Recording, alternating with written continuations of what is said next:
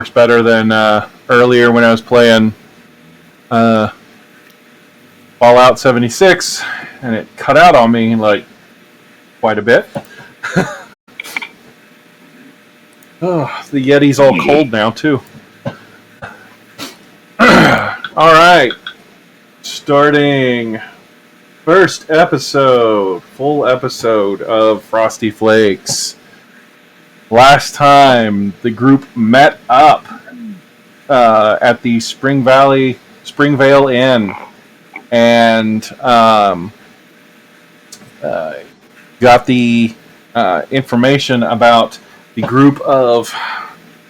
two groups of people that have gone missing. One looking for the first group that has gone missing in the woods due to what sounds like a large animal. The town, desperate to make sure that their money-making endeavor of becoming a go-to travel destination, desperately wanting to make sure that this threat is ended so they can continue making money. You guys left off where you all went and gathered supplies, got together and talked a little bit in and out of Session 0, and got ready to head out in the morning. So you guys all head up and have gotten into the inn at when you guys decided to meet up together, and are ready to meet up in the inn. It is pretty much empty right now. It's open, but there's nobody really in it right now, other than there is the bartender, the bard, and there is somebody milling about in the kitchen preparing. This is real early in the morning, right? Yeah. Yeah. And we're just using this as basically alright, we meet up at the end that we know everybody's here and everything, right? Yeah. Because I might have Quentin just waiting on the outside on everybody. Prepping the sled, making sure that the dogs are ready for a long journey, Yeah.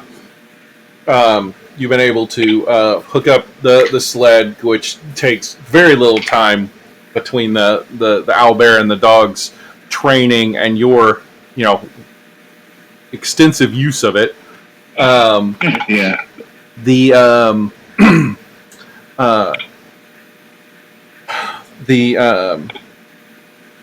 people that your character works for, Megan, they will take care of your dog if you are not wanting to take your dog with you.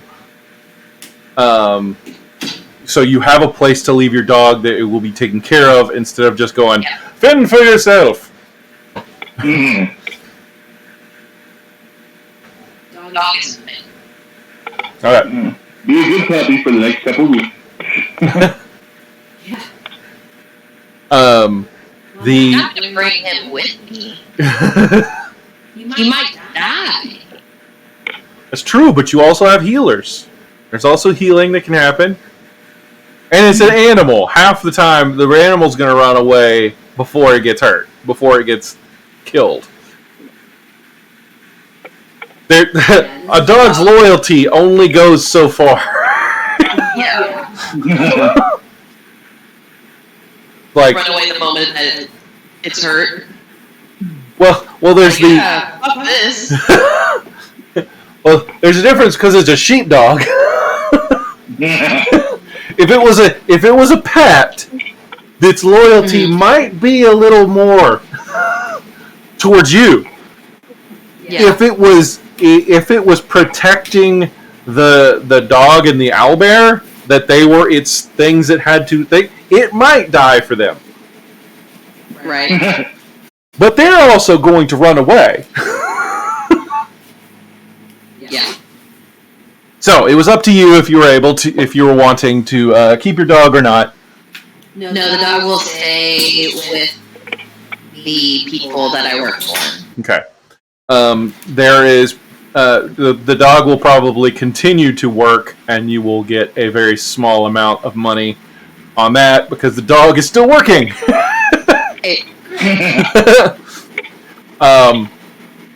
And the dog?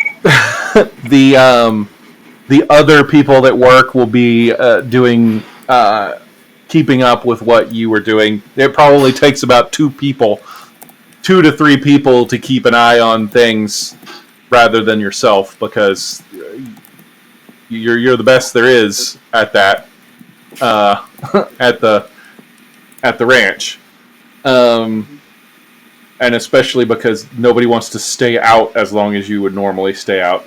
Yeah. Like, I'm going to take a 4-hour shift. Fuck this. I'll stay out there for 8 hours and then come in, get a sandwich, and go back out. Sometimes, like,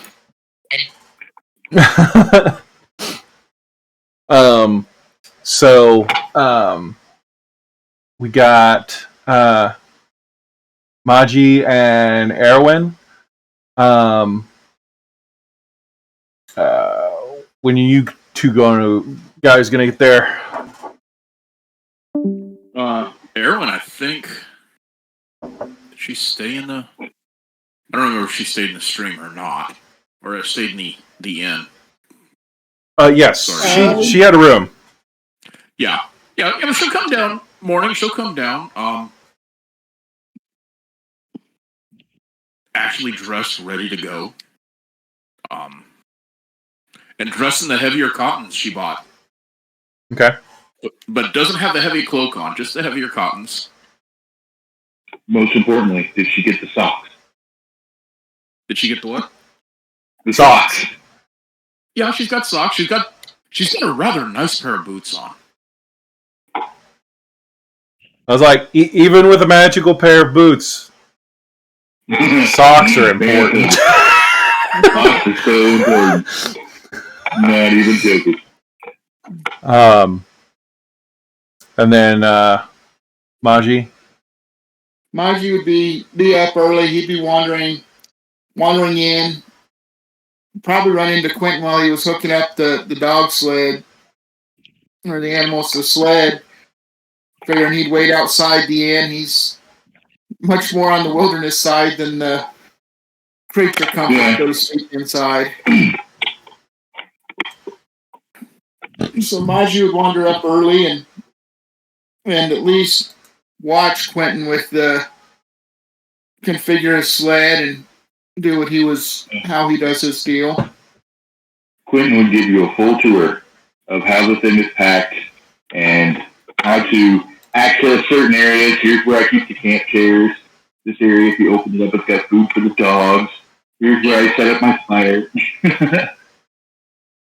You get the impression that the sled itself is his house, and that's pretty much how he travels, is living off of the land and the sled.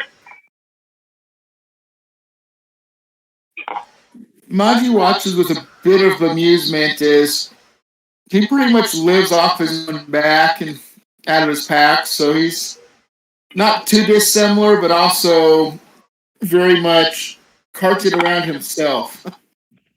So you also notice that though Quentin's got a lot of camping gear, portable ovens and stoves and pots and pans, chairs, quick assembly tables and stuff that are packed away into the bottom of his sled, he has no structure. There's no tents. There's no vast rolls of canvas for making like yurts or any kind of protection from the weather. It's just what would go on the inside. I feel like your two characters looking at the camp the survivalist campers.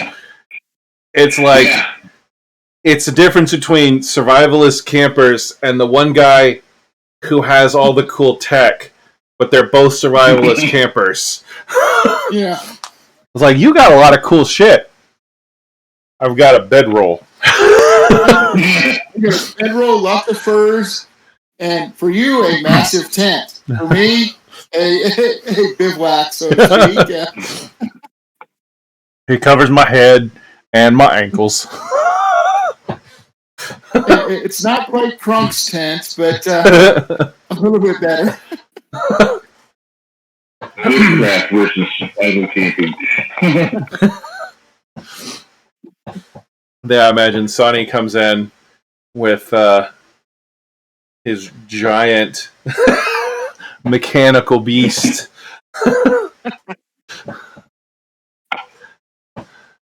Which, I like, try and calm down the dog and the owlbear as the giant bear comes lumbering up.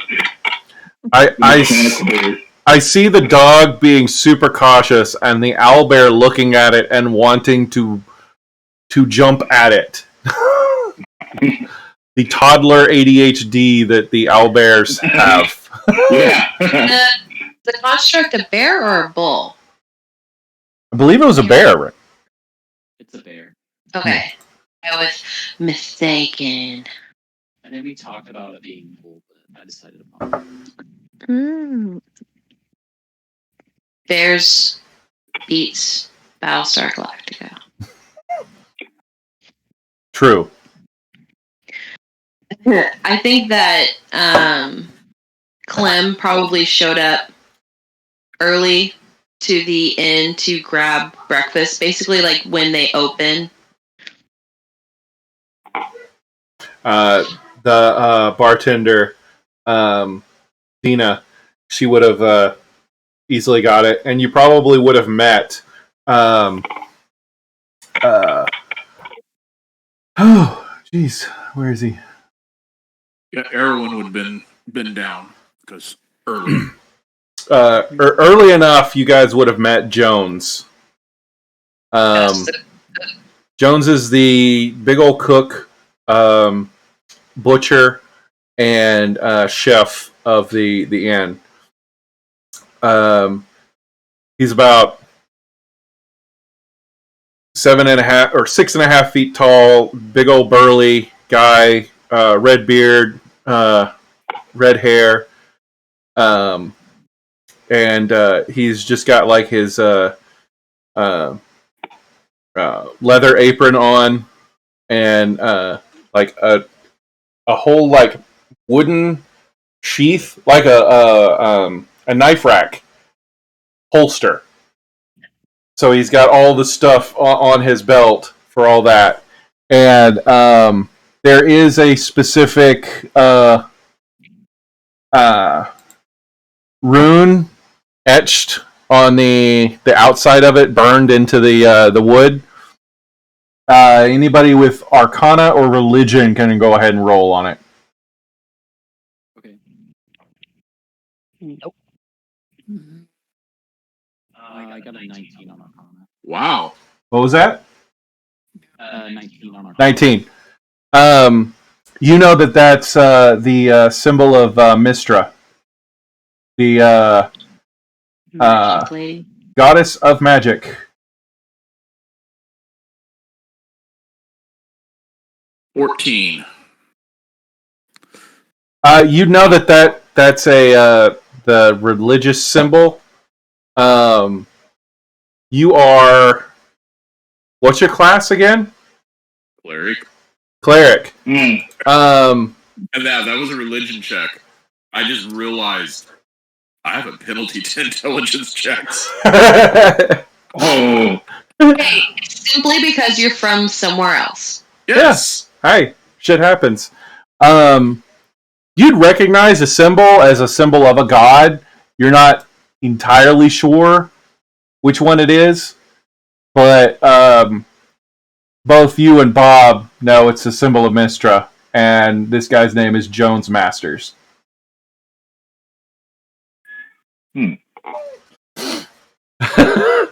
Missing.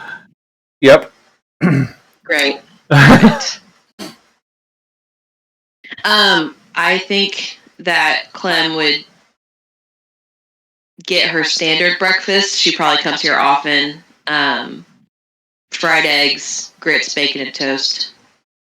Yeah, and I'm sure you've met Jones, especially with the fact that he's also the butcher of the area. Yeah. So you probably it's usually a like either I'm about to go on my shift or I'm just leaving my shift. Sort of like a Waffle House situation to where it's always like some weird hour of the morning. Yeah. Depending on when I work. So probably have had some conversation with him. But I imagine that she's probably sitting at the bar eating her breakfast when Arwen comes down. Probably. Yeah, and you all are able to get breakfast real easy. Real good hearty breakfast, and due to the fact that you guys are heading out, they don't charge you for anything for the breakfast. I still leave 2 silver. They don't refuse any tips.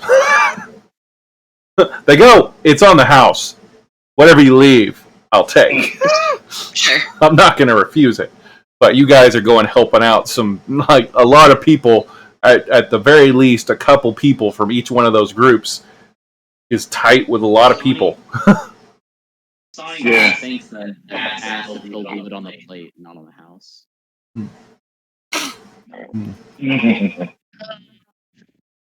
Lovely.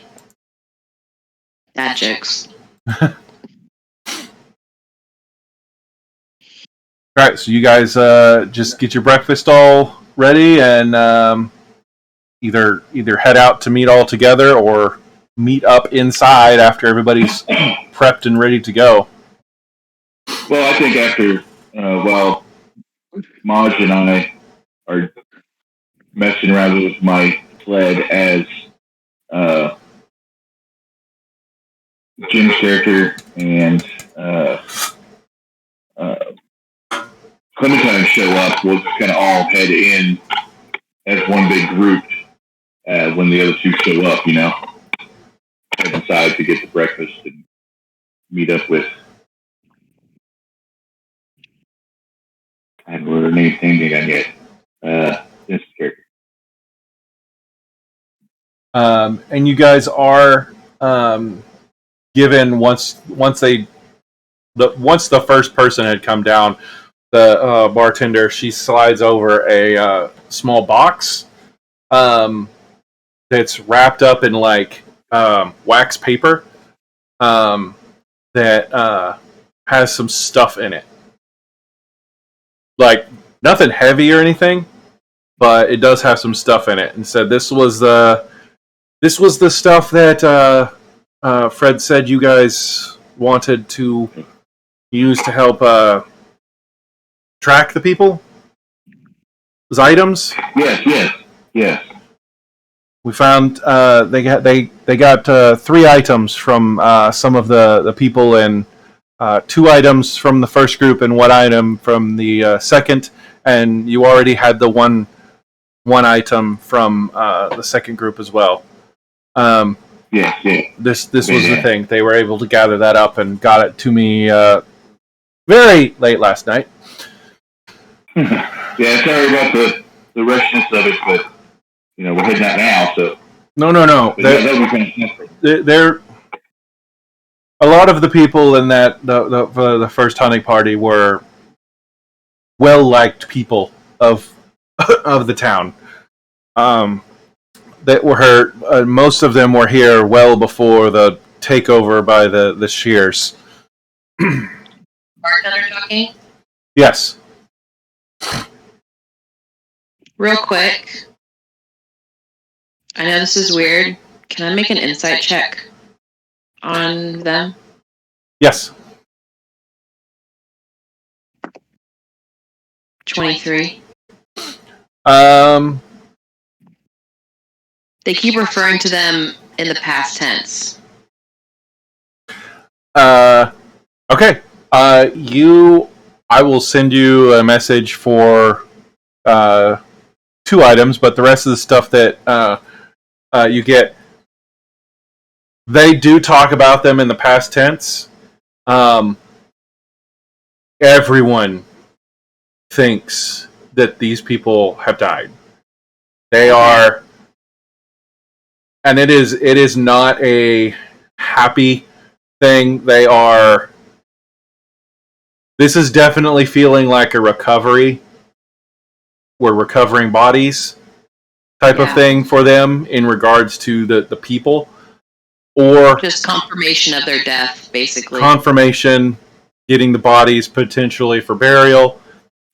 Okay. And you get a little bit of the whatever killed them. You guys are supposed to be killing it. Okay. This is a rescue mission. They're presuming a recovery mission. Yeah. Okay. Recovering the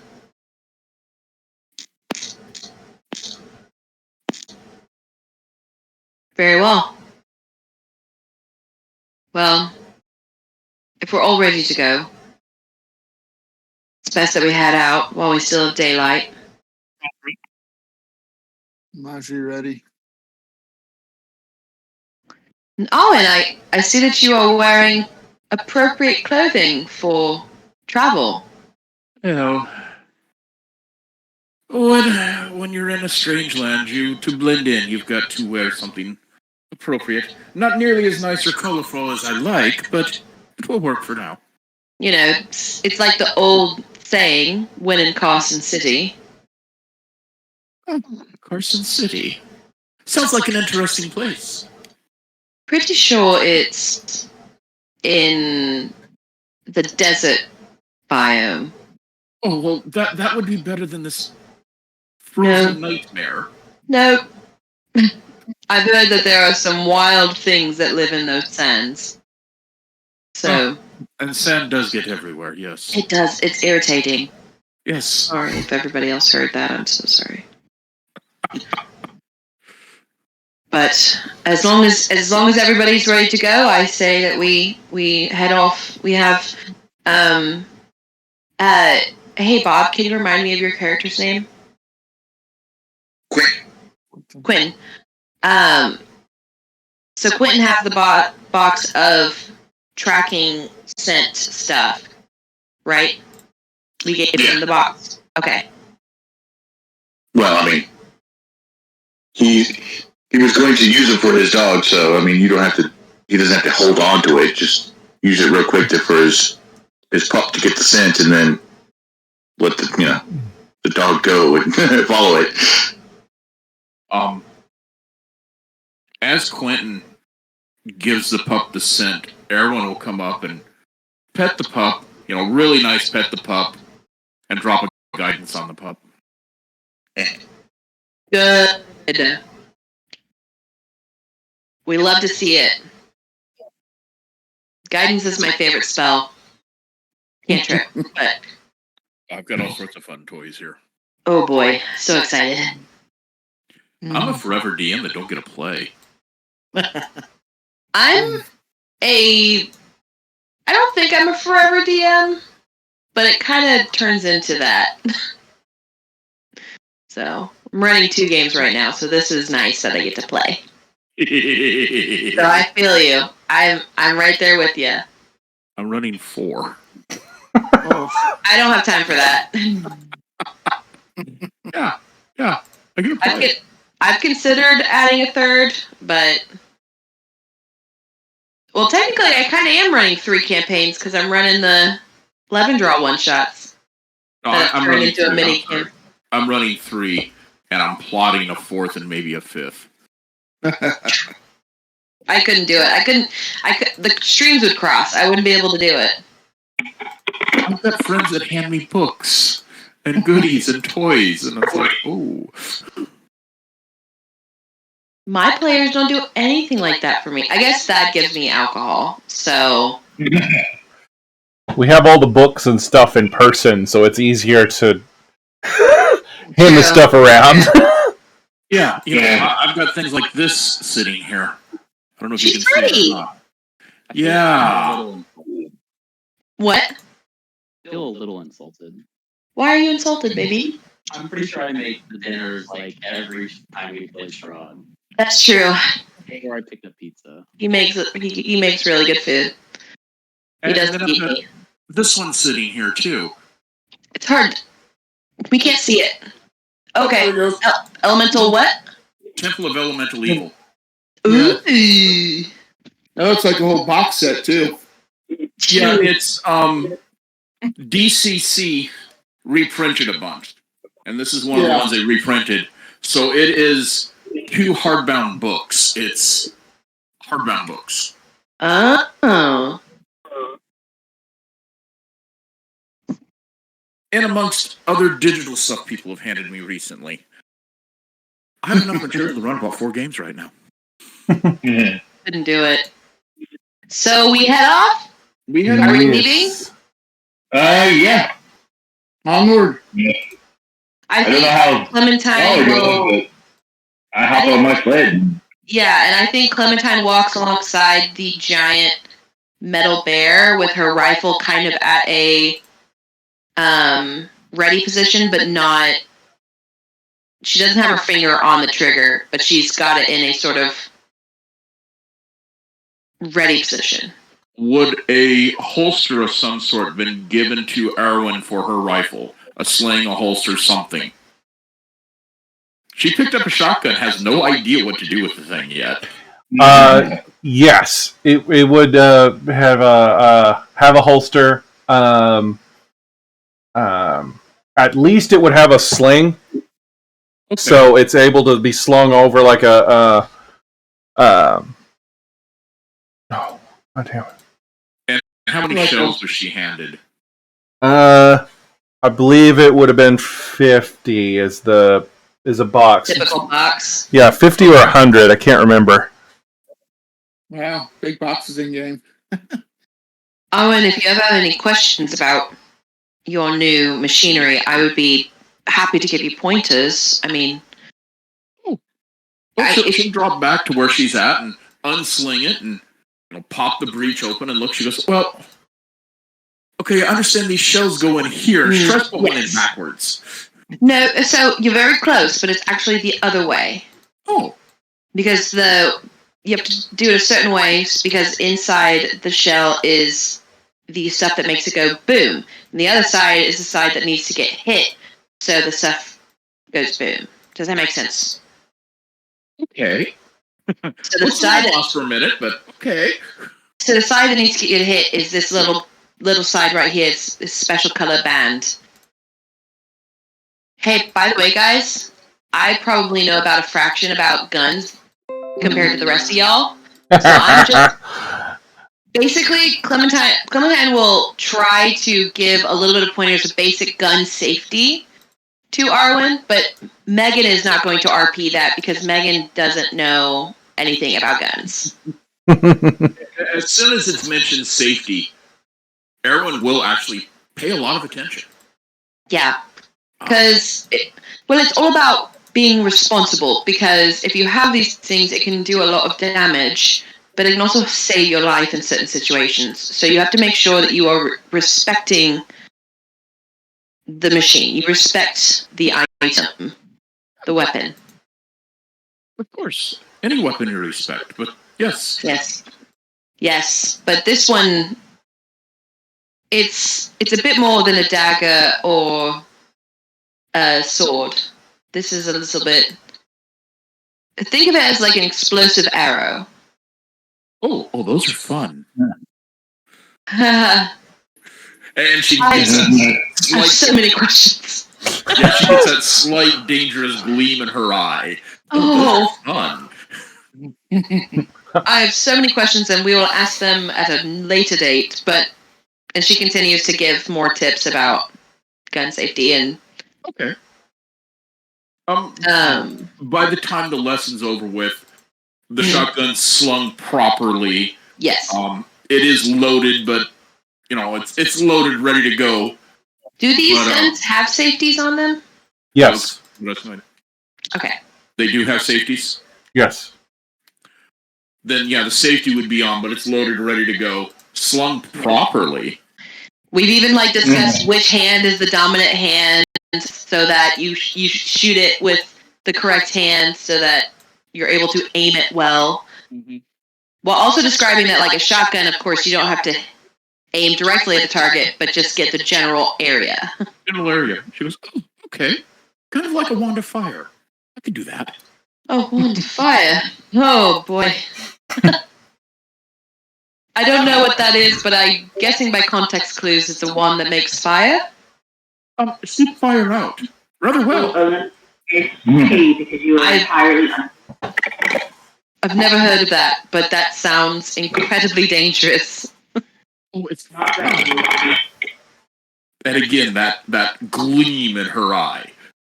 I think that there's a little bit of like, okay, sweetie, from Clementine with the sort of like pats her on the back a little bit and says, that's nice, but inside Clementine there is a fear growing for this like small woman. She's like slowly starting to figure out that this individual probably shouldn't have a gun. And this particular individual is actually walking on top of the snow. She's not sinking. Oh, great. Skinny. How deep is the snow? There are places in which it is a couple feet, but there's a lot of open areas where it is flat. But at this point, everything is snow, so it is not a flat area normally. With when it is towards summer, so there are random places that you will sink into, the larger of the characters. Quentin is leading the pack, and you will find that he makes a path, and it is not straight all the time, and it is going past places and going into. There are some dips that he goes down where it wasn't a dip before he went there, but he's making a path.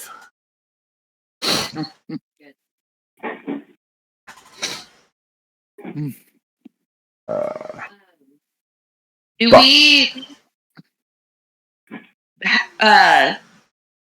we have any idea? Like, we have a general direction of where they went, right? Yes.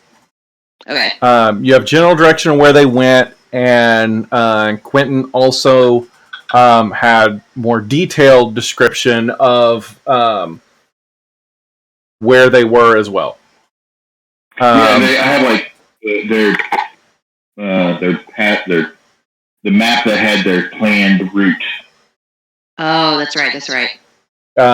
He has a pretty detailed idea of where to go due to the fact he got information from animals on the way.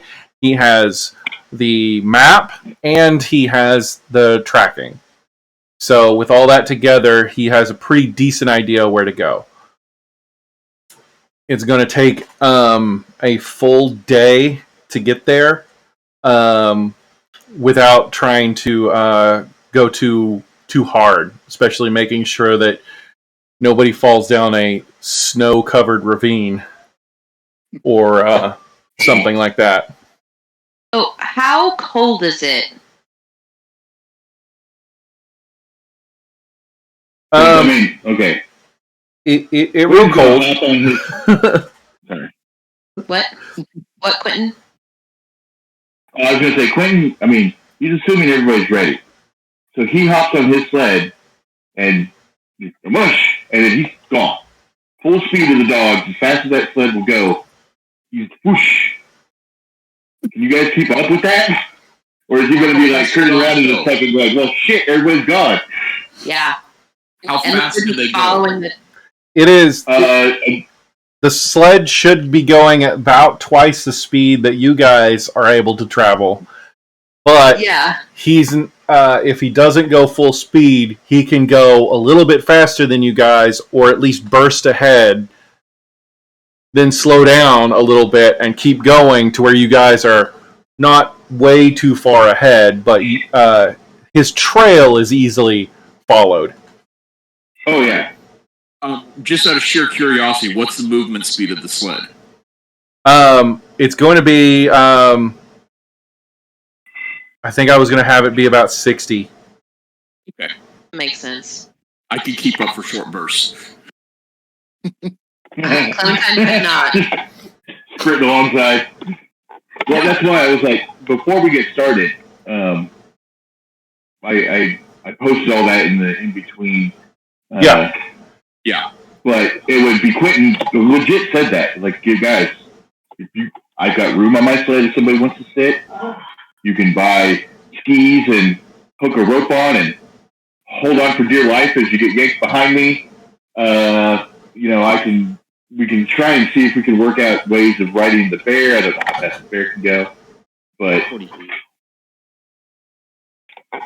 I think it would probably, for Clementine, she would probably suggest going at a standard walking speed simply because she's used to observing her surroundings and being very perceptive. And if they're going really, really fast, she's not going to be able to take in everything.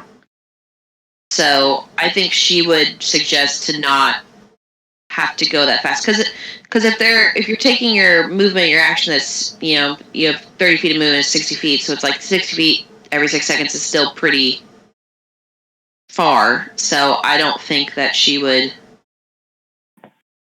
go along with the speedy with the speedy it depends on how much of the route we really need to pay attention to. I was looking at she the doesn't know. camp. Yeah, but she doesn't know that. So if somebody wants to like convince her otherwise, you totally can.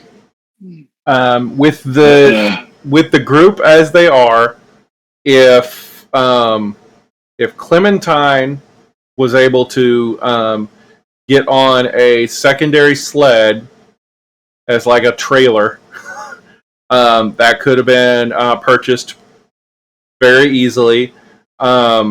Basically to add on, and it wouldn't. It would only be for people to sit. There wouldn't be like a lot of extra room to put stuff on.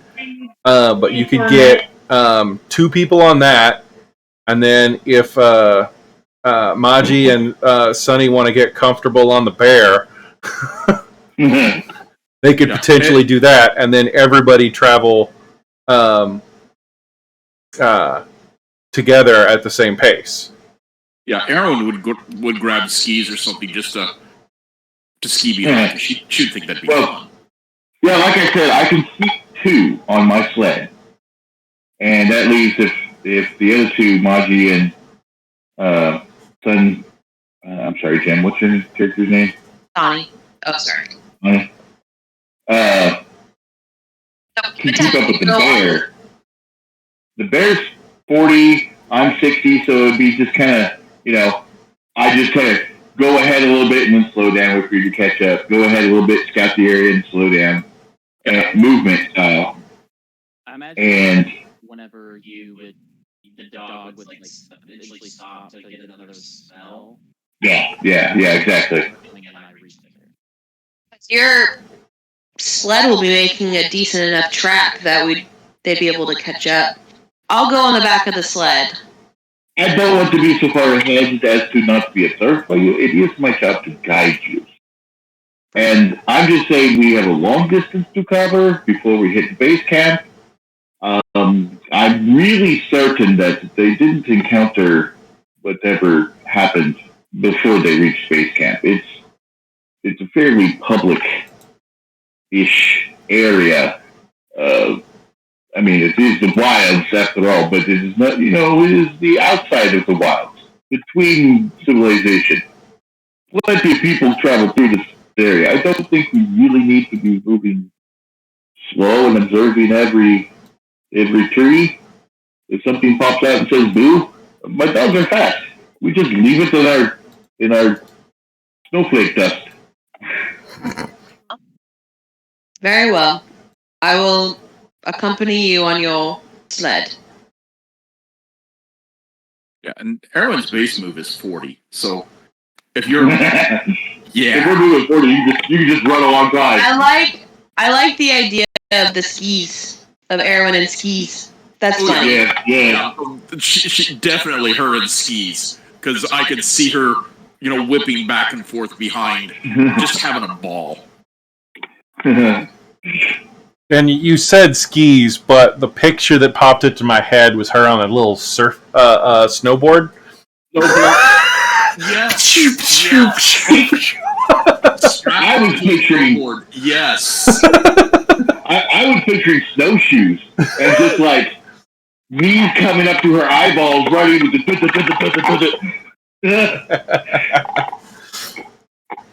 Well, the boots she's got lets her do some things like that. So I can see the snowboard. The snowboard would be more her. Yeah. You get tired, you just sit on it. The snowboard, let her hair out, and just let her hair flow behind. Yeah, I could see that. So, whoosh, we're off.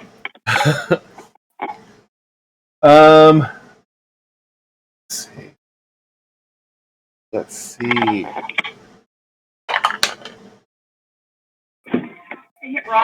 Jim, roll a percentile for me. Really? Yes, I tried to do it on my own. It's just rock. Chet? 88.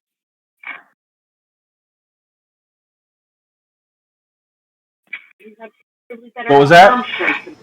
Well, it's better just 88. I don't know. First of all, like really quiet on my end. I couldn't hear you. 88. 88? All right. Yeah, So it's really quiet, dude. Yeah. Let me see the settings. See if it does it.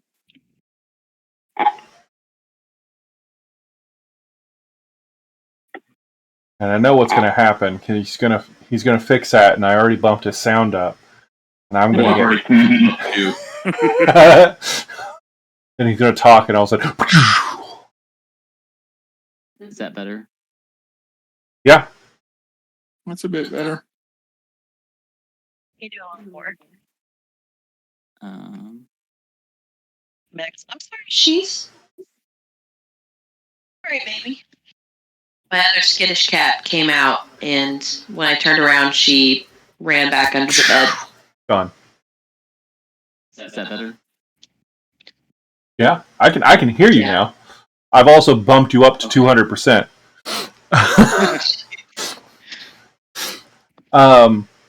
So you guys are about 4 hours into the trip, out of the good 8-hour trip that it's supposed to be. And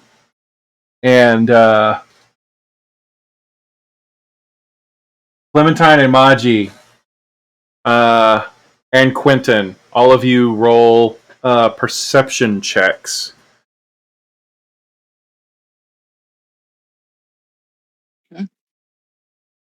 Perception check.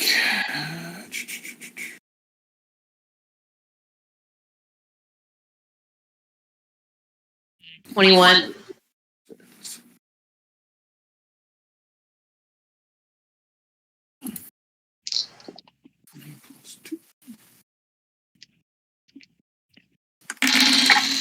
$18.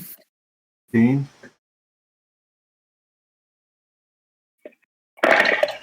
Mine is. Hell, 13. All right. Clementine and Maji both hear a large thumping sound, a very large creature moving around. Oh, I thought they were summoning the sandworm. Do you hear that? Quentin, do you hear that? Where's you? My ears start twitching and swiveling around.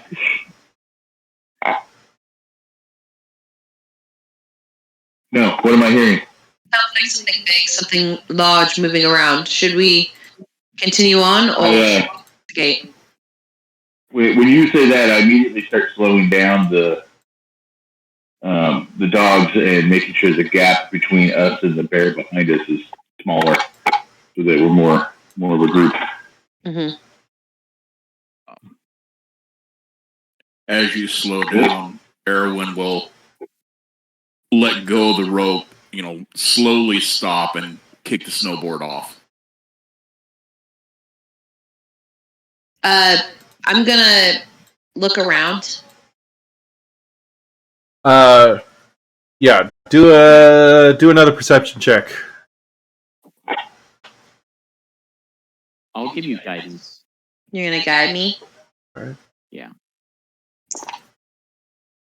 Yeah, I'll go ahead and bring this sled to a stop so that 24. 24. Ooh. I'm good for two things: shooting guns and seeing shit. Which is good, because you shoot guns. Which is weird, because I also probably Yeah. Sonny will whip out like these weird, like welding-looking glasses, and he says this will help you see in the snow. It's so bright from the sun. That's how you get to guys. Clem, you see in the distance from the distance, you swear you've seen pictures of them, because they're in like little children's books and everything. An elephant. Strangely enough, fellows, I think that there is an elephant in the distance. Do you see that? And I pointed out. Do you see it? Just through the trees. Is that not an elephant? Am I crazy? Yeah, do I know what the hell it is? You know what an elephant is. Okay. This is not something you know of that's native here. I mean, I've heard of like mammoths, like long hair being in some parts of Hothar, I'm sure, but I've no knowledge of an elephant. So the mammoths you know of are typically towards the northern and southern areas.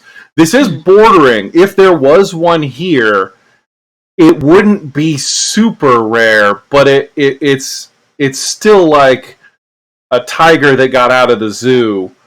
You know that they exist on the continent, but but it's rare that they come up this far. Do I see this thing yet? You can all see what looks like an elephant tromping in y'all's general direction. Until how far away is it?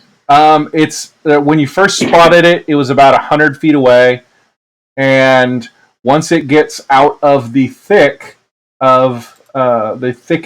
of area, then you start to notice the differences. Yes, the differences. And the map is not going to be working very well because it is not working for shit right now.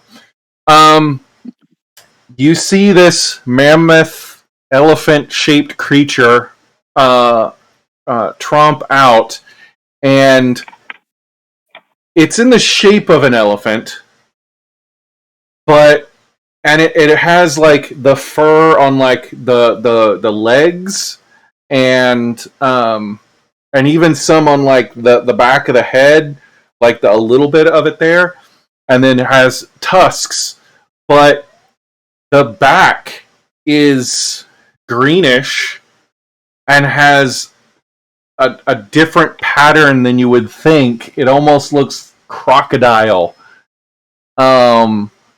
It looks reptilian or something.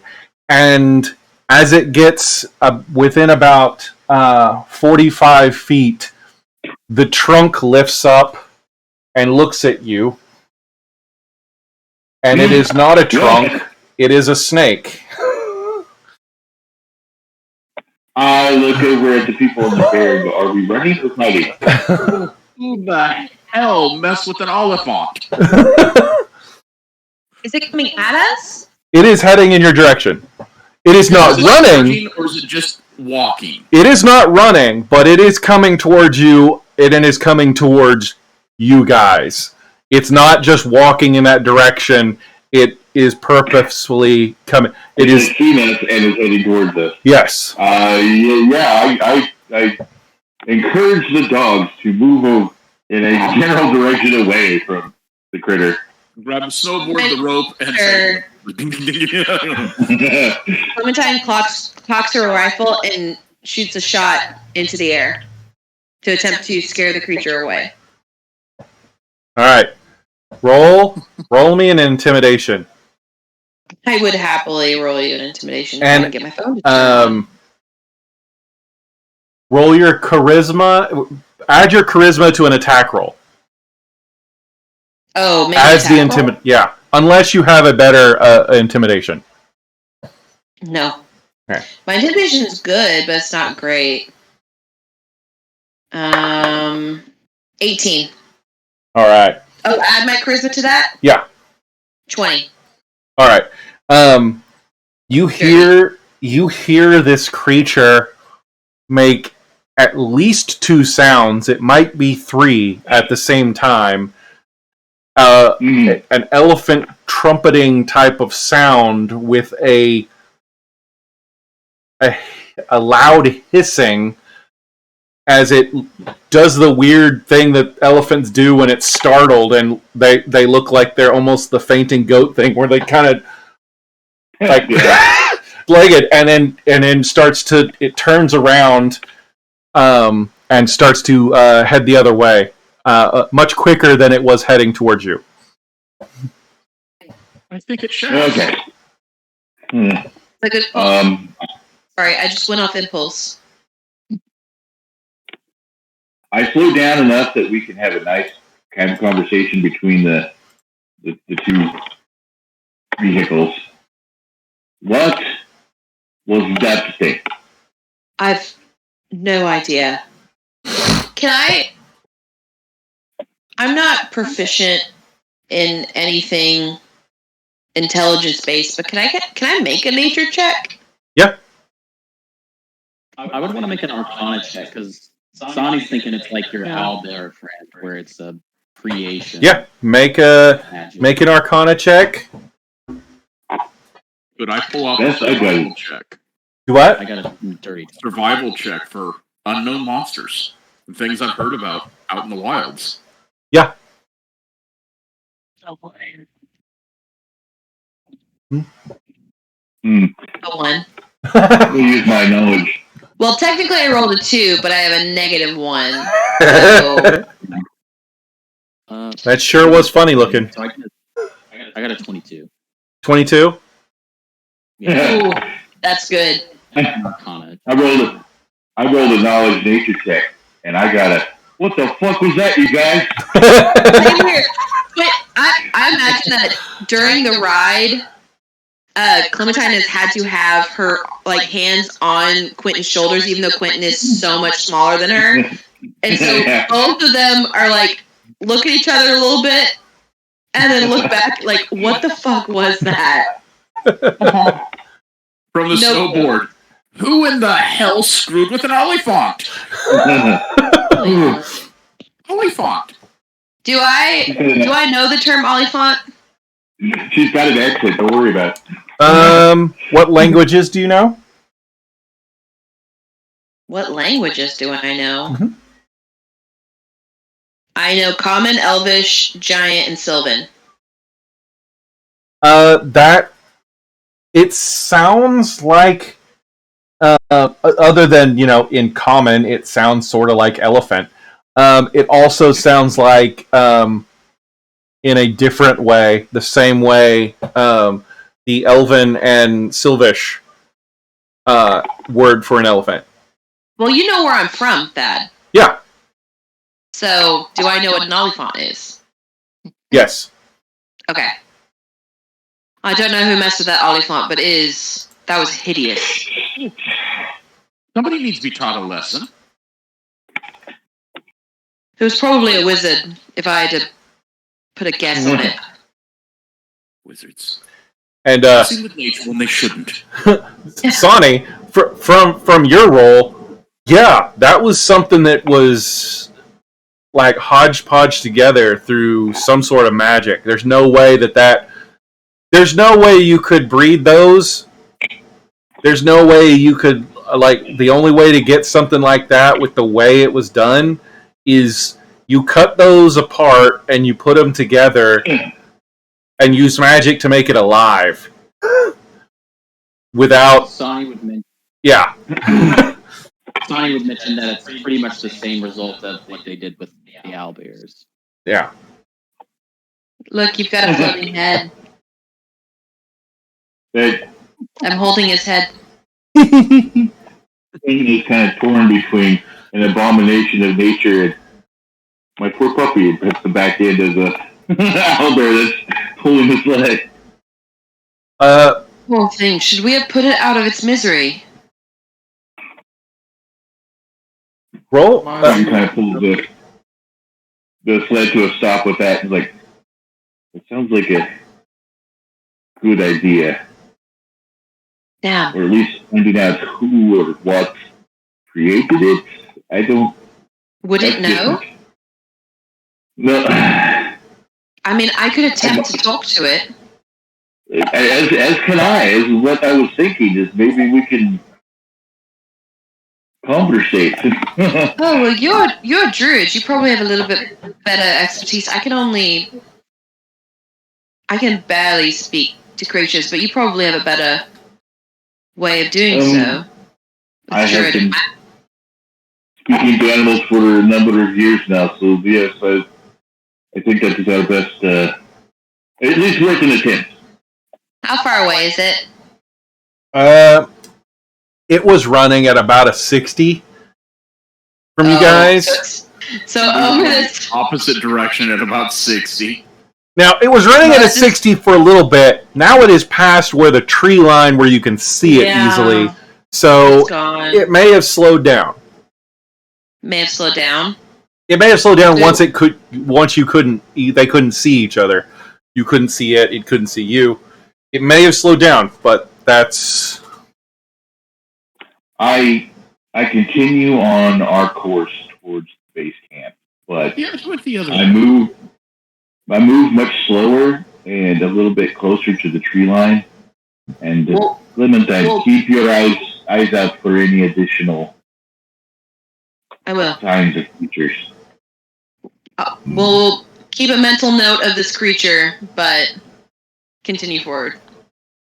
Yeah, and if you're going to move slower, Aaron will stop with the snowboarding and actually just walk along. Yeah, it was more of a I will move slow enough to not give disadvantage to perception checks. Normal pace to have a normal check on perception checks. Yeah, with the way you guys have worked out how to go, even just standing on the snowboard or sitting down on it and just keeping pace, due to the fact that the dog sled and the stuff combined, you guys can move a lot further without having to take as many stops. It's more of a non-stop thing, so you don't have to take as many stops. But within about if you guys want to stop for lunch or something, you guys have about you've been at it for about half the time that you would be. You've been out for about 4 hours. And yeah, it would be a good time to stop. Yeah. Yes, the pups need a break, and I need to feed and water them. Yes. Clementine, as I have the Outlander background, so I'm sure we have rations, but I have the Outlander background, so I'm able to basically do like a survival check to find food for up to 6 people, food and water. If that's something that we want to do, otherwise we can just eat our rations. Water is probably the best thing to try and find with that feature. due to the fact that how much stuff that Quentin has, water is the thing that's the heaviest. So having the ability to go out and find some water and gather the right type of snow to get water to fill everybody's stuff up at least would take no time at all. You want me to roll for it, or is it just happening? No, that one you don't have to roll for it. There's not even close to enough people that you would need to roll for that. I find like a very small stream, and I'm able to kind of fill up a couple canteens and bring them back. Yeah, you actually go over and you find you're walking around and you see the snow acting weird. You see like almost a movement underneath it, and you find a stream that's a little buried underneath, and you're able to get down. Small layer of ice on top of the stream that the snow just landed on top of. Yeah, exactly. So I dig it out, and I kind of break the thin layer of ice, and I'm able to fill up everyone's canteens. And bring them back. Puppers just go over, and once you filled up the canteens and gotten water for everybody else, I let the dogs go and show them where the mud puddle is, and they just rip the shit out of the rest of it and waller around and the dogs and bears do. Clementine, do you get out of the way once they are on their way? Or yes. Okay. Well, it's if you stand up and move away, because the owlbear runs over and basically headbutts the ice. And his head is under the water for a bit. Great. No, I hear the thundering of noise behind me of the animals rushing towards me, and I get out of the way quickly and continue my mission of bringing water back to everybody. I didn't intend. Surprise, animals! I'm watching you, and when you're done, we eyeball each other, and I'm going, "It's good? Okay," and then I release them. Yeah, it's good. Good, clean water. I do like the idea of you're still half bent over filling up the last canteen. And surprise, animals! I can make do you want me to make a dexterity check to see if I can get out of the way? Yes. Is this acrobatics or just dexterity? Whatever yours best. It will be a contested on that one. It's the same. What is that? 6. It'd be a 19 plus 2. So you are kind of spun at least twice as you're knocked slightly out of the way. Not even enough to knock you down to your down to the ground or prone or anything, but that owlbear just runs like a damn pit bull and slams his head down into the hole and just starts engorging itself on water. I'm holding a bunch of canteens and I'm like, fuck. Quentin is just laughing his ass off, like falling on the ground, pointing and laughing. Yes, I did that on purpose. I bring over the various canteens that people handed me. Probably one that's like made of leathers and whatnot to Maggie and Quentin, and this nice brand new canteen to Arwen, and a decent one to Sonny. And I say that specifically, I feel like Clementine has created this almost like big sister, like, needs to help Arwen as a person who is outside of their element, and she'll be like, so please try to stay hydrated. I understand that you're only skating behind, but it is very necessary to stay hydrated in these sorts of situations. Oh, yes. Okay. Thank you. Thank you for filling. Absolutely. I'm very good at finding water. If you ever need to move fast, if we're fighting something, we need to run away, get to me. And she just kind of smiles. I will keep that in mind if I ever need to go fast. Yes. Yes, I will keep that in mind. Thank you, dear. And she kind of like pulls out a bag of rations and starts like eating on it with like a contemplative look in her eyes. She's not very intelligent. Like she has an 8 intelligence, but she has a high wisdom. So there's this like contemplative look in her eye as she's like thinking over what has just been told to her. So once everyone's going to make sure she's done eating, and I've got to read something really quick on this. Make sure I can pull this off here.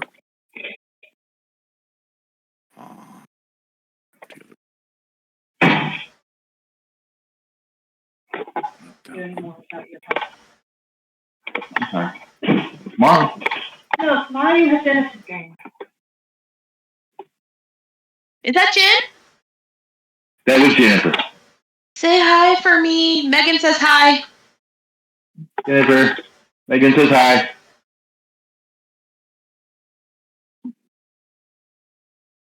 Did you hear me?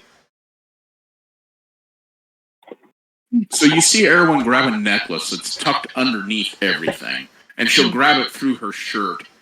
It glows for a second, and then she reaches out and touches Clementine. Game mechanic-wise, Clementine now has, at her disposal,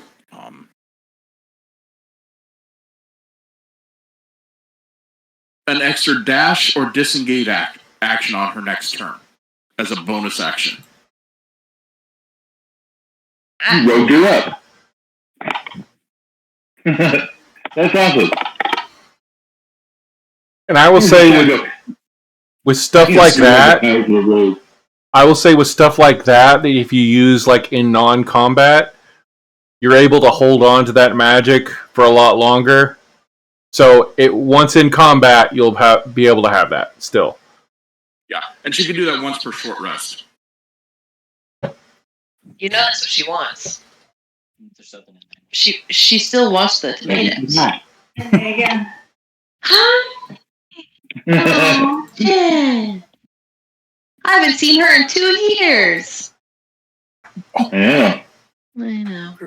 Anyway, she kind of feels this jolt of. I imagine it kind of washes over her like a jolt of energy, like drinking a Red Bull, and she kind of equates it to what you just said about needing to go fast, and she accepts it. She doesn't like stop you from doing that. Oh, thank you very much for that. Not quite sure what you did, but Bless you. I have a very basic understanding of magic, so you'll have to forgive me if I'm. Oh, it's a gift. It's And a I gift the Traveler has given me. The Traveler. Have I heard of the Traveler, Thaddeus? Religion. Ooh, this role is so important because Megan knows so much about the Traveler, but I don't know if Clementine does. Oh, I have a negative. 16. Yep. Traveler. Yeah. Oh, that's lovely. Would you say this is a religion check? Yeah. Yes. If we know. That's 16 plus. A lot. He's an intelligence. The DC's 15, so. Yeah. Wait, I want to know what it is. What did you make? What'd you roll? 22. Damn. So All of a sudden, that mischievous glint in everyone's eyes makes sense. Lovely. Oh, the Traveler. Yes. I have heard a little bit, not a lot. Do you maybe have a pamphlet or something? I can get you some material. Yeah. Whatever you'd like, but that's fantastic. Good for you. And Sonny, with your role, you actually know that is one of the gods that seem to make an appearance after the shattering. Not necessarily one from this world, but one that's gained access to it after. I was like, you know the general idea of what the Traveler is, but you also know that this one wasn't one that's been around since the world was only one planet. I feel like Clint wouldn't know that part. No. And it's actually one of there's only a very small amount of gods that actually even have names anymore for certain. Most of them, it's you talk about the god of harvest, the god of travel, and the god of war, all of those, but the names of the gods are not quite so known because no one's for certain if the gods still exist. And if there's not just a group of them that are taking over the different jobs. Because no god has come down to inform anyone. It's me so hard to make a a fighter cleric multi-class, because now I'm like, fuck, I don't want to fuck with that. I don't want to have to deal with a deity that doesn't have anything to do with the material plane. I'm into that shit. It's going to get fun. Oh, I'm excited. I am very excited that the Traveler is canon in this world. I'm so happy. Thank you, Thad. But I think at this point, Clementine's finished her rations and kind of like puts her pack away, and she's going to. How cold is it? It's probably in the right around the 30s. Okay. Yeah. Okay, so it's with all of our clothes, it's still pretty bearable. Yeah. Okay. Good to know. One thing that does happen, you guys will take a short rest if anything needs to recharge or whatever. The owlbear and the sled dog do bound off into the forest. Just out of bounds, you can still hear them, but they're running around playing after they engorge themselves on water and food. And you see Quentin pulling out like haunches of meat. One of the chests that you were probably sitting on, Clementine. He opens it up, and it's just like a couple deer got carved up and thrown in there. Like everything's very well preserved, but it is just fresh, raw meat. And he pulls out like a couple legs and like maybe a square of ribs and tosses those out to the pups to eat before closing the lid back down.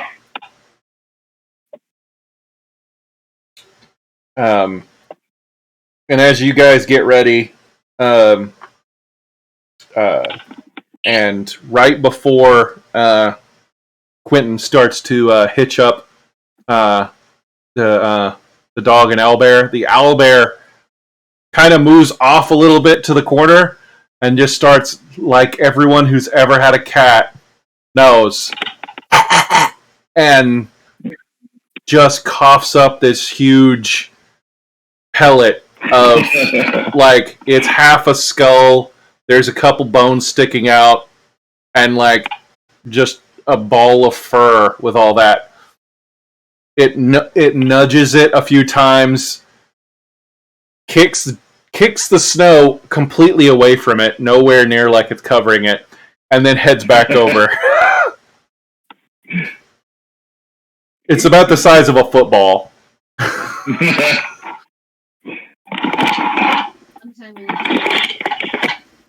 The artificer. Sonny, do you have everything you need? You got water? I reckon I'm good. I didn't need to stop it. I understand the pets do. Yes, your construct seems to do well in this colder weather, which is good. Very good. Betsy does good in all kinds of things. Good to know. So a little bit of mechanical housekeeping with Maji. Now they've got a question answered. He would have been utilizing a set of distance skis, overland skis, and keeping pace with the group on skis. Now he moves very awkwardly when you stop. Take time to remove the skis, but that's funny. Unique. I was not picturing. I'm picturing Bigfoot Yeti. So I'm going with, he doesn't need skis. The same joke I get all the time for having size 16 feet. It's one of those where you can do that barefoot. Thinking, I was like, he's a Yeti. Sure, certainly he can move through the snow as if it's not difficult terrain. Like he can, but this allows him to keep pace with you without becoming exhausted as well. Oh, okay. Yeah, I'm going to move at the pace of the mount versus. Bob and I were on the same page with that. Yeah. So if somebody was passing by this group or saw this group traveling, you've got the sleds, you've got the mechanical, you've got a young elven woman on the back snowboarding, and you've got a Yeti skiing off to the side. Yeah. A dwarf on a mechanical bear. I totally want Margie to have that Santa cap, the red and white ski cap that goes and trails way out behind him and skiing along. Like Boris's. That has now become a goal of mine. Don't play around. I will do what I can to make that happen, Quentin. Even like a bright red scarf, trailing off.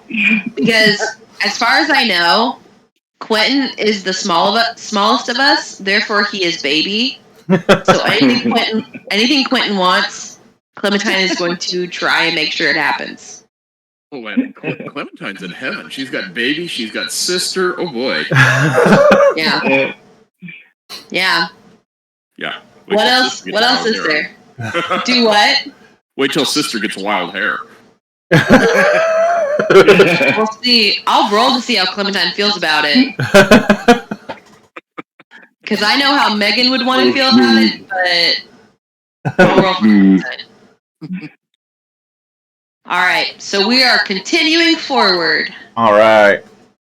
Yeah, you guys are able to keep up in all this pace. This is probably, if you guys were walking, this is at least twice the distance you guys would have been able to cover in a day, just walking. Yeah. And it obviously, you're sitting down or skiing, basically walking half the steps you would on the skis, or just standing and wiggling your hips on the snowboard, or riding your bear. It's it's a lot easier on the body to keep this up. And after the rest, I returned to our normal quicken speed. Nothing happened to us for an hour sitting still. We're good. Yeah. And then you guys, let's see. All right. Megan, roll me a percentile. happily Roll you a percentile, Dungeon Daddy. Let me just get my dice out. Oh, they're so hard to see. Holy shit. 8. I rolled a 00 and an 8. Witness me. Yeah. Nice. You picked them up that way. I didn't see the actual roll. I'm just excited because that would have succeeded in divine intervention. Therefore, I'm excited about it. Whether or not that is good for us or bad for us, we will see. You guys are traveling at least 2 hours before you do see something off in the distance. Yep. And you do see a griffin, a kind of a flock of griffins in a cut of an opening in the forest.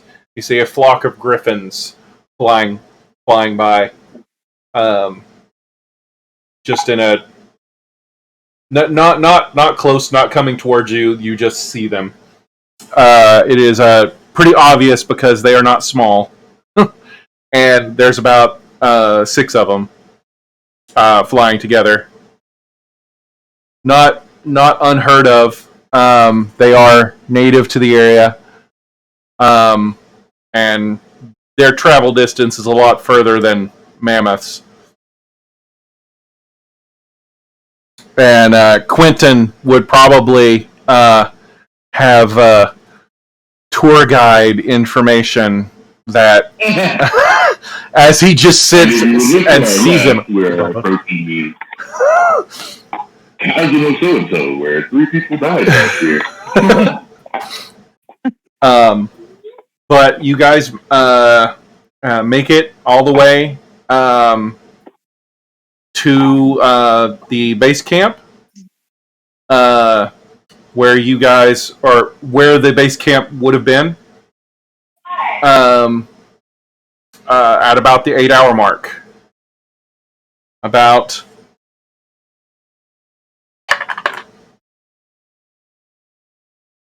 about 7 hours and 45 minutes. Okay, so this is where base camp should be. Correct. But searching the area Let's leads us search with... the area, see if there's evidence that they actually use this as base camp. Yeah. So Yeah. roll me investigations and or survivals. I'll be rolling investigation, and I'll give myself guidance. Oof. I'm Okay. going to roll survival. I'm gonna go survival also. Everyone will touch Yeah. Clementine on the shoulder and give her guidance. Thank you, dear. You're welcome. So my roll was an 11 with investigation, but my D20 roll was a nat 1.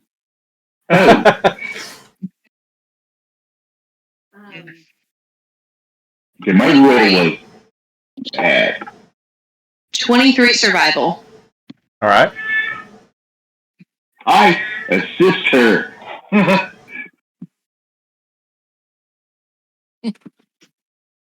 Heard of random Oh, yowling. Survival. All right. What was everyone else's? And a 23, I had a 9. 9. All that shit.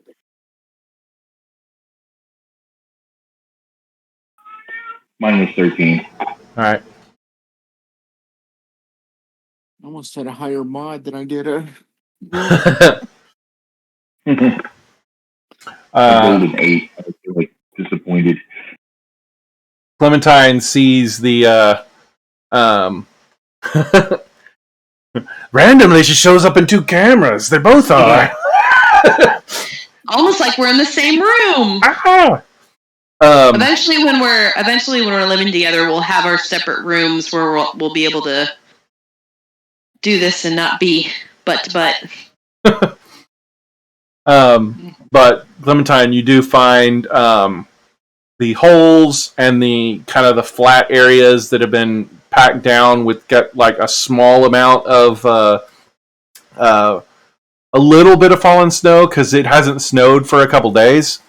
But there's a little bit of snow because it does blow around still. But you do find an area where there was a campsite. It doesn't look like a real heavy duty site. It does look like a tent. Yeah. And maybe a fire. Is the tent damaged? There is no tent. You find where it had been. You find evidence of a camp that was broken down. I call the group over to show them basically the small area where the campfire was and the patch of ground where a tent was.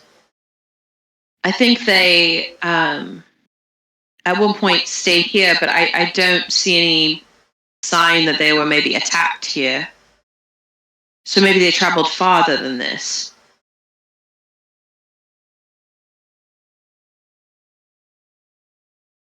Okay. Can I do a general perception check of the surroundings? Yeah. Well, it is the end of the day. This is a good camping spot. We know that they were here. 11. There are 5 people, and you guys are camping for the night. Go ahead and everyone roll me a survival or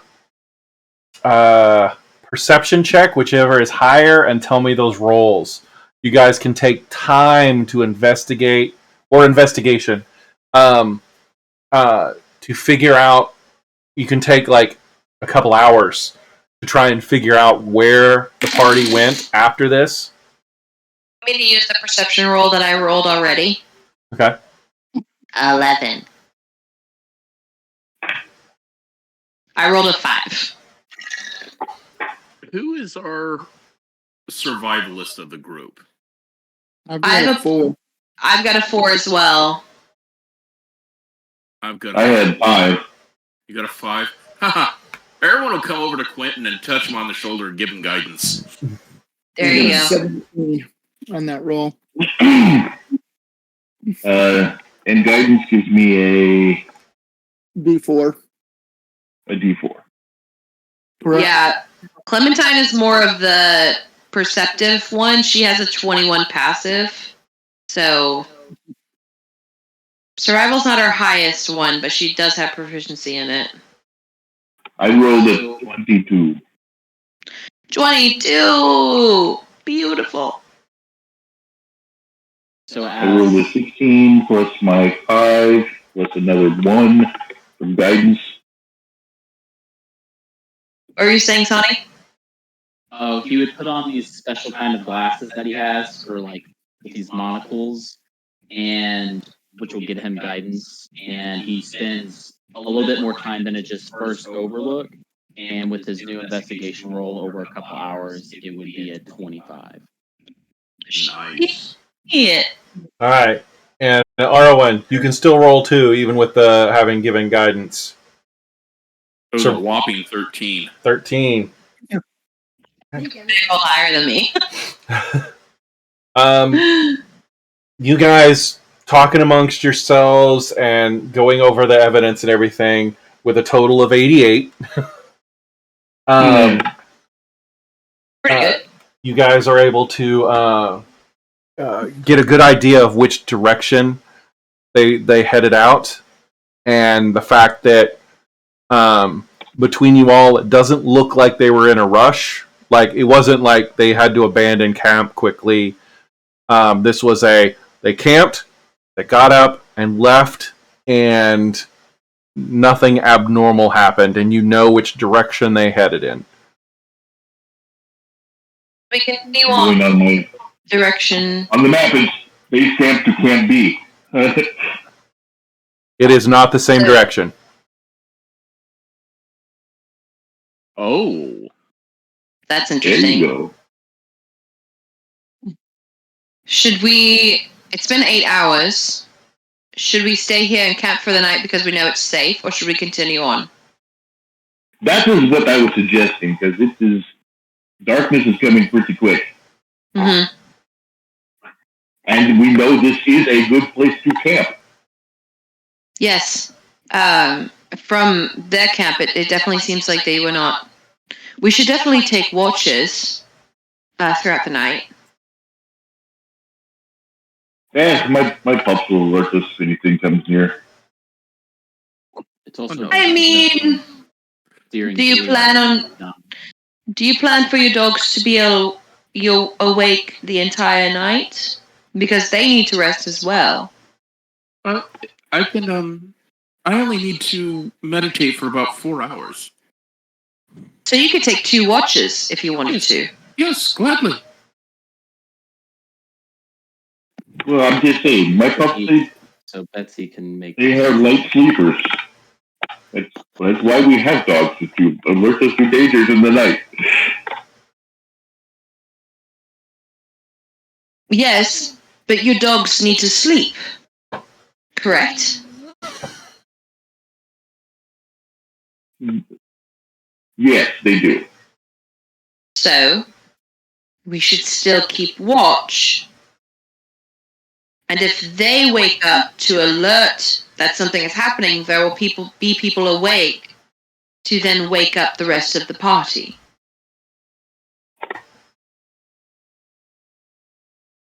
I'm not arguing against it. I'm just saying my pups can help. They will definitely help, and I agree with that, but I will take second watch. Take the last 2. I'll take 3rd and 4th. Maju will take first watch. I'm not much help as far as washing out in the dark, but here Betsy doesn't have to have sleep, and she's all right, so she can assist everybody throughout the watches. Ooh. And I'm just gonna sleep.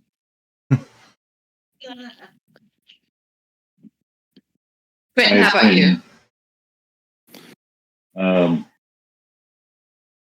I had Quentin going ahead and starting to construct the camp area.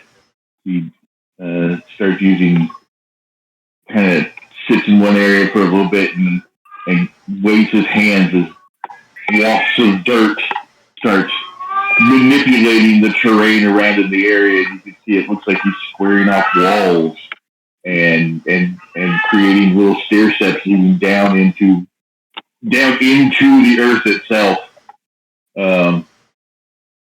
Complete with a ramp that the dogs like automatically lower the sled down into this pit as he kind of works the area.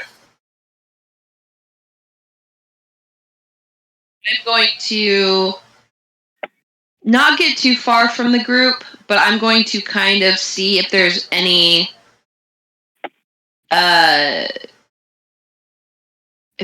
game around to try and bring back to the group for food. All right. Roll me a percentile first. Oh, percentile. Okay.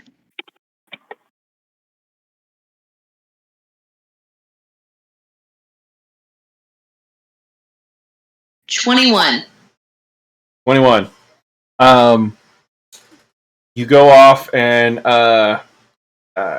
you go in search of game. Roll me a survival check.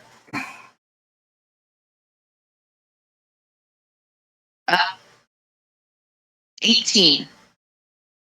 18. You actually find a. Let me roll against.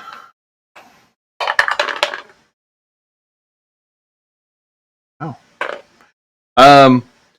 You find you go hunting for and you find rabbits. And you're able to find a couple of them, and you get 2, and then the last thing you're going after looks like a rabbit, but when you go up to it, it is reptilian. It looks like an iguana in the shape of a rabbit, without the ears. To shoot Watch it. that movie. You killed it. You got it. That's just when you go up to retrieve, you're like, oh, that wasn't a brown rabbit. It's really dark green. Bring the 2 rabbits and the strange reptilian creature back to the group. I bring the 2 rabbits specifically to Quentin and say, perhaps you can do something with these. Quentin nods. I can get the great stew for them. Perfect. I've already closed the oven in the back. You see, like, he's made camp for everybody, but it's a rabbit burrow. He has used mold earth to create a subterranean house. I mean, it's a dirt house. Don't get me wrong. It's not like some kind of mansion or anything, but at least room enough for everybody to take shelter underground. Perfect. And all the amenities, like there's a little area for the stove, and he puts rabbit hut right there. There's a knife ready to start skinning and gutting. He pauses when he takes the first two and sees the third thing in your hand. Yep. What is this? I was specifically wanting to come to you. I was specifically coming to you to ask you if you've seen any creatures like this before, because obviously I've taken down many a rabbit. That is not difficult. But this, I thought it was a rabbit. Same size from a distance. Obviously it has the same sort of features. That's not a rabbit. It is certainly not a rabbit. Exactly. But it's reptilian in the same way that the Oliphant we saw earlier had reptilian features to it. I think that's something that we need to take into consideration, that perhaps whatever took down the two groups that came out here, perhaps it is simply a creature that has been changed. Made into an abomination. Yes, an abomination, an aberration, a monstrosity, whatever have you. But exactly, that seems to be... I mean, I don't even know if this thing is fucking edible. Well, there's a couple ways to find out. Should we risk it, though? Yes. If nothing else... Have at it. If nothing else, a butchery could tell us more of whether this is twisted magic of mage or some sort of disease. She gladly hands over the reptilian rabbit to Quentin. Cuts it open and see what you can find out. I'm going to do this away from the food. Okay, follow me. And I will take it up out of the tunnel into a stump outside to start a necropsy.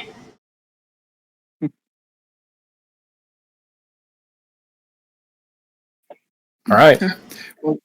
While they're working on that, Maji's going to take, seeing as there's a burrow set up, he's going to take time and set up. He's got a couple hunting traps he's going to set up, pin down, and kind of half cover as a little bit extra security around the camp. He'll let people know roughly where they're at to avoid them so they don't get hurt, but he's going to try and work at concealing them. I'm assuming at least the owlbear is going to be whopping around your waist, assisting in the installation of those traps. Oh, does the owlbear have a name? Yes, owlbear is Junior. Junior. And the pup is Tango. Tango. Those are good names. Arlen would get bored about this point and start making a snowman. Damn. Sonny would spend the next 40 minutes creating a 40-foot by... No, sorry. Yeah, a 40-foot by 40-foot area where the burrow is in the middle, and it's going to be set with alarm. And it'll ring bells in everyone's head if something comes in it that's not supposed to be in there. Nice. And that's going to last for like 7.5 hours. Very good. Lord. cat is yowling. I thought that was one outside. Bob, do you have a cat that's yowling, or is it you, Thad? Not me. No, it's probably Peaches over here. No, Peaches. I think it was here. I've got my windows open. Oh, did you hear yowling? Yeah. That's molesting my shoe. We'll move it and carry it around. Like Loki's just sitting on the floor next. Well, now she just wandered away. So She felt offended. I think that we have a basic idea of camp. I think Clementine is most interested in the necropsy that Quentin is doing on the strange reptilian rabbit creature. Roll me a. You're helping out. I am helping. So let's roll a medicine check at advantage.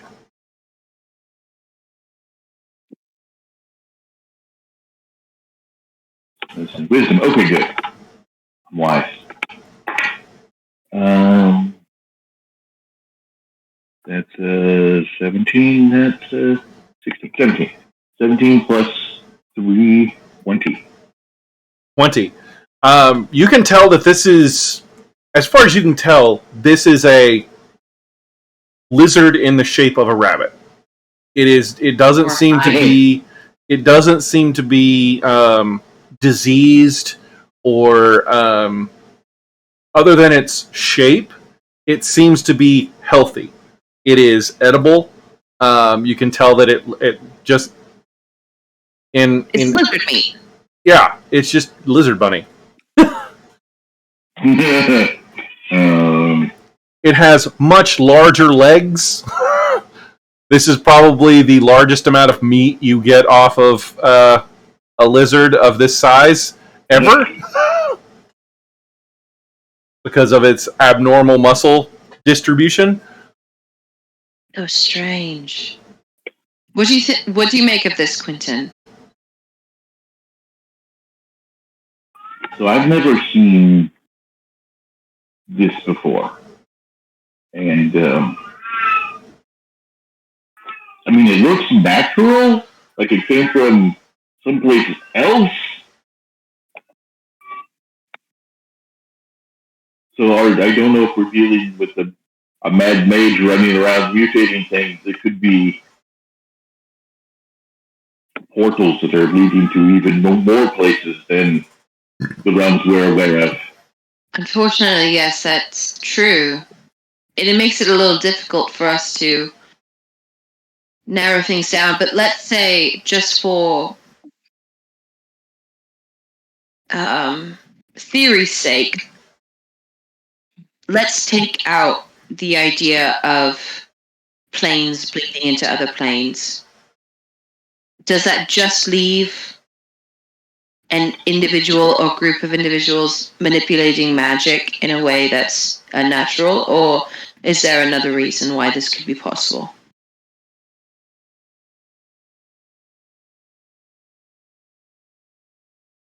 Well, I'm thinking, so in that sense, I am thinking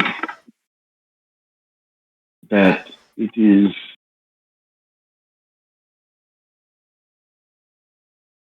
it seems like it would be an area of effect. Because not targeted changes.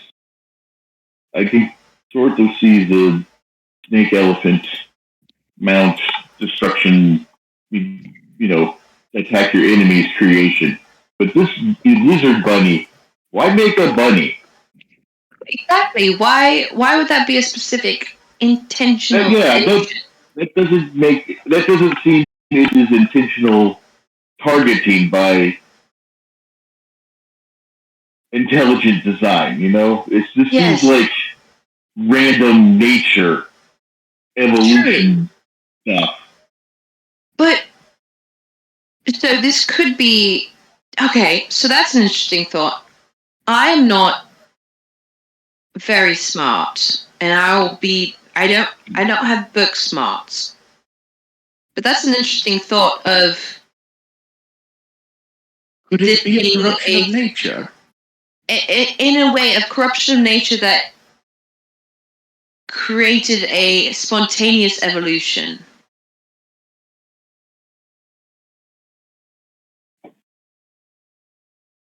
As near as I can tell with this creature, I don't know if I would call it an abomination of nature.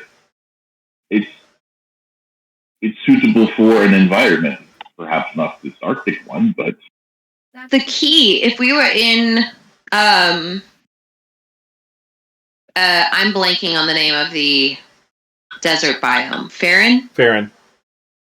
If we were in Farron, which is a typically desert climate, it would make sense to find reptilian creatures. But here in this cold biome, it's not. It doesn't quite make sense, does it? other than escape from a zoo, Where's the nearest zoo to here? where? And in what zoo do they have creatures that are unknown to the general public? Like, it does not. I don't know about that. It does not make sense, but it was a theory. I'm spitballing here. What were you saying, Arwen? It's just a word you use, that's all. What word? Biome. And she has this absolutely lost, confused look on her face. Which biome are you from? Oh, and has it started getting dark yet, DM? Yeah. So she'll look up to the stars. And just general direction. Kind of look. She'll look east first, then north, then flip around and look south, and point off toward the stars. Out there. You're from the stars. Yes. Okay. Maybe she does not know exactly how the alignments work with the different biomes. She thinks they're all out there in space. Perhaps. Well, I'm from this biome. If you had not noticed, born and bred. I'm from another plane of existence, but I've lived in this biome for a long time. So, Arwen, you say you're from the stars, so possibly you do not have an understanding of how this world is. Let me try to explain it. This world is separated in a number of different climate-specific biomes. This one is cold. Yes, bloody hell, it is cold.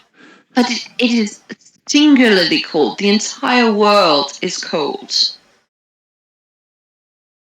And With there's that revelation, she just sinks to the ground. the entirety of it is cold. But there are other biomes that there is different ways of entering or getting to. This same spot, but not cold in desert place. In Farron, this is Hothar. In Farron, it is a singularly desert, hot, dry environment biome. Oh, so you can't travel from place to place in the world and go to different climates. You have to travel from world to world? Yes, but it is in and of itself all the same world, just separated through rifts, if that makes sense. Hell yeah.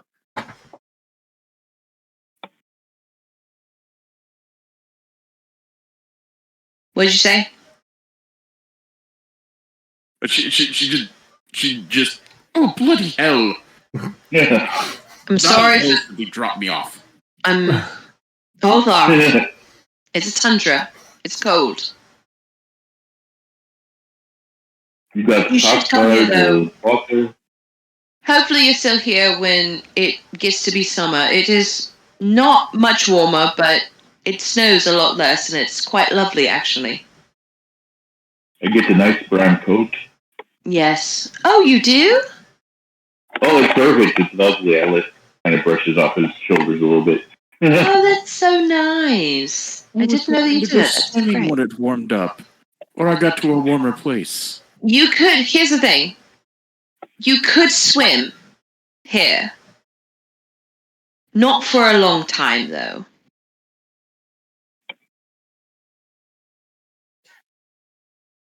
She looks very dubious at you on this one. Sonny, what? He would want to look at the reptile bunny and try to decipher whether or not this specific one was created that way, or if like something happened within the environment to allow like a random change in DNA, and so it started affecting different creatures like the elephant and. Yes. You let me check. I feel like you were trying to find out exactly what I was trying to find out. Like, is it a disease? Is it magic? I have an idea of what he's looking for specifically, and roll a medicine check and add your intelligence modifier as well. Okay.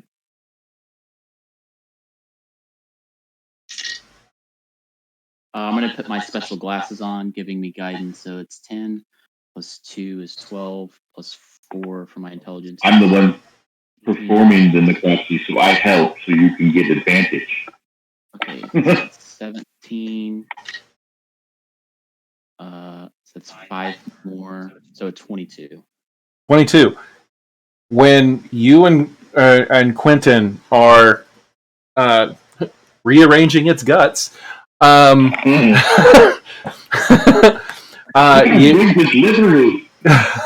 you specifically look further down, and you find a completely functional reproductive system. You found the cloaca. It looks like. Is it cloaca or is it cloaca like a lizard, or is it more? It's a kind of a half and half. Some of the insides are closer to a rabbit than the outside is more of a cloaca. But you do, from both of you looking it over and investigating, this looks like it could have created more. So it seems like somehow magically someone has allowed these animals to reproduce together and make it survive its reproductive thing, to now it actually naturally can create more of its new DNA. I'm just saying, why does it have to have been created? Why can this not just be a normal rabbit from a world where normal rabbits are lizards? In what world are there rabbits that are reptilians? Do you know that this is created to reproduce, or it's not just the product of generations of evolution creating a critter that can reproduce? So are you insinuating that this reptilian rabbit and the reptilian elephant are possibly from another plane of existence? I'm saying that they're possibly real creatures that exist somewhere. It's not unheard of for things that are not from our world to slowly seep in. I'm not saying I'm correct in this assumption, but I'm saying if these do not see, they're too perfect to be the product of an intelligent guiding hand in the form of a lizard creating unusual pets. What if it's a instead of it being a wizard, what if it's a deity? Well, what I'm saying isn't necessarily that the wizard created it. The wizard or deity allowed the reproduction of two animals that could not reproduce together. So it is quote unquote natural in the regards of how the DNA comes about, but it's not natural in the sense that they were created under normal circumstances. Are you telling me that someone, whether they be a high-level wizard or a deity, someone said this iguana and this rabbit should be able to fuck and make a baby? Yes. That's horrifying. That is just nature. It is I mean, not. How do we know that didn't already happen? God said, sure, they can do that, and they did that millions of years ago in our past. I don't know. I don't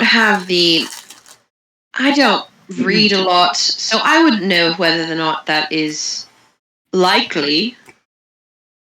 I'm just saying, for what I know, based on the natural order, that doesn't make much sense. I think maybe we're looking too far into it. Maybe it is something as simple as, maybe we go back to the idea of a rift.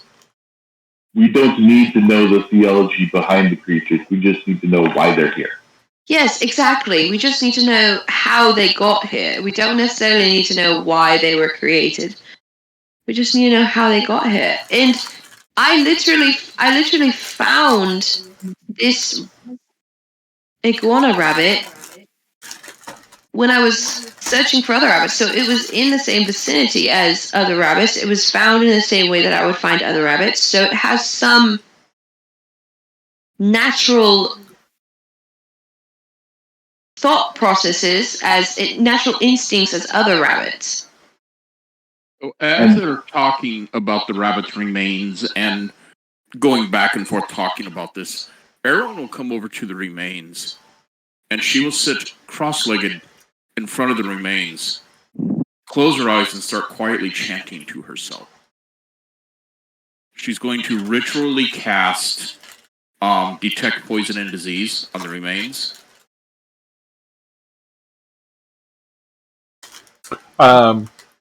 You find nothing. It is a generally healthy animal. Okay. What are you doing there, dear? Oh, well, I was checking for diseases and poisons. It has neither. So this is a naturally occurring animal or a magically occurring animal? And she thinks for a minute. It looks like she's catching a bead in her head. Mm-hmm. And again, sitting cross-legged, she starts chanting again a different chant. And she will ritually cast Detect Magic. Hell yeah. Oh, that's nice. Hell yeah. Why did we not already do that? You didn't ask. Do you have Quentin, do you have Detect Magic? I don't. I don't have any magic.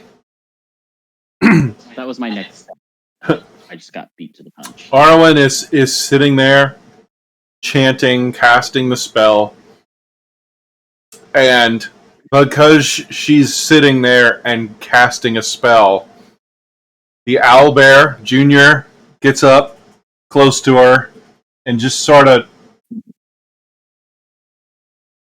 with its fucking owl head, just its body not moving, but its head. While while Tango kind of hops, like moves up beside him and kind of sits, leaned up against him in that way of stay. you can everyone can see the look in Tango's face as he's always wandering around with Junior. In that and Clementine, you can see the look on Tango's face. It's the same thing you get when your dog is messing with a particularly ornery sheep. This dog is hurting. Tango's job is to keep Junior correct. Yeah. at Arwen, you look down and you look at the magic that there's little bits of magic in everything. You can see the little threads of magic connecting all sorts of things, and you see a particularly intricate weave around the rabbit lizard. And as you look at that, Junior kind of pokes its head in a little bit at you, and you notice the same weave in the owlbear. It's like the same pattern. They're not the same magics, but it has the same similar pattern and weave to the magic. Oh, well, whatever made this thing here is very much like your owlbear.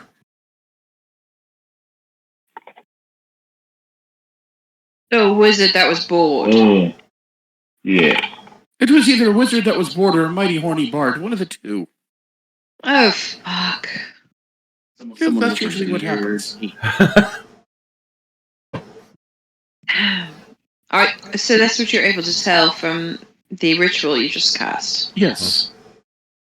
And nice little charms you have You're there. so- As you look at everybody's magic items at this point. You'll notice that the rifle on Clementine's back and the pistol at her hip are both magical. And then you also notice that she has she has a little like gray cube on a necklace that she has on her opposite, and you notice that there's magic on that as well.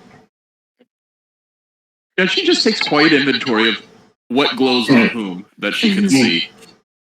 You see on Quentin, nothing. No magic.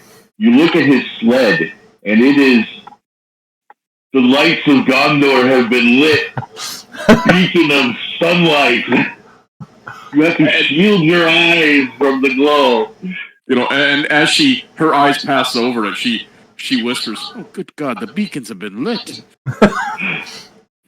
I can imagine you look over at Sonny and it's about the same thing. Yeah. Sonny's shield, Sonny's pistol, Sonny's armor, and Sonny's cloak is all lit up. Well, And Maji's pretty lit up too, but it's a different flavor. Yeah. It's a different flavor. Faint glow on the potentially on the rune carved on his halberd. wow. And she'll look at everybody, and then she'll quietly let the spell drop. She goes, "Oh, Arwen, what interesting company you find yourself in."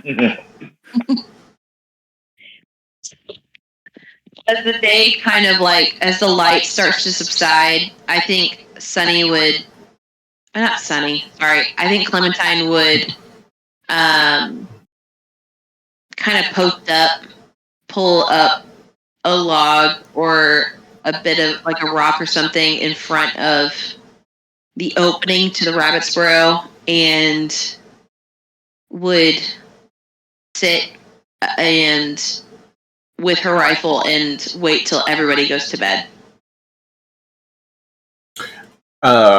As it gets ready and kind of dying down, Junior and Tango head out and kind of post at the entrance. And Junior's kind of lays down with his head just up out of the burrow and is 360 looking around at random, while Tango just sort of lays there on the other side. And it looks like this is the typical, this is where we go. Because the Tango looks like the type of dog that the burrow's getting a little too warm. Betsy would just do a continual circle around the encampment. Does the does the construct have anything specific in its stat block for watches? Let me check the Like it's passive perception or anything? its passive perception is 14 and it has a +4 to its perception, and it has dark vision to 60 feet.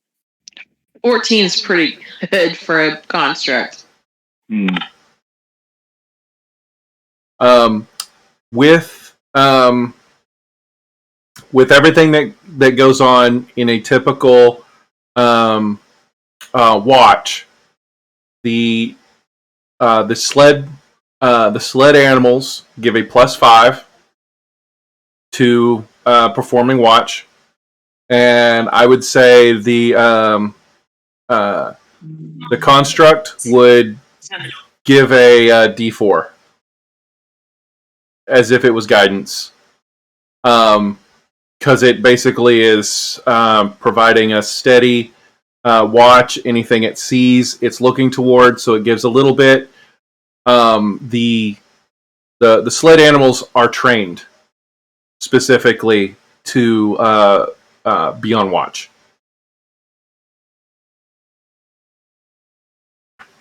So mechanically, they give the sled dogs give a +5, and the construct would give a D4 for perception checks for watches, and that's to everyone that does watch, because construct doesn't sleep, and the sled dog and the sled owlbear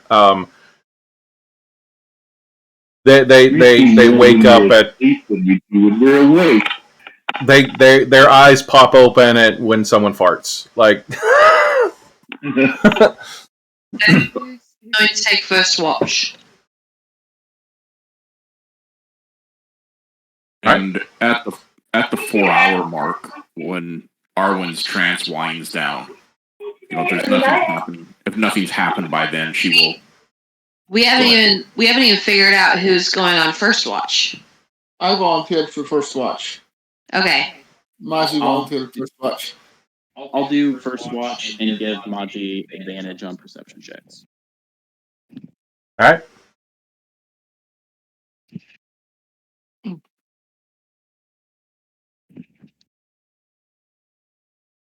So we started watches. Yep.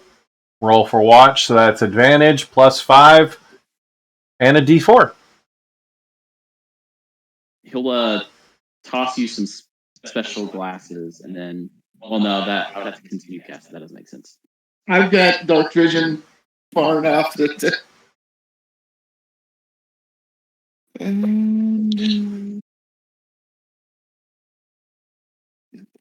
I sleep soundly through the night. Honk shoe. 29 total. Nice. What? 29? There you go. But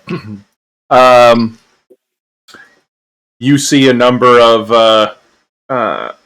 ice appropriate bugs. They exist because a world without bugs would not survive well.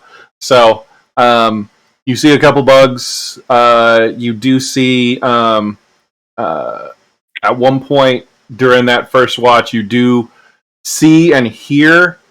You see griffins flying downward, and you hear the screech of they caught something, or at least trying to. And That's what the dog said. and you do hear, with a 29, you do hear a trumpeting in the distance. Okay.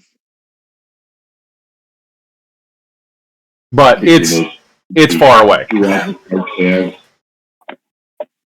Sounds of the jungle at night.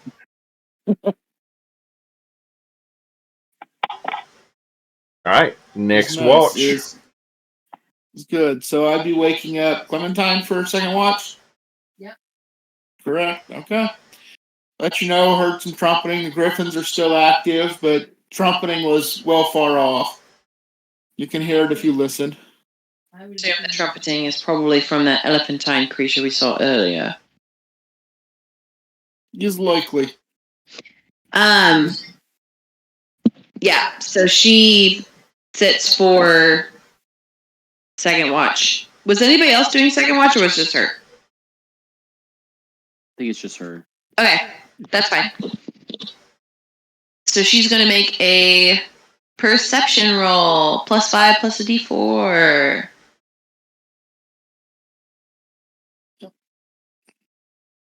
Maji's going to take that time to break down and get out of his armor and finally get some sleep. 29. 29. At some point towards the very end of your watch, you actually hear in the distance those griffins, and you hear them flying off, but no trumpeting. Okay. Is that it? Yeah. She will take the time in her watch to clean her weapons and make sure that they are warm. She'll kind of like flick her common magic item, her cube, and warm up her items to keep them functioning. And then she will, at the end of her watch, she'll go and gently wake up Arwen. And at the touch, Arwen's eyes just kind of come back into focus. I'm sorry, does Arwen meditate with her eyes open? Yes. Horrifying. I love it. She kind of shakes her a little bit, and she sees Arwen's eyes kind of come back from the 1,000-yard stare. Love it. Darling, it's your time to take watch. Oh, well, thank you, dear. I will say that there was a bit of trumpeting that was noticed in first watch. But I think it was the griffins trying to fight the elephantine creature that we saw earlier. And from what I can gather from the noises I heard, the griffins won. Oh, wonderful. I don't know that for a fact, but anyway. As long as they leave us be. Yes, as long as they leave us be. It did seem like they were quite far off, so we should be fine. But is there anything you need before I go to bed? No, rest well. All right. And she kind of like falls back and goes to sleep. Well, once she lays down, Arwen will actually take her warmed blanket and drape it over Clementine. Aww. Oh, Cute. I love it. Look up, it's your turn to watch. Here's the sports report. The Griffins came in a bit late towards the Elefantes, but the Elefantes fought back there for a second, but then ultimately it was the Griffins that came out on top with a victory, unbetold. Sports report. I love it. Yes. As Arwen goes in for the cleanup. Oh. So it is +5, then a D4, correct? Yes. See if I do half as well as everybody else has done.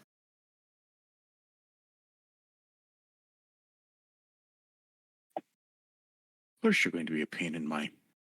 Hmm.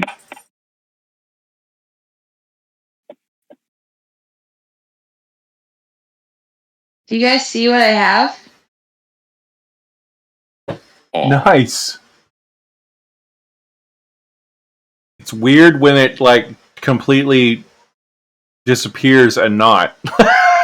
Weird angles. That was like, okay, now I see it. That's I was awesome. kind of hoping when I picked it up that I could put it on my head, but I can't.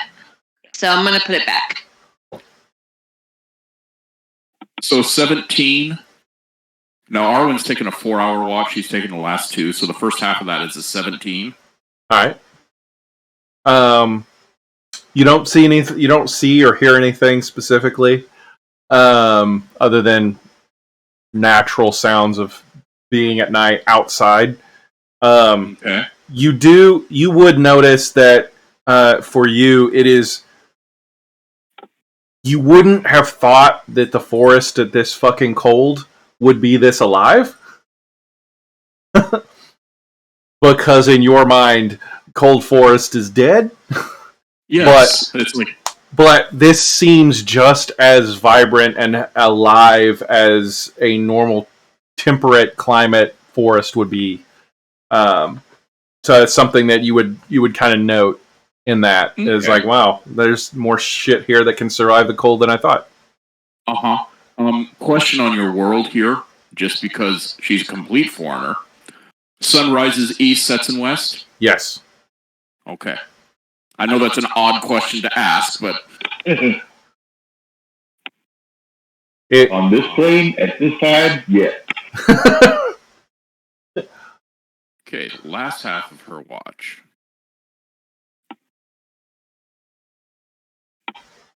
Oh, much better.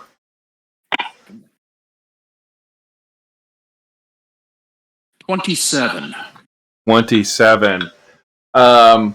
You do see in the distance, right as people are starting to get up, a deer.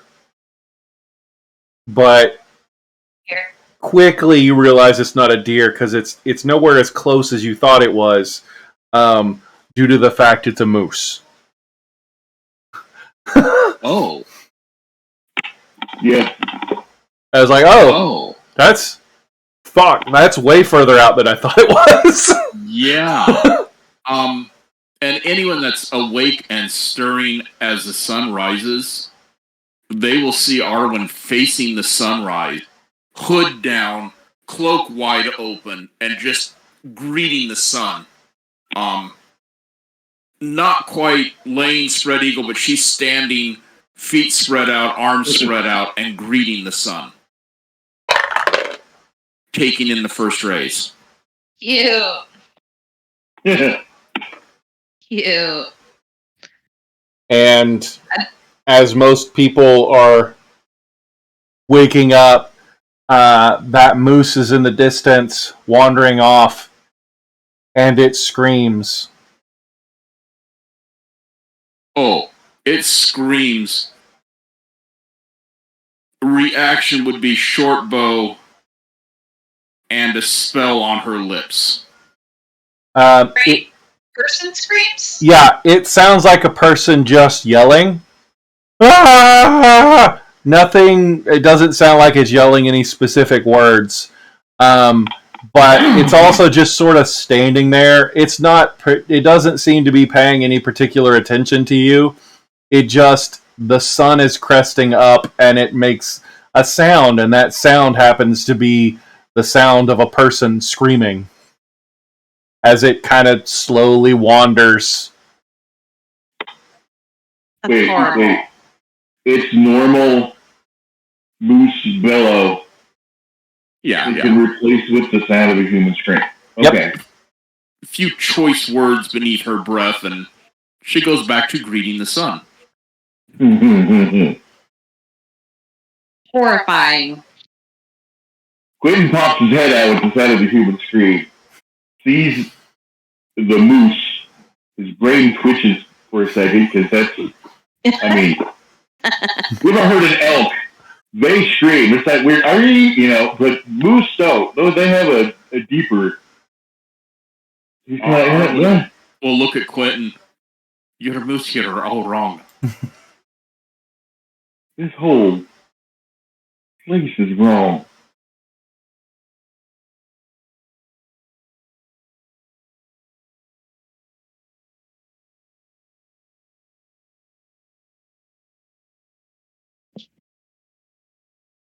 And then she takes time to halfway bundle herself back up. Mm-hmm. Quentin will start breaking down camp, or as in folding the chairs back up and slotting everything into his Tetris style sled. Okay. Erwin will pay attention to what he's doing and how he's doing it. It is. Clementine will do the This is same. I've overpacked this tiny little beetle one too many times and know exactly where everything goes. Some things have been molded to fit specifically in this one shape. The practice art of car packing to the extreme. Everyone will look over to Clementine. It's like a puzzle game we had at home. It is quite efficient. It's a puzzle game. It's like a puzzle game. We had blocks. We had to put them down in a certain order. If we put them all down, they fit nicely. If we didn't, it didn't fit right. So impressive. What was the name of this game? We called it the puzzle. Oh, the puzzle sounds quite satisfying because this is very satisfying to watch. If I had Tchaikovsky to play right now, I would. Thank you for that. Take some time, change his socks, like completely strip down, change out his clothes, not even concerned about anybody necessarily. You put on French socks. Quentin, they're good. Nice. Clementine's eyes go wide. Everyone leans over to Clementine. Oh, he's fuzzy all over. I don't know what I was expecting, but incredible. Oh, you'd stay warm next to that one all night. If that's what you're looking for, then perhaps you should make your move. Oh no, too much fur for my liking. Way too much fur. It's understandable. It can be a deterrent, as I've come to find out. Yeah, you only choke on fur once. And she'll just smile and walk away. Clementine puts her hands up like, all right, gotta respect it. Gotta respect it. Mosby's completely oblivious to the conversation, just it's his morning regular routine. He has a little bit of space. Takes the time once he's changed out the socks and pants and everything else, and takes a little bit of time to get something to eat before he starts the slow process of donning the armor and setting that right for the day. Maji, do you need help with your armor? Maji's used to, but would like help. All right. Because Clementine wears just a breastplate, so I think she'd have plenty of time to help Maji with his armor. Yeah. Maji's got full plate. It takes him a minute to get. Yeah, get it she'd on. be. And she's a fighter, so somewhere in her background, she's had dealings with people with full plate armor, so she can definitely help you. Maji definitely appreciates it. Instead of a 10 to 20 minute ordeal, it's 15. shorter. Yeah. Sonny gets a rock and like throws it at Maji's armor, and it resists it, and it like goes backwards. It's like, okay, it's still good. It never gets old.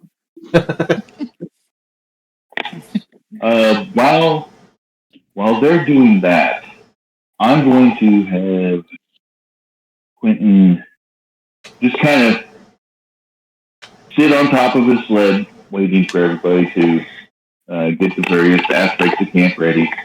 He's not in any rush. He kind of sits cross-legged on top and goes into this meditative stance with a pair of socks draped across his lap, his hands up, touching the bottom of him as his eyes closed. And I cast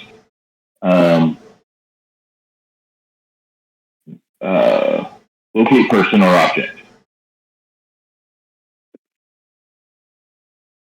And I search for the party members. The guy who went with the second group, the nephew.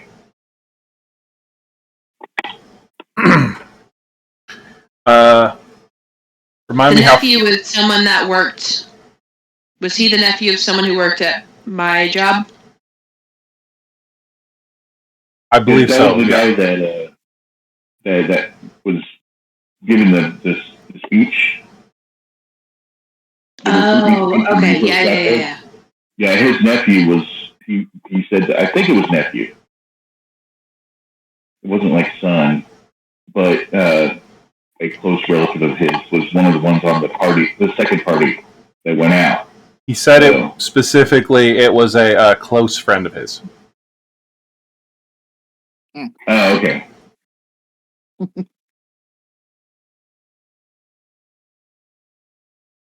I'm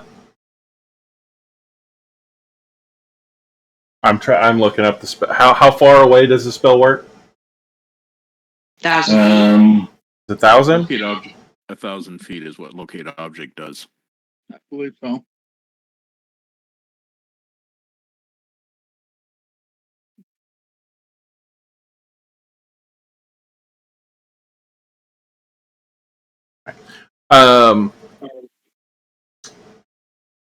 You don't ping anything.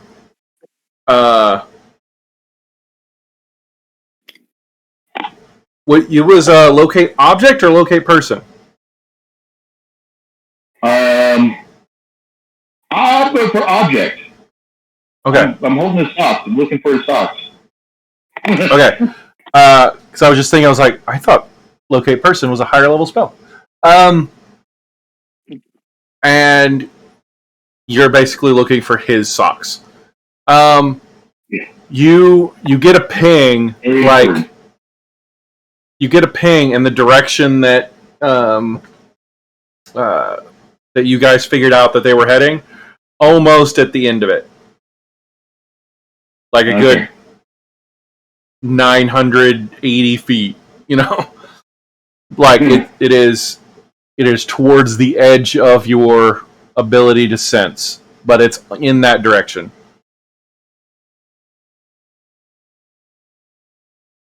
Okay. So I have a new heading.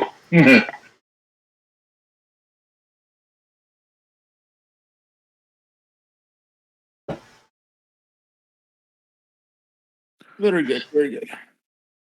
Once Arwen sees that Quentin has cast the spells, got the new heading, she will come up quietly to him. What are we likely to see today? Do I need to be ready for battle or ready to help people? Or both?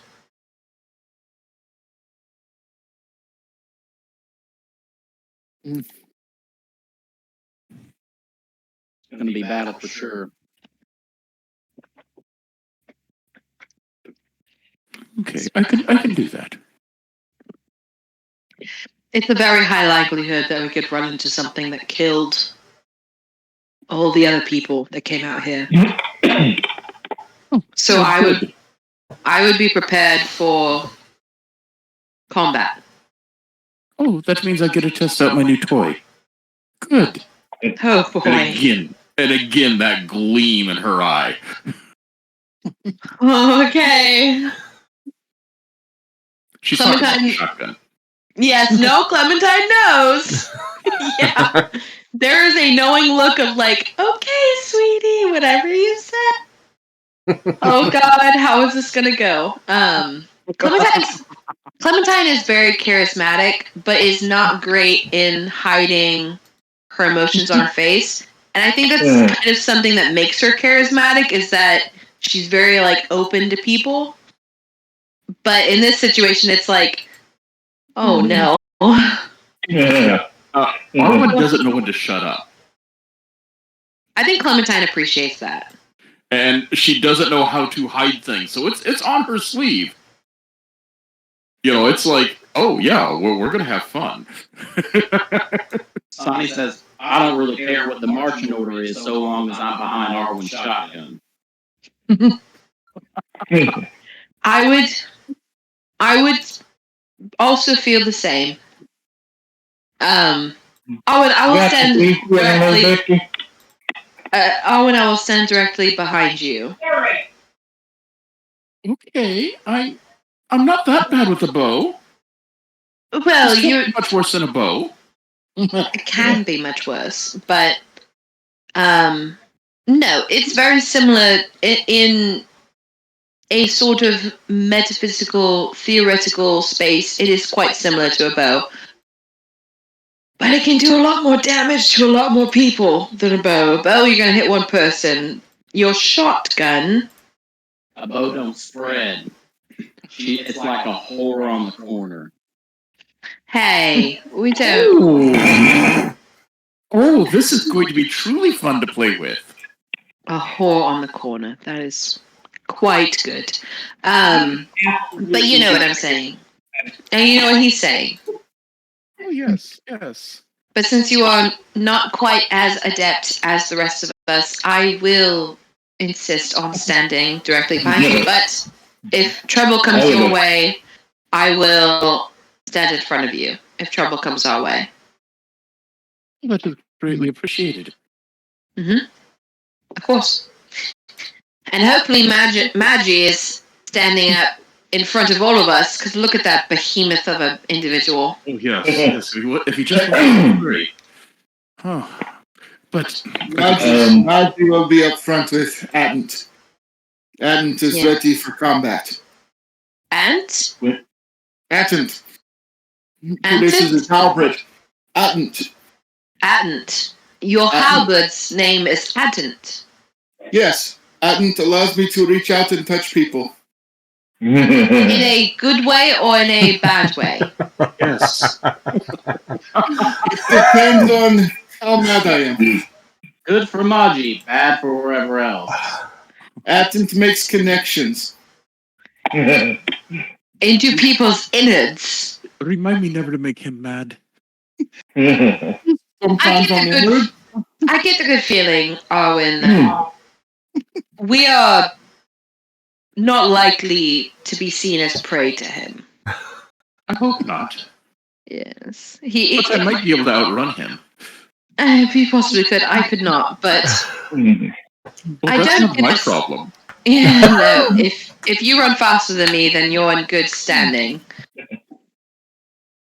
I reckon that under any circumstance is better to make no Yeti mad. That's true. I've only heard stories of the Yeti. I've never seen one in person until now. Maggie, are there more of you?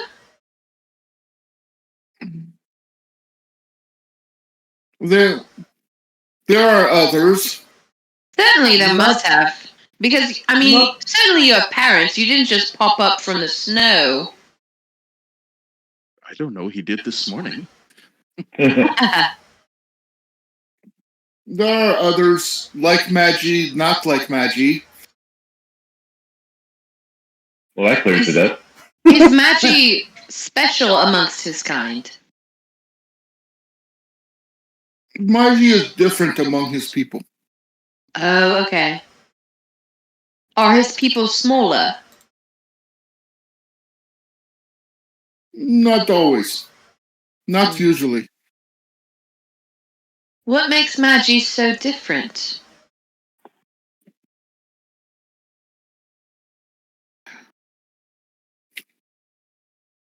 Maggie is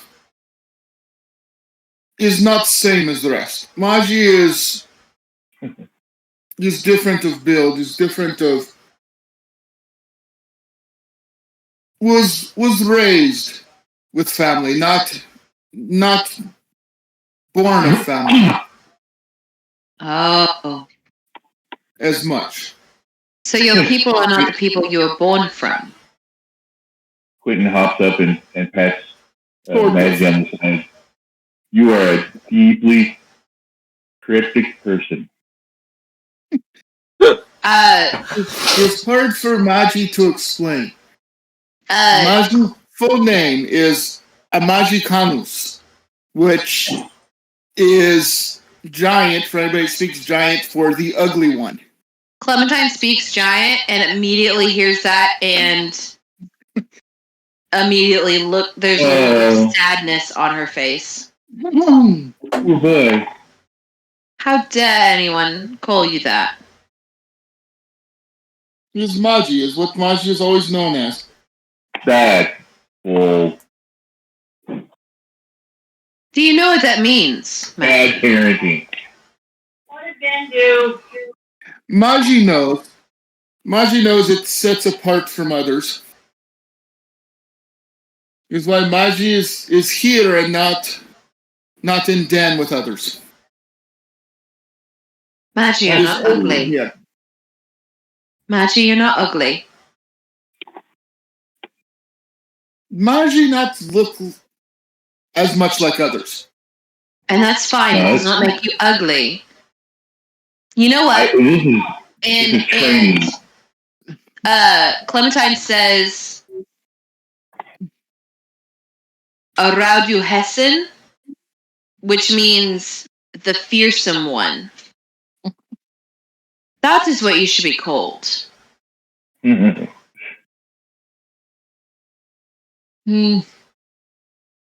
Maji is used to known as Maji. And Even I people in village call Maji similar.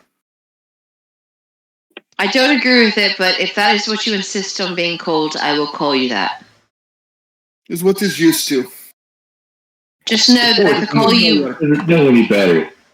just know if I call you Rowdy instead of Maji, I am saying fearsome, not ugly. Okay? We'll appreciate it. Yes. And she, Clementine starts to gather her things to get ready to move on for the day. So his nickname is Rowdy Maji Piper.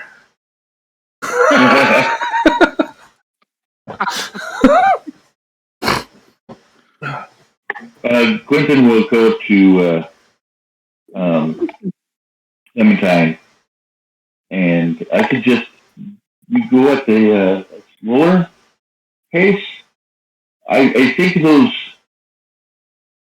we're going to encounter more weird, unusual critters Okay. the further in through the forest we go. So we should take a slower pace. That's what I'm thinking to keep our. I don't know if we'll make second camp in time tonight, but Okay. I think moving at a slower pace and keeping more eyes out at this point, caution better than speed. I'm not as familiar with the interior of this forest. Neither am I. But I will take your judgment as our survivalist. That if you decide that we should take a slower pace and be more cautious, I will agree with it, and I think that is wise. I was seeking your opinion as sort of a co-guide on this journey. Well, I have not And my spent much time suggestion in the is, forest. between the two of us, my suggestion is caution. If that is what you feel is necessary, I will go along with it.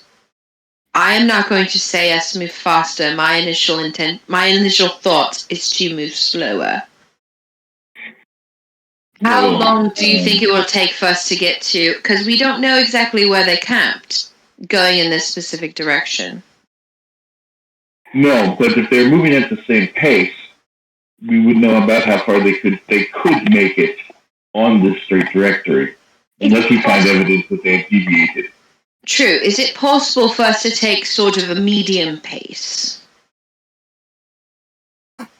Somewhere between the quick pace we took yesterday and a walking speed. Well, I was talking about slowing down from the quick pace to a walking speed. That was what I was suggesting. Moving at normal walking speed. I didn't want us to crawl. Yes, no, of course. Of course, we don't I want was to do just that. talking about removing the disadvantage for perception checks. Which we don't know exactly if that would even entail. But I think Clementine is fully, down to do whatever Quentin suggests. Because he's the one that is, fully knowledgeable of the wilderness, even though he's not completely familiar with this area. She is going to go with whatever he deems as a good idea. So if you're wanting to get a different opinion, you might want to talk to one of the other people. you just try to tell him that? Because he comes to you and goes, hey, equal, I think we should do this. Your thoughts? Same as mine? Okay, good. This is what we're doing. There you go. Unless you're telling him, dude, I'm a yes man. You got to talk to somebody else for an opinion. No, she understands that you are the expert in this area, and she feels comfortable with going fast, going medium, or going slow. She's comfortable with all of those. She does have the sort of understanding that if we go slow, we're not going to get very far. So I think she's down for the kind of slowed down speed, but not, Calypso. Good barring. That has Calypso. I think she's down for. You know what? Actually, she's going to suggest us going the same speed as we did the day before. Okay. I did not feel like we were impaired in keeping an eye out when we were going the fastest speed. True. But I have a heading. I know the pointer on the map is here, and I know where we need to get to. So I say we get there as quickly as possible. All right. Yes. So I give the sock to Tango to get a good old whiff of, and hey, I was like, this is the target. This is the target. This is where we're going. And of course, I know where to guide them along that path. And full on, I stay as close to the bear as I can. But kind of like that whole, you're following somebody and they're going 60 and you're going 50 kind of thing. Yeah. And you're going the speed limit, so they have to keep slowing down so that you can see them. And then that kind of thing. You're following that asshole, you know, what's the speed, and you're going at the speed limit. Yeah, if you're going to move at 60, everyone will grab the snowboard again. I'll skate ahead and then slow down, let the pups play around while you guys catch up, and then skate ahead. Like the tortoise and the hare. There's a couple times where Clementine turns around holding her like hat on her head, and we'll like see Erwin like doing Tony Hawk tricks off of slopes on the side, and she's just like grinning from ear to ear. And then, she's doing these in multi-layer skirts. Of course she is. Totally. I'm throwing some mold earth out there to make little ramps for her along the way. We're having fun with it. Sean White wannabe. Sean White wannabe, yes, absolutely. It's so good. Sonny will end up grabbing some like tools and some rags and some oil, and he says, "Well, Betsy, it looks like we're going to need to do a couple touch-ups so that we can get some more gears." And he'll cast mending essentially and fix all the like leg joints that have been like more used frequently because Betsy's traveling at top speed the entire day. Quentin and you are definitely going to have some biology versus mechanics conversations. Yeah. You know what the engineers learn from? The natural world. All right. So you guys take off and go in. Let's see, a perception check from Quentin.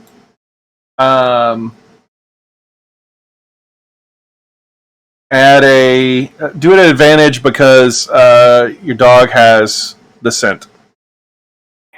Okay. With the damage, 11. 11 plus.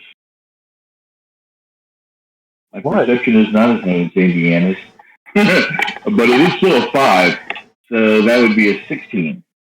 Yeah, the dog Tango like gets the scent and is just you guys will take off and go for half an hour, and then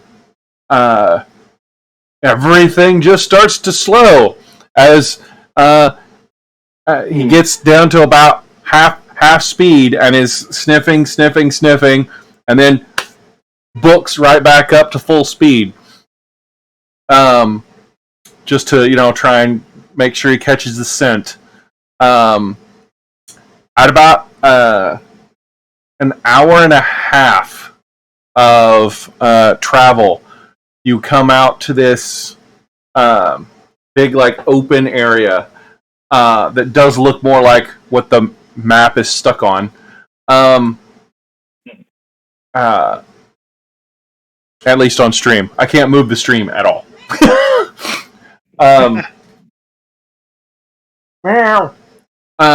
No, try going to the menu and then hitting play again. I had to do that. It wouldn't let me do anything with the map. Now I can move it around and zoom. I can do it on my side. I just can't do anything on the one that is being broadcast. Move there. I can move the map. I can't zoom it. Huh. Which is I weird. didn't want to zoom, and I did that, and it started working fine. Yeah. It's like, oh well. But that's enough of the map. But you guys get to that area, and no one needs to make a roll unless someone is colorblind, which Tango is the only one that is. And it can smell it. The massive splatters of blood everywhere. Looking on the map, all of that brown, that would be blood. Oh. No, Tango, don't eat that.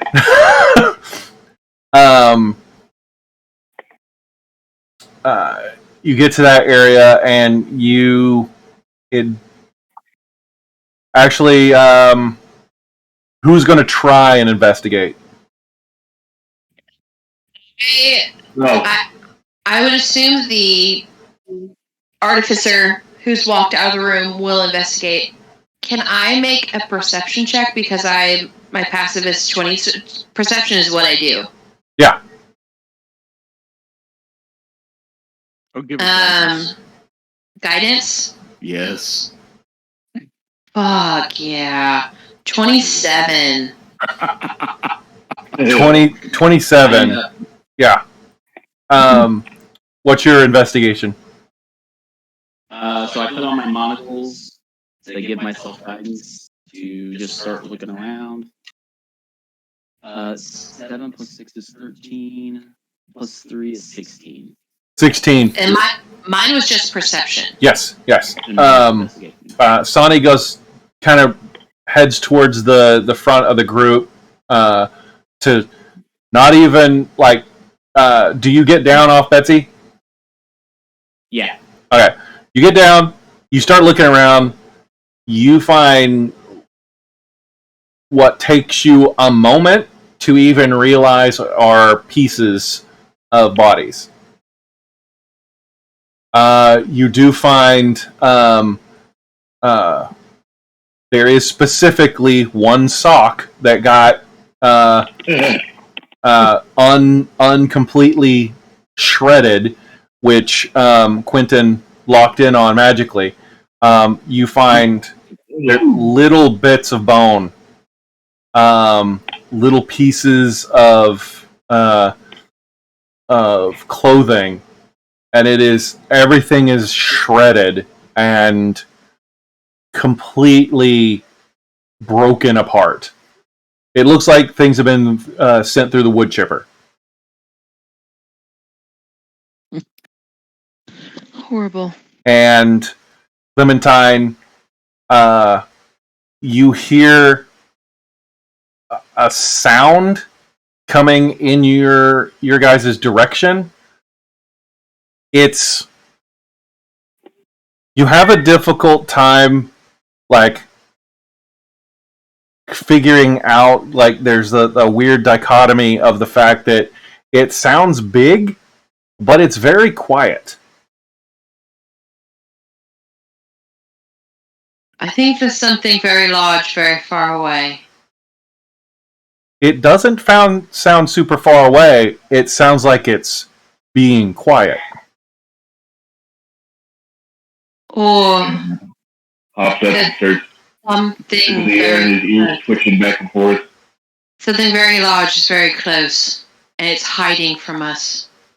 She will pull out her rifle and kind of be focusing in the area around to make sure nothing sneaks up on them with her passive of 21. All right. Okay, what is everybody doing right now? Pick off the snowboard Okay. and unsling the shotgun. I will make Betsy being in the front because I can always fix Betsy, but we can't necessarily fix someone's head getting cut off. So I'll try to make Betsy. I'll have like the armor flare up, both in the metal pieces, like trying to make it look bigger, and like flame, like the exhaust of like smoke and flames come out of it to try to make it more intimidating. Ah. And then I will one of my race abilities. I'll cast Magic Weapon on Arwen's shotgun. It'll be a +1 to hit and damage for the next 2 hours, and considered magical to bypass resistances. And I don't have to have concentration on it. Nice. Sick. Nice. That is sick. Maji? He basically adds he flips out this like piece that adds to the end of the shotgun, and I'm like, it's gonna give it a little bit more kick, so be careful. Oh, it kicks. Oh, this could be fun. He gets like this worried sense of like on his Like the mule. entire time, like he hasn't worried about the whole security problem. But when you hear, oh, it kicks, he's like, you're in for a ride. So everybody's looking around. Maji divested himself of his skis and one of his pack. His pack with all his tent, bedroll, his camp supplies, kind of put all that with the sled, figuring that's probably not going with them where they're headed. Yes. And he's ready with his halberd. Quentin, Clementine will be behind.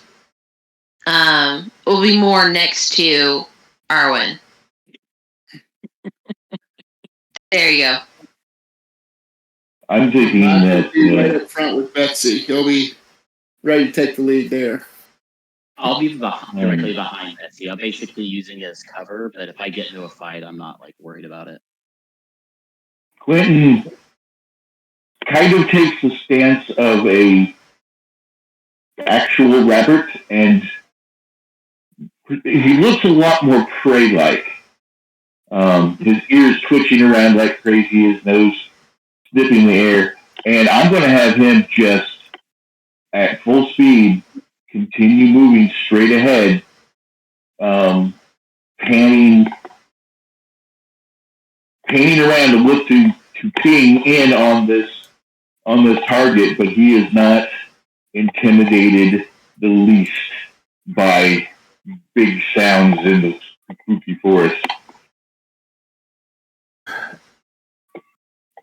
I'm going to change out the monocles, and I'm going to put on my like welder-looking glasses, and I'm basically giving myself guidance. All right. At that, roll initiative as you hear a roar. Rolling with disadvantage because the DM said at the beginning of the game I roll with disadvantage. I literally rolled a 19 and a natural 20. That's hilarious. That is so hilarious. I've got cleric initiative. So -1. All right, 6.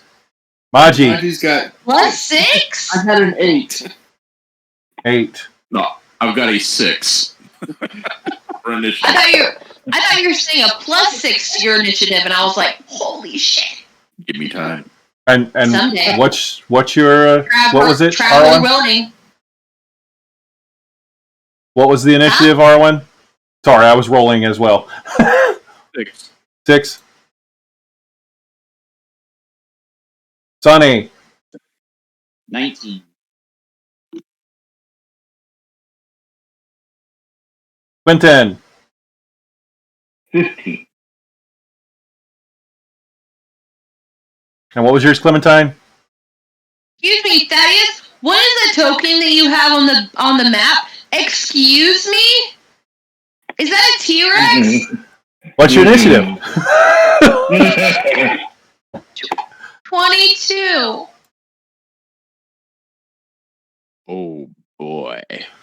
I'm so scared. You see what looks like the shape of a T-Rex running out, white fur all over it. Oh, It's It's a Uteranus. A Uti.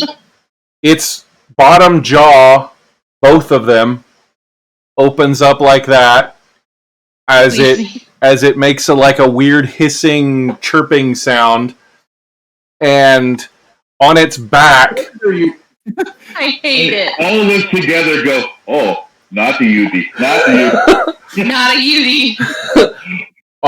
and on its back, where behind where the little tiny stubby arms are pretty large octopus tentacles that wrap around the front. Great. Okay. Horrible. As it roars and moves into position. I speak with animals. Stop, we're not food. This is not an animal, bruh. Right? It's not food. Oh, bullshit. This is not an animal. This is a monstrosity at best. We're lucky to have an aberration. And it works on owlbears. I try it. It works with owlbears. You hear this. You specifically are able to hear this creature scream in rage. And the only thing you can kind of pick out in it's saying things. You can understand that it's speaking animal. It is saying words, but it is just anger and rage and hate. There's no specific things it's saying. It just hates everything. Kill, destroy. Right. That's what you hear. And Clementine, you are up. Great. So excited to hear that. I am going to pull out my rifle, and I am going to use a grip point to did I shot it, and I get advantage on the attack. That's cocked. So 25 to hit. Easily hits it. Okay. So 11 points of piercing damage.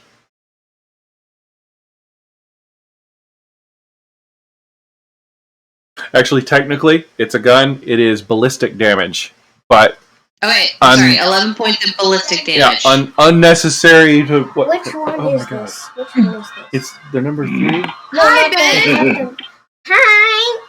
Which one Hi, is I love you. It's a hexagon. Hexagon. Sorry. He's so cute. Think, yes. The indistraction. Hexagon? So that is my Guys? Yeah. that is my action. Okay. I will use my bonus action. Hexagon. I will use my bonus action to. I'll use my. Hold on. Let me use the map. So let me use my movement to move forward a bit, and then I'm going to use my bonus action to.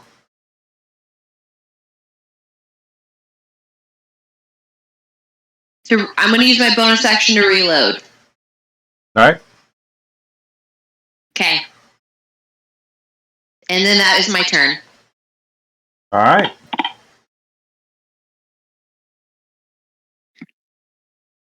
Sonny.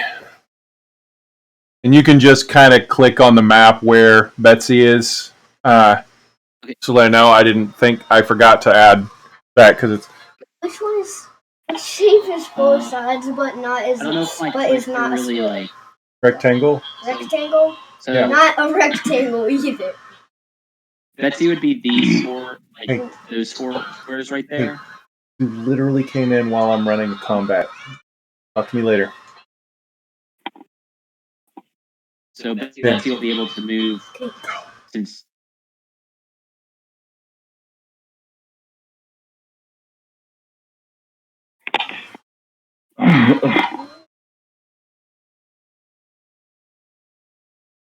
So Betsy will be able to move right here, Okay. and then I'll use my bonus action to command Betsy to attack. Okay. And so that will be a D20 plus.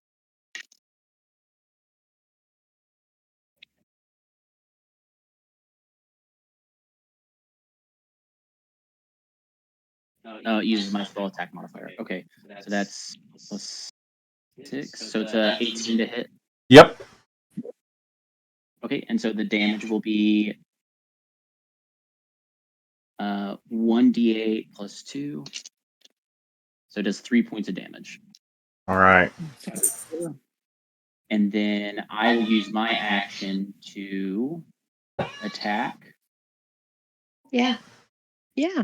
So I will end up being, if I started out right here, so 5, 10, 15, 20, 25. Yeah. And then I will shoot the T-Rex octopus. So that's going to be 4 plus 4 is 8 plus 3, so an 11 to hit. Misses. Do we have inspiration? Did we start out the game with 1 point of inspiration or no? Yeah. Go ahead. Okay, I would use inspiration on this attack. That's gonna be 15. That hits. Okay, so I'm gonna be using 4 bullets. So that'll be 44 plus 5 points of damage. So 1, 4, 8, 12 plus 5 is 17 ballistic damage. All right. Is that it? Yes. I don't think I have any reactions that I can do at this point. That's useful. All right, Quentin. Jesus. So Quentin turns to look at everybody behind him and says, "The beast is tortured. End its life quickly as a mercy." And you remember that scene in Lord of the Rings when Frodo shows the ring to Bilbo, and he's got that Gollum moment. Yes. You see that occur on this rabbit's face.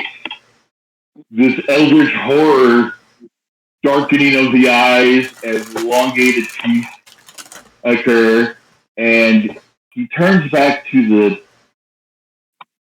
rectopus and leaps into the air, transforming into first casting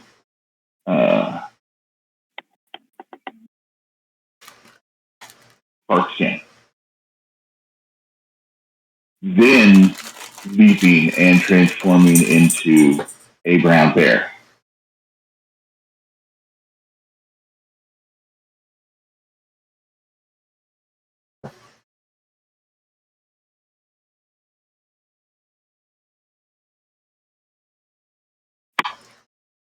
I lunge at its throat and make my multi-attack. One All with right. the bite and one with the claws. As soon as I start running a freaking combat, the cats start going crazy. Ben keeps at needing help with shapes. Oh, that's how it works. Okay, so weapon attack is +6, so that would be 22 to hit. That hits. That's for the bite. The bite is a D8. D8. D8. D8 before. That's 8. 12. And then one with the claws. 10 plus 6, 16. That hits. Hits. And that is 2d6 plus 4. 4, 5. Plus 4 is 9. 9 slashing damage. All right. It should be everything else, unless you need to have some more movement. No, I'm clamping onto its throat and bringing it to the ground.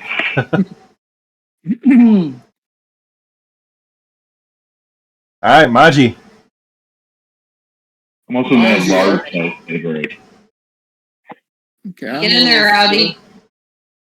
I can only get so far, so he's going to run up.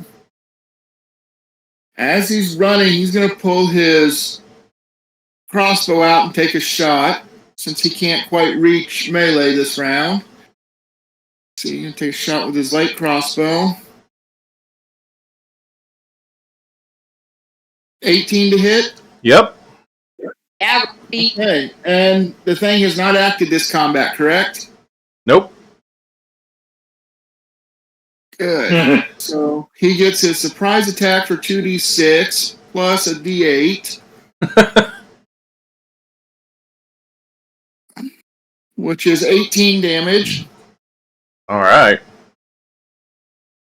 And that's as close as he can get. He's going to discard the light crossbow in favor of his halberd and hope to close next round. And he is now within 30 feet. So, let's see. As a bonus action, can I do that as a bonus action?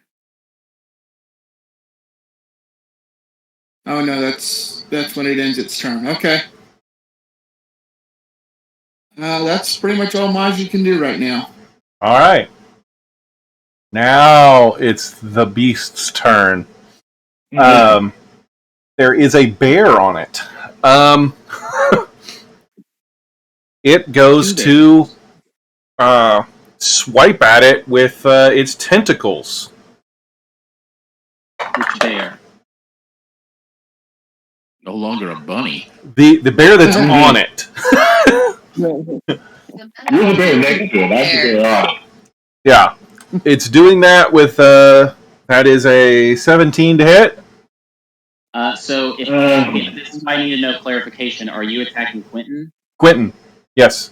Yes. Okay. So my bear will use its reaction to do a deflect attack. It imposes disadvantage on attack roll of one creature it can see that is within 5 feet, provided the attack roll is against another creature than the defender. So it gets a disadvantage. All right, I'll roll a disadvantage. Nice. A 12 to hit. That misses. All right. That one, it is a strength check for the bear of a 13.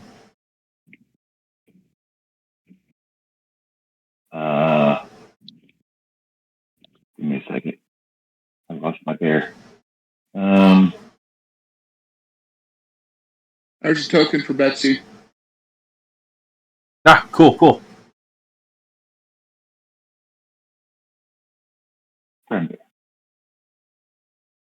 Friend check.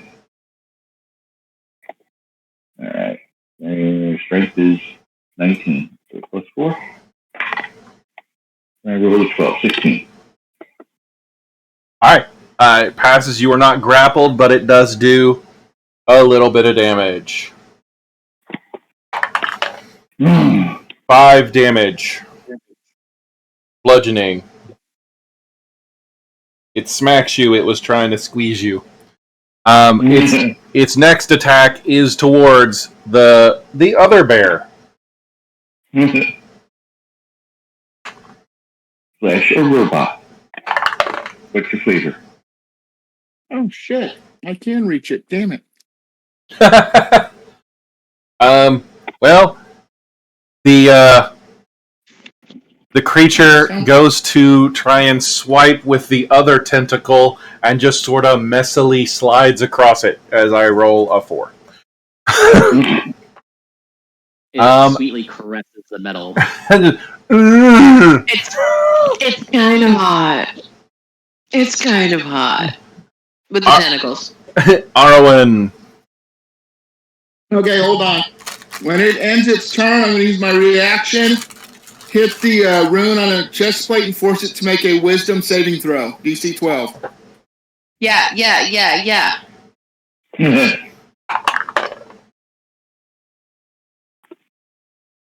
The 13.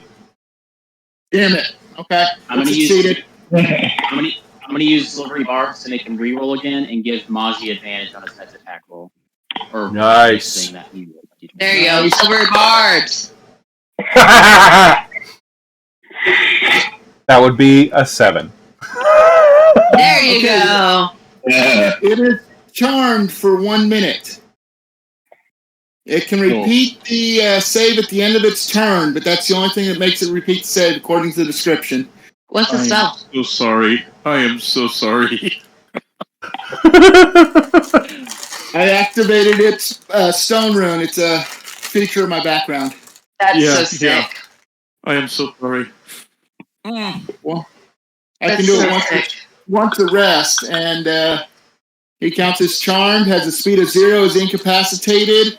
Creature only repeats a saving throw at the end of each turn. Sick. Beautiful. Yeah. Oh my. Chef's kiss. And not from damage, correct?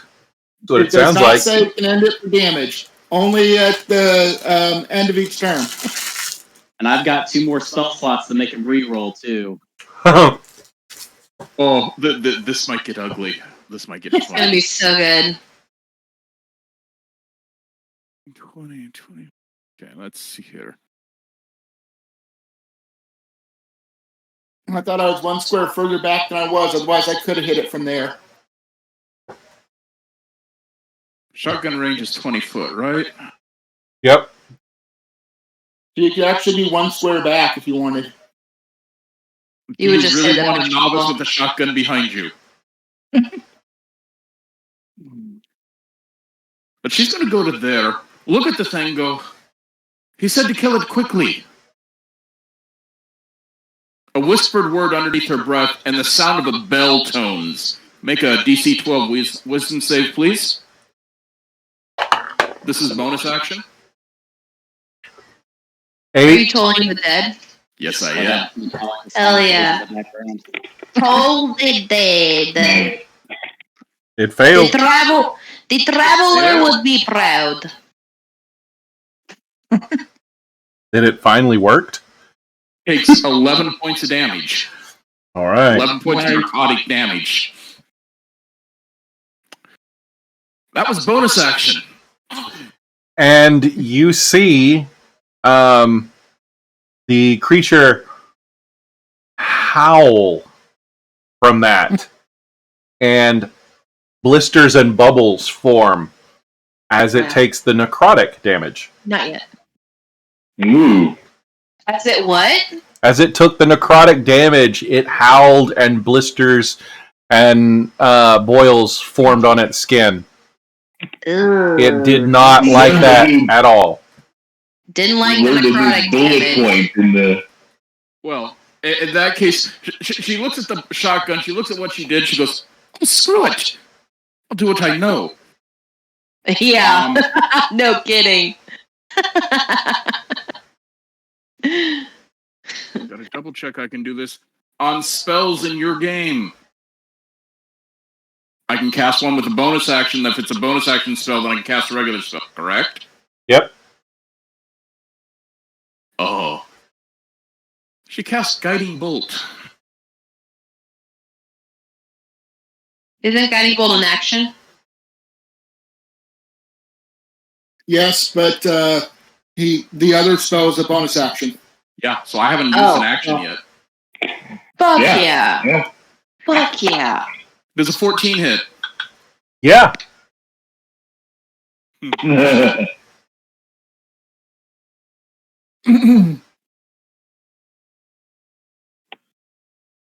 12 points of radiant damage. And, I grant advantage now to hit, because it's glowing.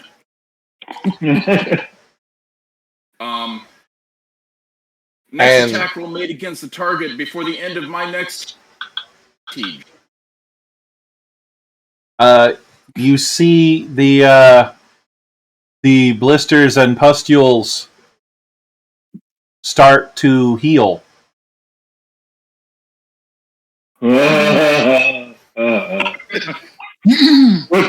That's the other bullet point. We missed the first one. If it healed it? I thought it would. Potentially. I do apologize, Thad. The damage my bear Betsy did was force damage. I don't know if that matters or not. Nope. Mine was bear damage. Whoever attacks after me has radiant, and let's see here. I've moved a bonus action. I've actioned. I think that's what I can do at the moment. All right.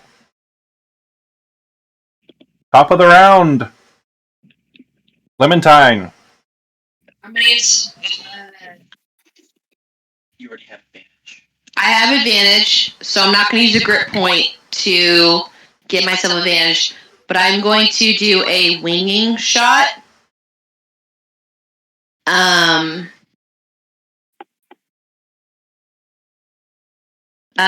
So that's a 21 to hit. Yeah, hits. So I do 11 points of ballistics damage, but I need it to make a strength saving throw.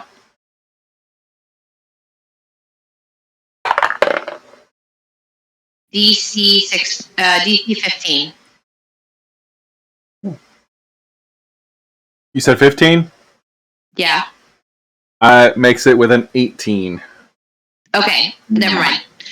It has a So crazy it- high strength. Well, Plus 7. That was the thought, but I just wanted to make sure.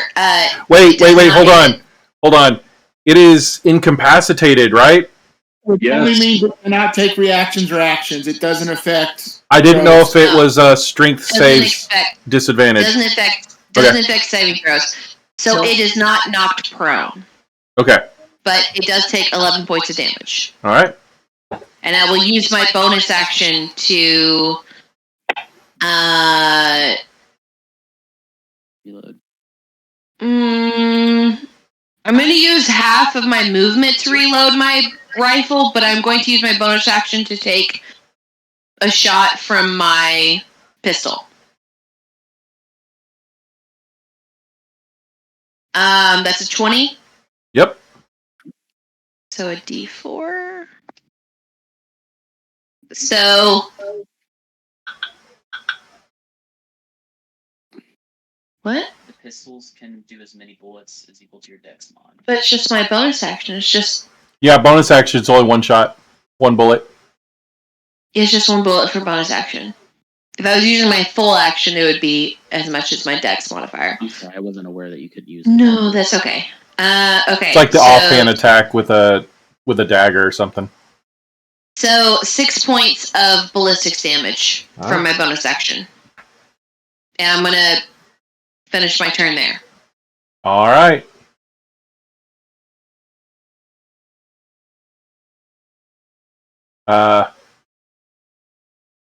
Sonny is it's supposed to be after you, but I couldn't make it work. Okay, so my bear is going to 5, 10. It has enough movement. So do you do advantage for flanking? Or Yeah. Okay, so is that Beautiful. considered flanking, dude? Mm-hmm. The way it's currently positioned. Yeah. Okay, so Because Quentin is a lot bigger. Quentin's the size of that bear too. So Yeah, I'm large size category. So 8 plus 6 is 14. Does that hit? Yep. So D8 plus 2 is force damage. So that's 7 points of force damage. All right. Sonny will now shoot the dinosaur octopus. That is a 19 plus stuff, so I'm assuming that hits. Yep. Its AC is a 13. I'll figure that one out by now. So that's 44 points of damage. That's 4. 2 plus 3 is 9 plus 5, so 14 points of ballistic damage. Yeah. It is like each jaw is going at different times as it's kind of writhing around. Is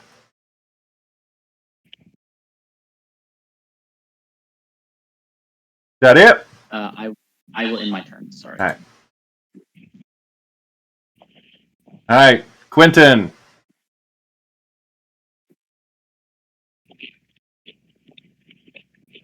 That poor thing. It suffers so much.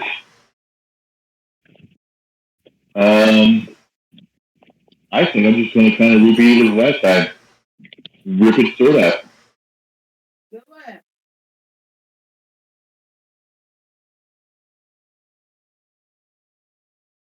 Multi-attack. And you'll get an advantage on these attacks because of Betsy. On both of them, or just the first Yes. one? Cool. That's a natural 20 crits on the bite attack. Yee. And I'll just go ahead and roll the claws next. That is a 18 on the die, so I'm assuming that's going to eventually hit too. It's a D8 plus 4, so it would be a 12 plus 8, which that was a 6. 18 To hit or damage? Damage. Damage. Beautiful.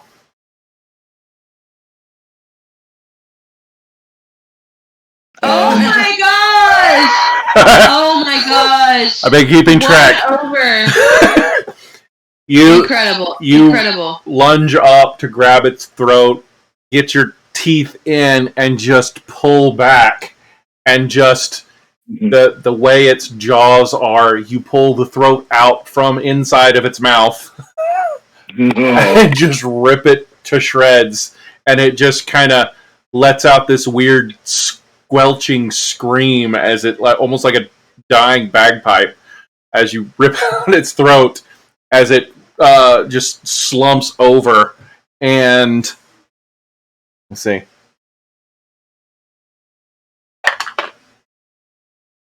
Falls this way. Yeah.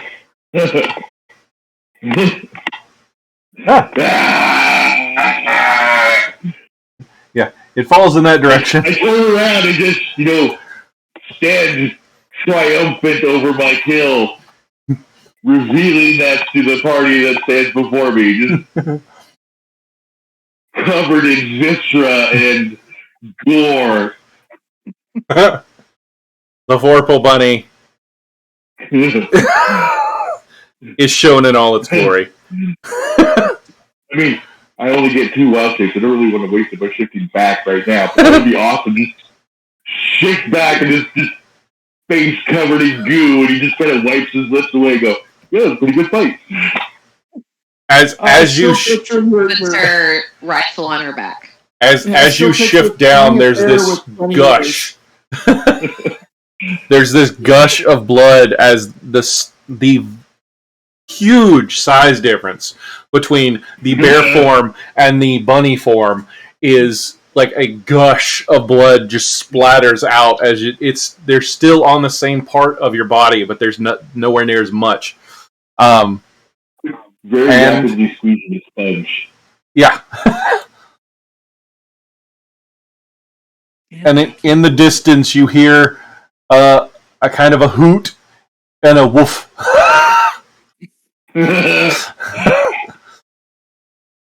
The sled is not there.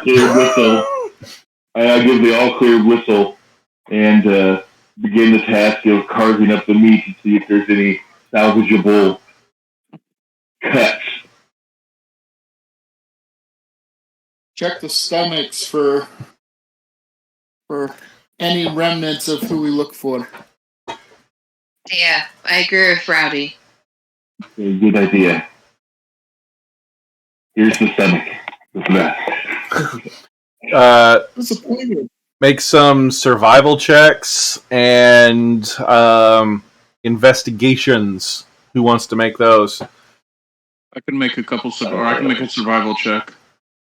Clementine, instinctually covers Arwen's eyes as Quentin goes to cut open the creature.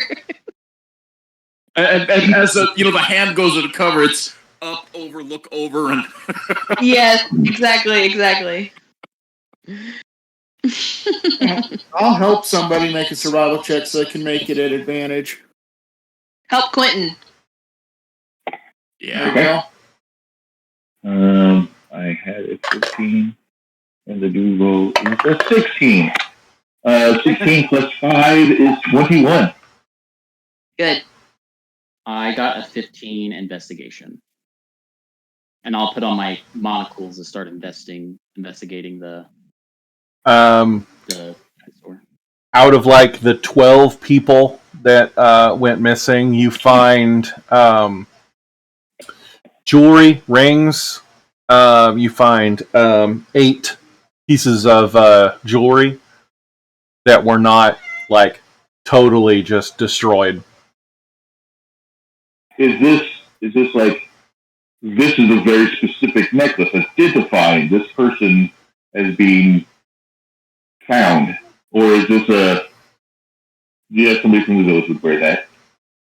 This is what you find in there. You don't necessarily know if any of them are identifiable, but you do know that these are the only pieces of anything that could possibly be identified that you found in the stomach. Okay. Well, and then also it means it people, not necessarily that it identifies the specific people. Is there So we is there need anything other somebody than else. jewelry that we find that can be identifiers, or just that's the sock and the jewelry and that's it? If y'all want to do another set of it, like investigations. Actually, you guys, how long do you want to spend Well, looking It's around a- here? basically what I feel Quentin feels that he's tasked with is bringing back proof of life or proof of death. And if you can find dog tags, he's looking for personal items. That like a locket that had pictures in it, or something that can specifically identify specific people to give grievance to the people in the town that if I found the person, confirmed death, here's all that remains. You hand him back the jewelry. That's what Quentin's looking for.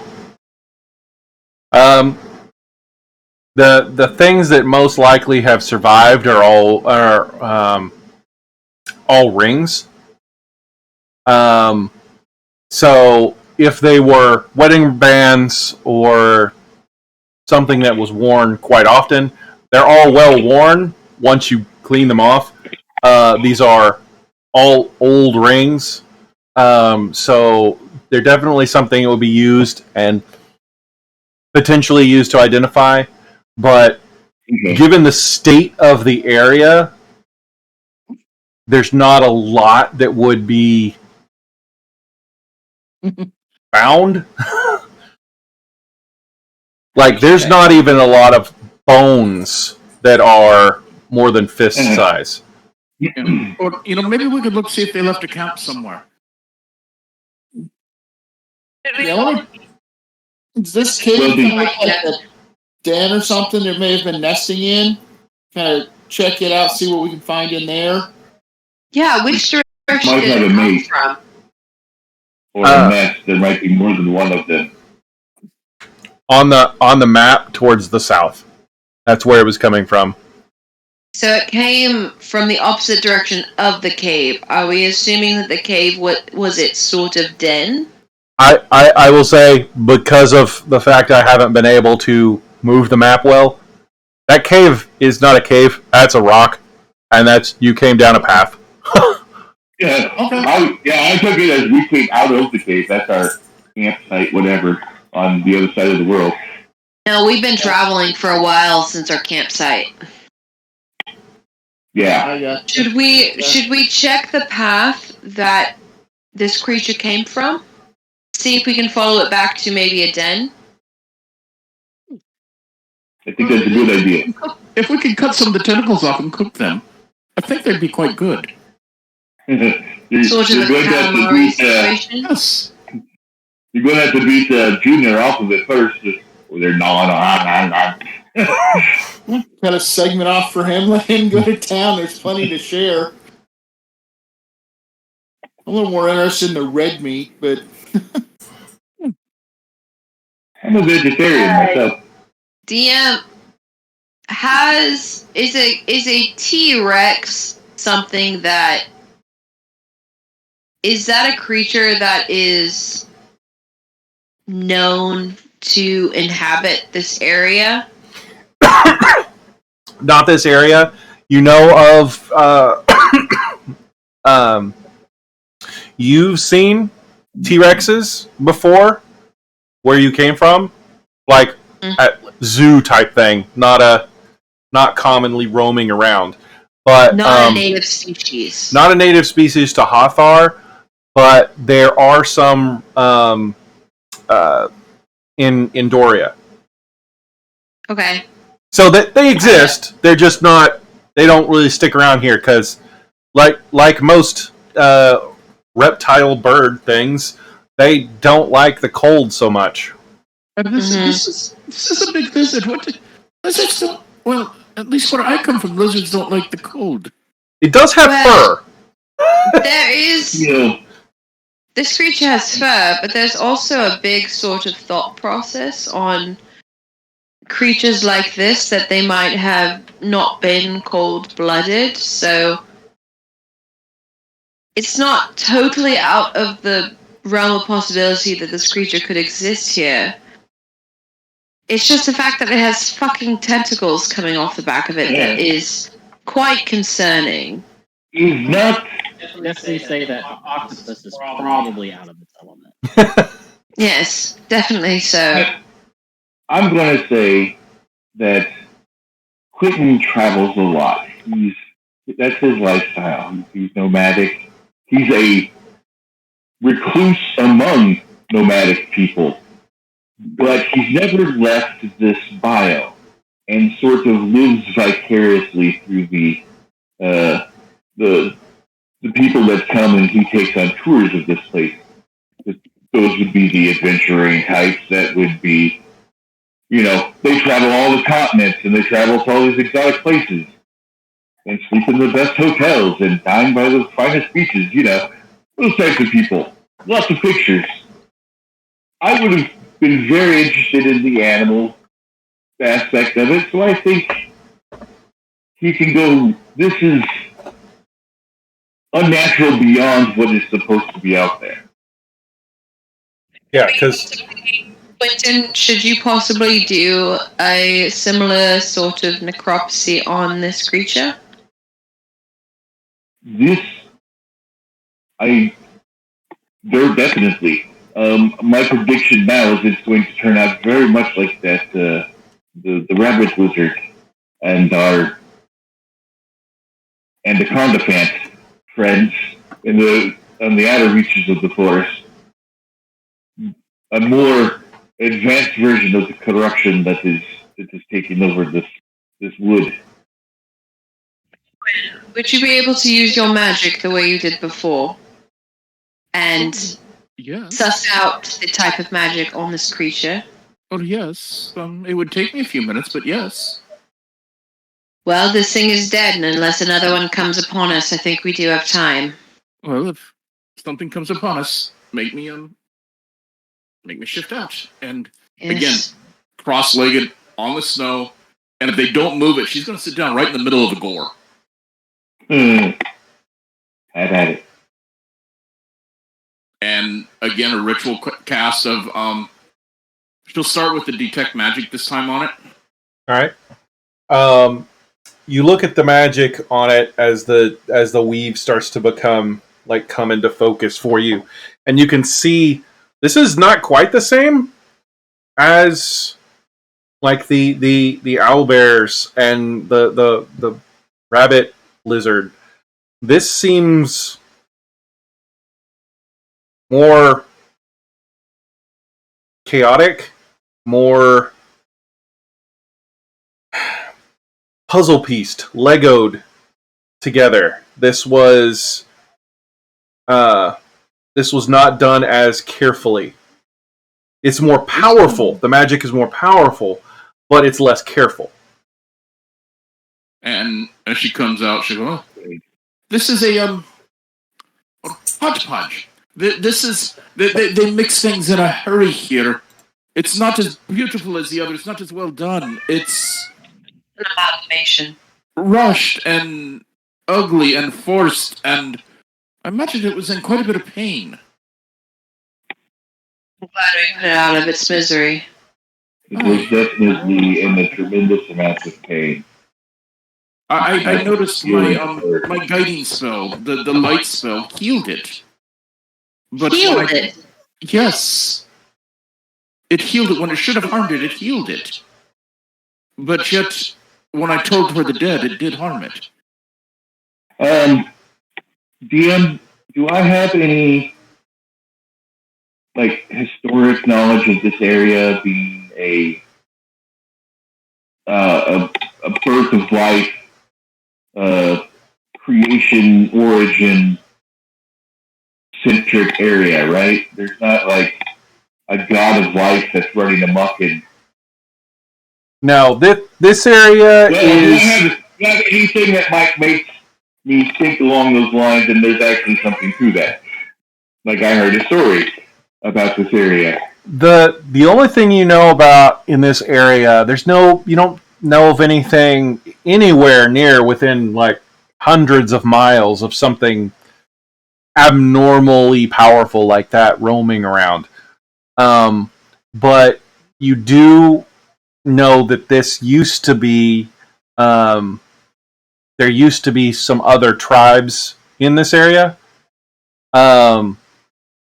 decades ago. And due to people leaving, some diseases, just general random happenstance, the tribes left. Some of the smaller tribes died off. This was before the boom of the train coming through, and it was basically they just kind of died out. This wasn't, and it wasn't anything. Nobody heard like rumors of like, though this place is cursed. It's the Skinwalker Ranch.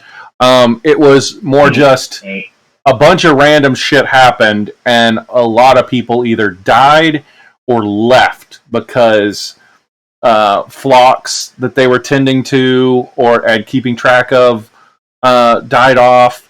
There was a couple diseases that went through the various tribes. These were not tribes that were directly tied to yours, but it was some tribes that they had some generic contact with. Right. So generally, it's not this area specifically. They go, oh, this area is cursed. It's just everybody generally agrees this is bad land. More like a ghost town. And there used to be people here, but there's not anymore. Not a specifically cursed land. Right. That's what it's just like. This is just it's bad land. It's been mined out. It's not fit for cattle. You can't grow shit in here. It's bad land. Not the bad land,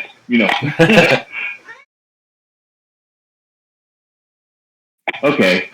So that means I got really nothing along my theory. I have no idea.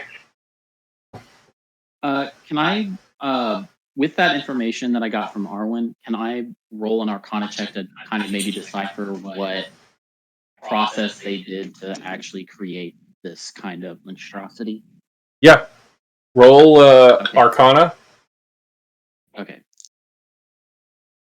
And then I'm gonna give myself guidance by putting on my my well-being detective. Okay, so that is 2, 5, 9. That's 15. 15. You've heard of it. It's one of those things. It's necromancy of bringing up the dead is really taboo. Even though there are random undead people that walk around that are completely just normal people. But raising zombies and shit like that on your own typically is looked down upon. But the process of manipulating life and such like that is not necessarily taboo, but like underdeveloped. It's one of those arts that nobody's looked into a lot. You know a little bit. You know that there's been some work. You've read a little bit of books about wizards, powerful ancient wizards trying to create their own specific familiars that take the traits of multiple animals. And the generic research done on owlbears of how and where the fuck they came from. But that would be, it's usually incredibly powerful magic, and if it's not 9th level spells, it's higher. To create that sort of abomination. Aberration. So there's no real closer to knowing where these creatures are coming from or how they are coming to exist.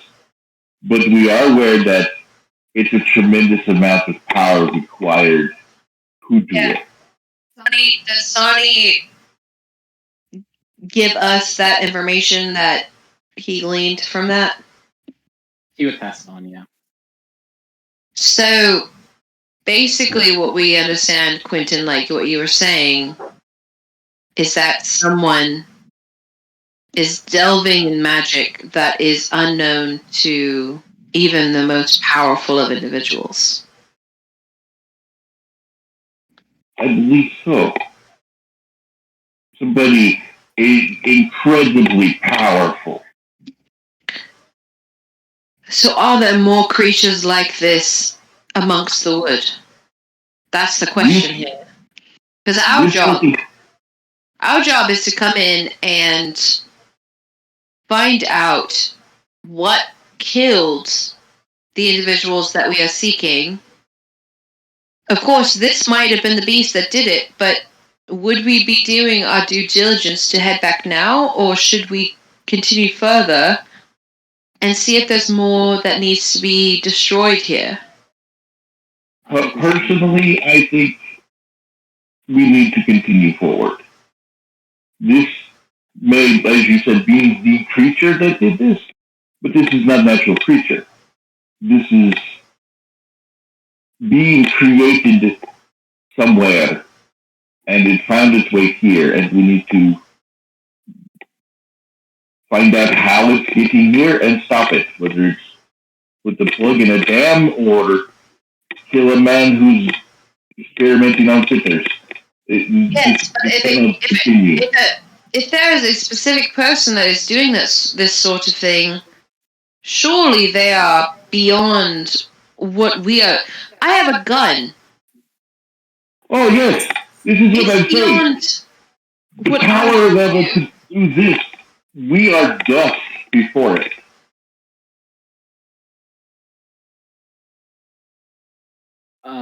Sonny will look at the reproductive system to see whether or not it can actually reproduce. Yeah, check out that Tyrannosaurus pussy. That Tyrannosaurus. Anybody else like that? Anybody else think that's funny, or it's just me? I see Shane giggling. I see you giggling, Shane. Well, it's also part octopus, so it could be octopussy. Tyran octopussy. Get in there, grabbed your back. Is that what you're saying? Yeah. Live and let It's die. it's like a tyrannos. It's like a crocodile where you have to stick your finger in to see if there's a peen or not. All right, medicine check. Is it reptilian or cephalopoid? Did you want me to Cephalopoid. add my intelligence to that, like you did Yes. last time? Yes. I think at this scale, it's more than a finger; it's more like a fist. But Yeah. Oh God, yeah. Oh God, yeah. I'll redo my guidance. So I got a 16. 16. This was at the farm sleeves. The farmers use whatever they go. You start working on looking around in there, and you don't find any. No Tyrannosaurus. Like there's no reproductive system in general. This one is no reproductive organs, and a very underdeveloped digestive system. I wonder if this is not like the reptile bunny or owlbears or griffins or any. This is obviously a very poor attempt at mockery of those creatures. So Sonny will ritually cast detect magic, and then using his alchemical tools and his detect magic, he's going to try to search for specific body parts or things within inside this monstrosity to potentially create like a cool or like powerful potion or poison. Roll me a Arcana check with advantage. Okay. And I will give myself guidance.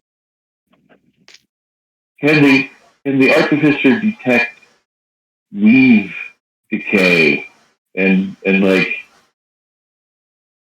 radio science this thing and figure out if this is an earlier version of Dirty 20. You're looking at this and you're using your detect magic, and something clicks in your head. When you're looking at this is an arcane.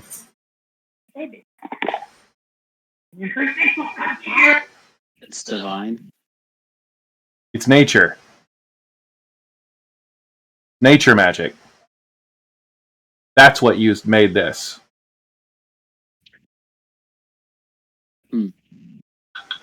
See, that's back to my other original theory.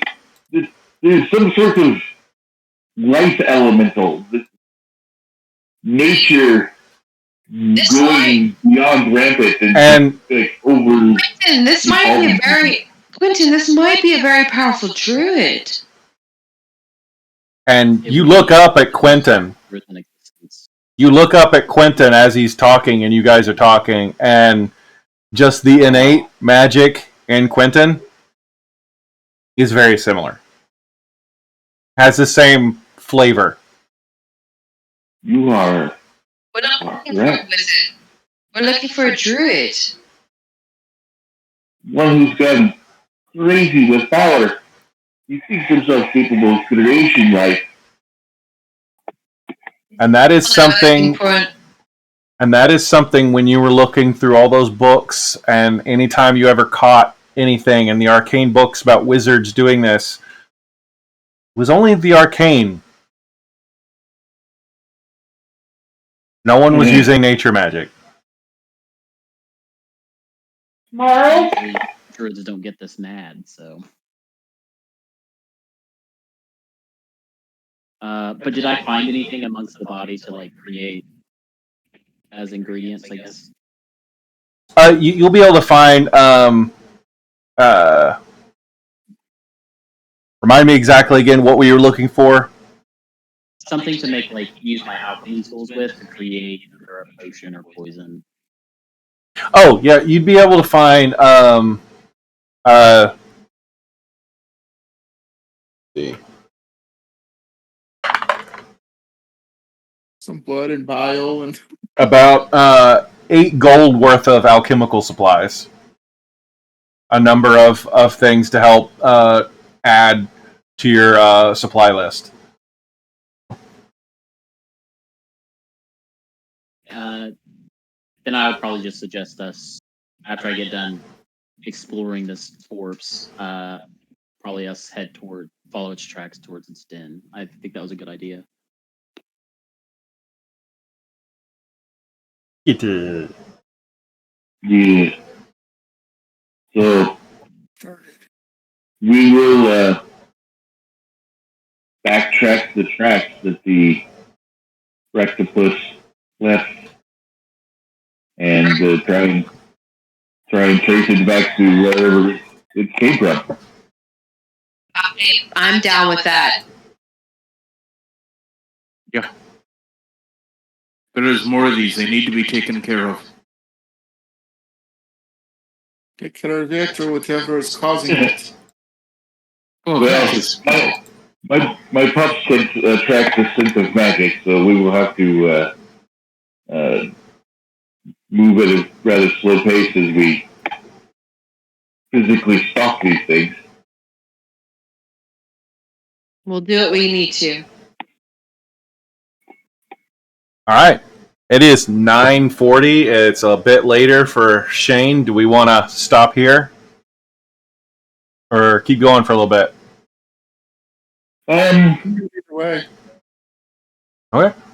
I'm good to go to the end of the path. You know, like Yeah. About 2 minutes. I need to get a drink, and I need about 2 minutes. All right. Hey, pee break. Yeah. I could probably go till midnight, but I know not everyone. Jim and I can go pretty late, but not too late, because we have plans tomorrow. But Where are you going with that? We can walk down the path until we can find either a place to camp for lunch or an encounter that needs to be fought next time. You know, I mean.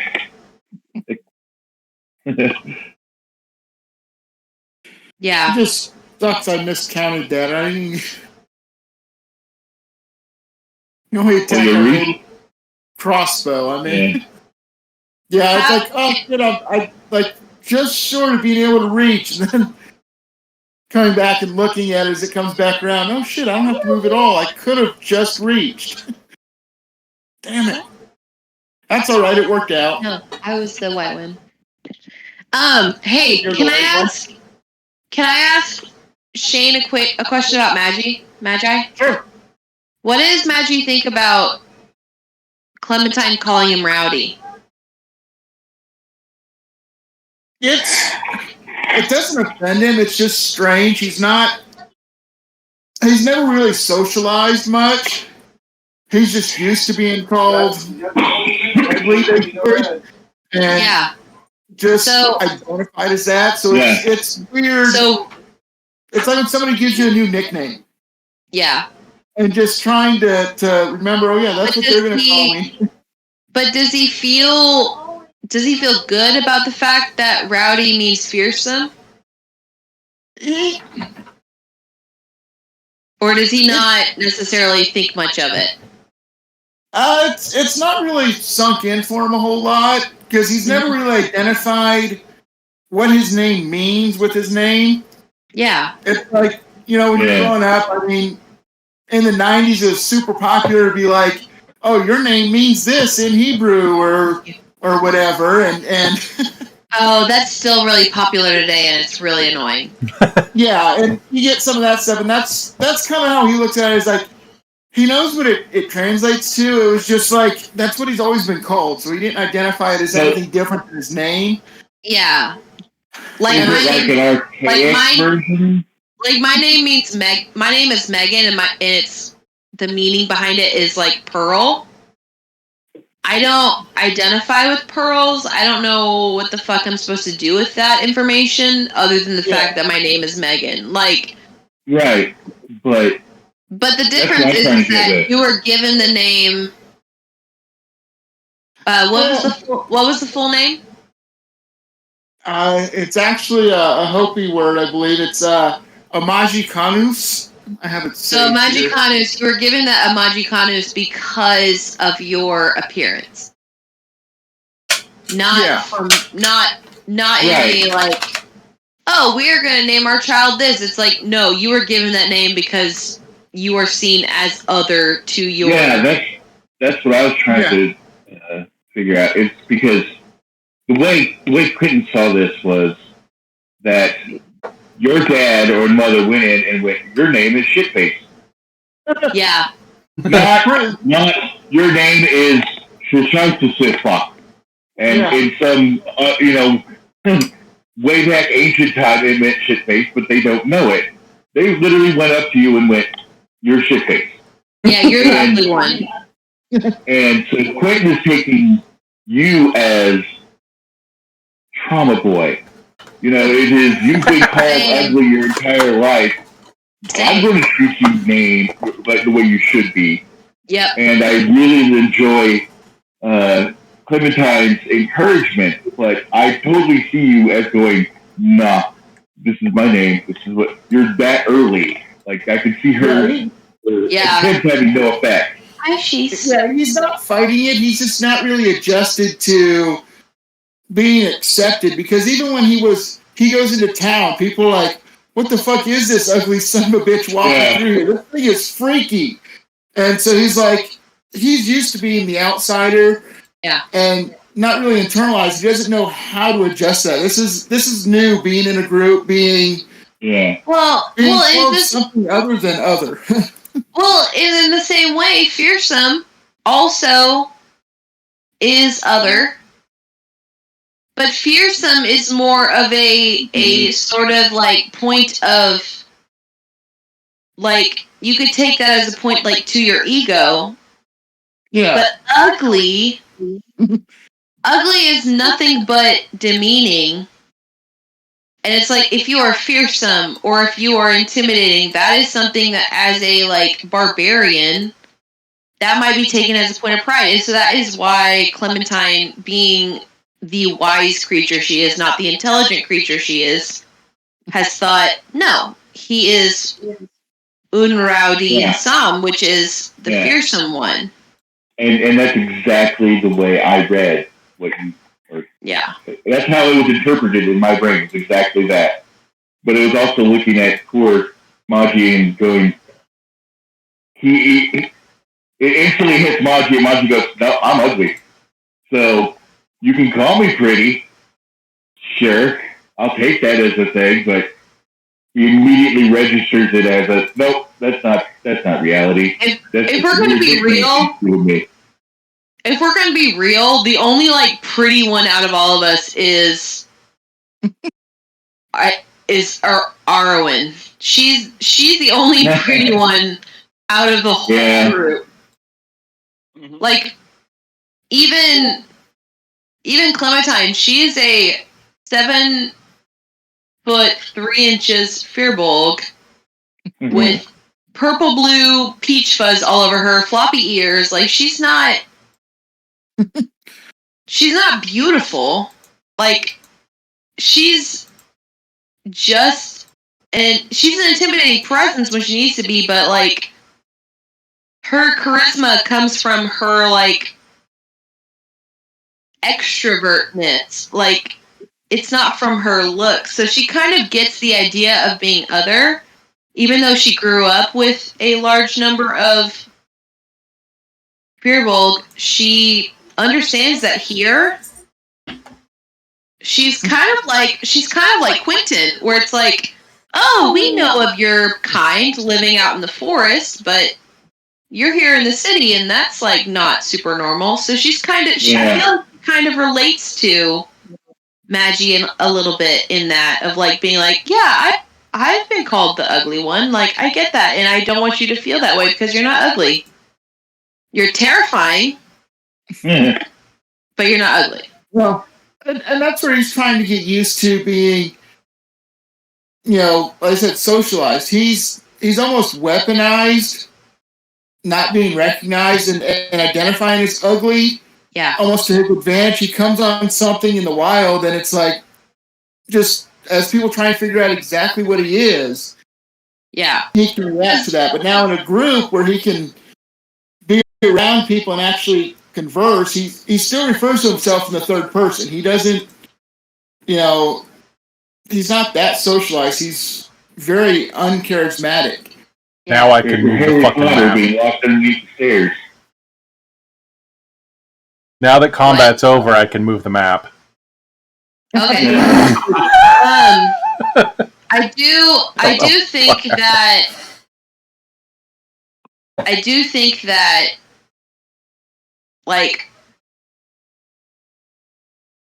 Clementine gets the idea because looking at you, she's never seen anyone like you. Mm-hmm. But I think that she has an understanding that like we're a group, we're working together.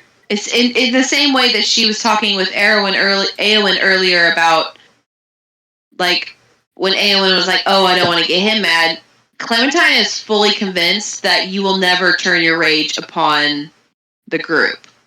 Like she's like, "No, not an angry individual. He's just She's like, "No, this guy is terrifying, yes, but he's not a threat to us." I think Clementine's fully under that. Whether that's accurate or not remains to be seen.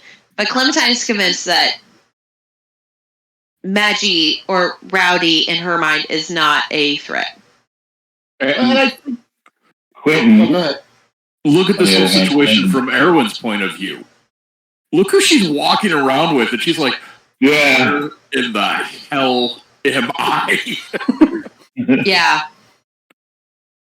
So I think it's setting up for some good role playing growth within, Maji and the group is identifying that, this is what he is. He's never had to to identify himself like that before, so struggling with that own concept of identity is a point. Meanwhile, Quentin is perfect in every way. Absolutely gorgeous. Even while wiping the blood from his lips. It's that sexy vampire look, you know. I find Quentin quite hyper. He's like, okay, this guy has, like, he's obsessed with socks, which, okay, socks are kind of important here, but, like, really, man? Very high strung. And you can tell that he's playing more of a concierge role. Everybody is comfortable. Everybody is taken care of. All your needs are gone. Just an aside, the markup on socks is crazy. My tip depends on you having a good time. Clementine gets a special discount on wool socks because of her job. Oh yeah, probably gets free socks. Everything else she gets a minor discount on, but socks she gets for free. She's like, yeah. You want the shilling woven ones. Those are... I'm holding up the foot from earlier. Socks, because... In fact, when Clementine is like...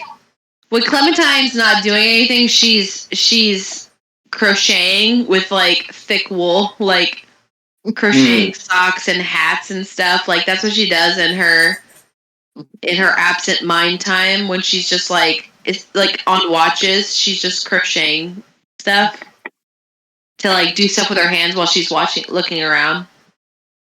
No, and it was very much, I made a point of, Manji has no real sense of shame about who he is. That's, you know, had somebody called him out earlier, he would have been like, oh, it's not appropriate? Okay. But he's more than happy to sit around, especially if it's warm, in nearly nothing, but he's just as comfortable out in the tent and lying in the woods, you know? Yeah. If Maji would have paid attention and that sunrise, Erwin actually opened everything up to expose herself fully to the sunrise. Oh, that sort of like show your asshole to the sun sort of yoga? Yeah, but it was full frontal to the sunrise. She was catching as much of the sunrise as she could. Damn. We all missed it. Well, she's quiet about it. That's why she's more than willing to take that morning watch. Jesus. Yeah. See, it's alright, God caught it. We all missed it. I see a lot of people poking their head up out of their hole going, oops, sorry, and then poking right back in. If Clementine did that, she would probably look for a little bit longer than what is conventionally okay and then go back inside. She'd be like, oh wait, I'm not supposed to see this. I'm going to go back inside. Yeah, apparently I was reading earlier when they talked about swimming in the snow. Manji was like, oh yeah, no, we'll find some good places. A good swim it gets blood flowing is very good. Yeah. Hey, Thad. Quietly sidestepped was she swims in the buff and prefers very warm water. Good luck finding that here. Springvale. Her disappointment. Springvale has a lot. Springvale has the hot springs, though. Yeah, all over. Yeah. There's a bunch of them. Hey, Thad. Yeah. High or low? Jesus fucking Christ. Cash just zoomed in. Hi. Okay. Thank you. Get her. So we are following the path of where the Octorexacy came from. Yep. Yeah. Okay. Should we make survival checks, or what do we need to do? That's what I was saying. If I'm leading the way, making checks. Yep. Make a survival check with advantage because your dog has scent of the animal. Oh, can I do a perception? We'll give guidance too. Can I do a perception check Yes. while he's doing survival? Yeah, it's not going to help. I rolled really low. Stop. You're gonna. Oh, so you're gonna give him 14 for All right, I was giving Megan advantage and gave her guidance. for perception. That's much better. 24 perception. All right. 21 on my survival. Ew. Do what? What was 21 your on my 21? All right. You're keeping up with the Tango's taking it slow and just real nose to the ground. Pulling her down while Clementine keeps an eye out, and you do not hear any other creatures larger than some bunnies and maybe a deer off in the distance, but it's pretty clear in this area. Okay. And you travel about an hour, going about normal walk speed down the path. It is. You do randomly see Clementine. You notice a bunch of random branches and trunks of trees that are smashed and clawed and broken at a pretty significant height down. That this seems like a path that goes often. Similar height to the creature we just defeated. Yeah. I reiterate to the rest of the group. Hey, Thad, so I rolled a nat 20 for a total of 29 nature check.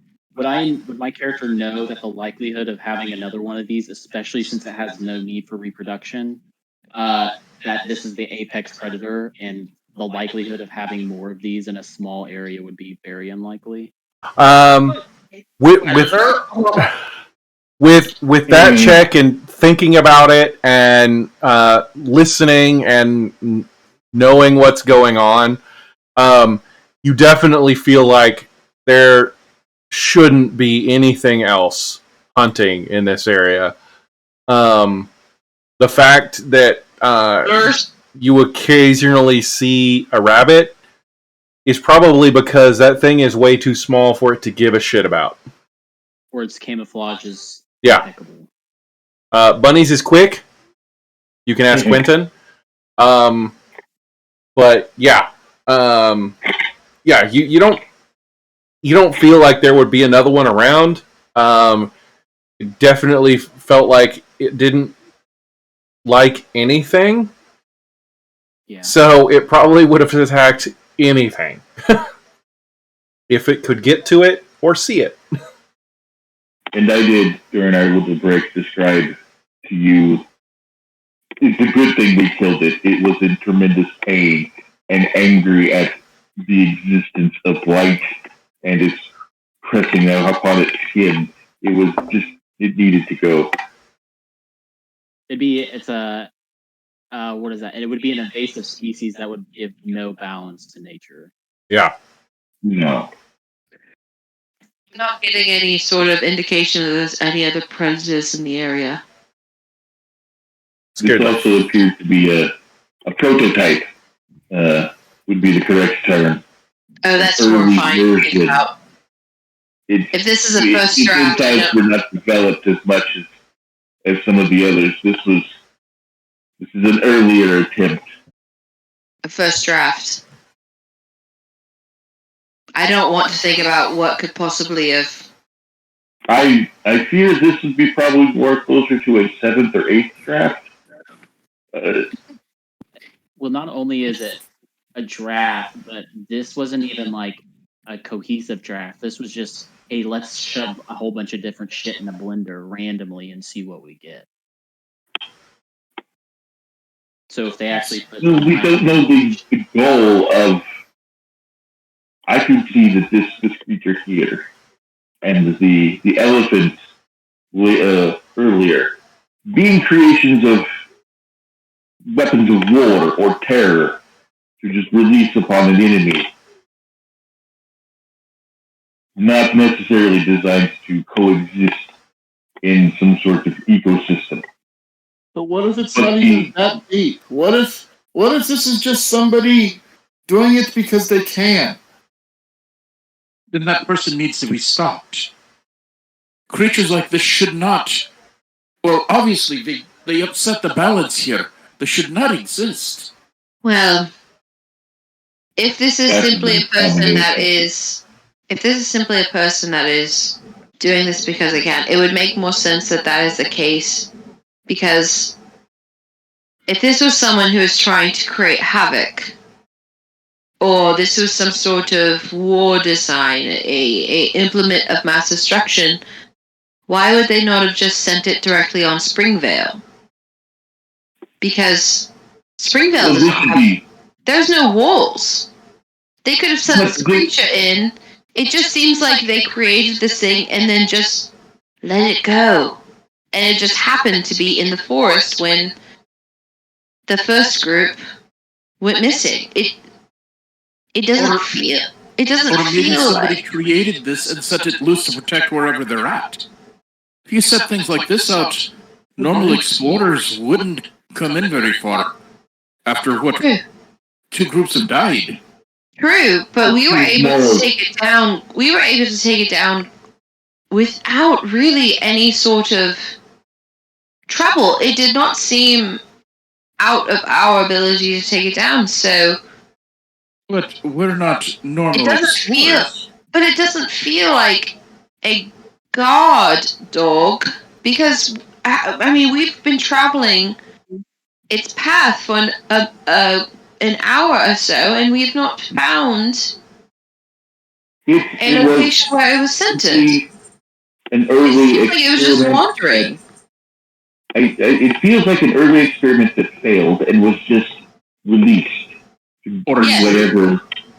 Yes, that is what I'm saying. So if we continue this path, perhaps we will find the location as to where it was developed, but we have to take into consideration that we are here to, one, destroy whatever killed the people, but we're also here to give proof that they died and find that out. And if this is just a creature that was released, we'll be out here for weeks, if not months, trying to find their corpses or what is remaining of them. Well, let's. And this is. I'm just a suggestion here, for I'm not from here. But mayhap we look for a few days, a day or 2 more, and then head back to what we found. They said you found plenty of rings here. Yes, we did find a piece of jewelry. Yes. Now is the feline one of you guys, or is that outside here? I'm sorry. It's not here. It's got to be me, but I was looking at my mic and it looked like it wasn't picking her up. Okay. I hear the meowing, and it triggers my mom reflex to look around to where my babies are. Peaches is calling for a new boyfriend. Occasionally, Calypso looks up when it happens and it's like, where? Peaches. Huh? So we're continuing to follow the path. How long have we been following the path of this creature? It's your son, not me. I can hear you. After about an hour and a half, your passive is what? 21. 21. You notice up, it's more of a deer path than an actual well-traveled path, but off to the side, you do see a hole, like a rather large hole in the ground that has disturbed dirt all around it, at least on to one side. And Like as that happens, burrowed you out do or something's burrowed in. My knowledge of burrowing. as you see that, you see Tango is heading in that direction. Enough to fit the creature that we just fought. Yes. Not well. Did we have any indication that the creature we just felled was undead? No. I believe we had confirmation is the opposite. Yeah, because the necrotic damage did considerable to it, but Radiant healed it. So this is a hole big enough to fit the thing we just fought. Around. So perhaps it burrowed to rest, When you get up to the hole and look over the edge, it is a shaft going down. It is about It is about two times the height of the creature, and you can see deep gashes and claw marks and whatever on the side you're closest to. It's pretty easy to tell this thing climbed out of it. But it took a long time. Is there anything at the bottom of this? Like stone structures or anything at the bottom of the hole? Can we see to the bottom? What? Can we see to the bottom of the shaft? You can see to the bottom. Who has dark vision? 120 feet. All right. You guys would I'll drop a torch. I'll just lay a torch and drop it. Y'all are all easily able to see down in there. There is chain and what looks like some sort of restraint that is broken and dangling down. This thing was chained to the ground, broke loose, and climbed out. There's more. If this thing was chained, somebody is playing with nature. Playing with nature and understood what they did was wrong. Did they chain something to start with and then create this and it broke free? Or did they create this and then chain it and leave it? I mean, from what we're looking at, it looks like they chained it up and then left it. Yeah. But it broke free. Does it look more like a created cell to hold the thing and it busted out? Or is it just like hammered some chains into a wall because we caught the creature here? What was the first part of that, Bob? I couldn't hear you very well. Does it look more like the creature was pinned here by the chains because this is where they caught it? Or does it look more like a very specific cell designed to hold that specific creature that the Rectaclus busted out of? Give me a perception check with advantage on this.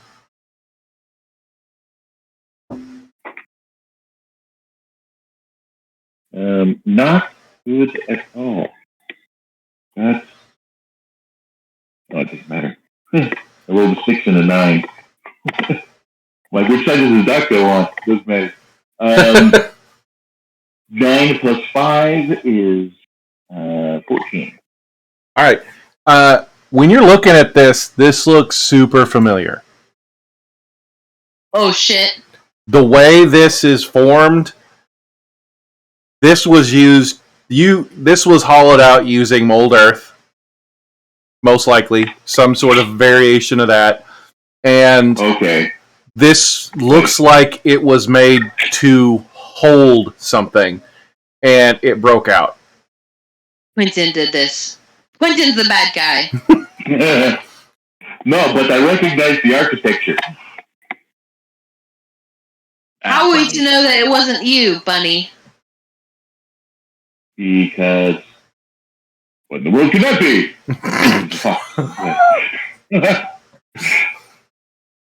How do we know we can trust you? Plane shift gone.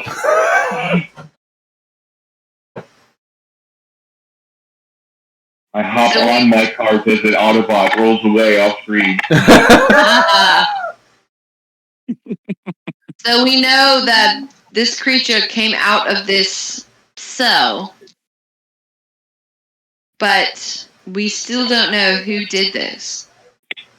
It does not look like it's worth going in there and investigating. It doesn't look like it opens up into bigger areas. Clementine is going to pull out her rifle and is going to yell out, "Whoever created this abomination, show yourself!" I use speak with animal and call down a little bird, see if I can get one of them to assist me for a handful of seeds or whatever, and do an aerial of the area and see if there's any more other spots like this that have disturbed Earth.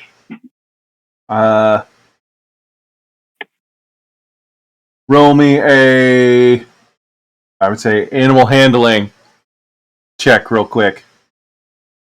Can I investigate the area to see if, like, potentially whoever tried to chain him down left, like, some kind of identifier? Roll me a perception or investigation. Okay. That is a 9. I got a 9 plus 6 is 15. You get a bird that flies over to you, lands on your hand as you're talking to him. He goes, "What do you want? What do you want to look for? Huh? Any holes or disturbances in the earth that look like that in the area?" Found one. Looks right over to the hole. Great. Any others besides that one? Oh, that'll take longer. Okay, hold on. And flies off. Sonny, you investigate around the hole and you notice something that you didn't necessarily see before because it's kind of had some snow has covered it. So it's been a couple weeks since this happened.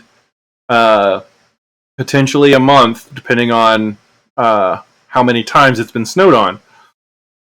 There was some sort of board placed over top of this hole. It was also knocked off. So this was not just buried, it was covered so that it wouldn't be seen. So does the board, like, look like it was scratched or clawed or, like, beaten up from underneath it, or does it look like somebody, like, moved it off? There's claw when you move it around, because it's a lot of individual boards that were put there. You do see a lot of claw marks and stuff on the sides that would have been underneath, or most likely underneath, because you can kind of match up the claw marks. Yeah. And I messaged you on Messenger.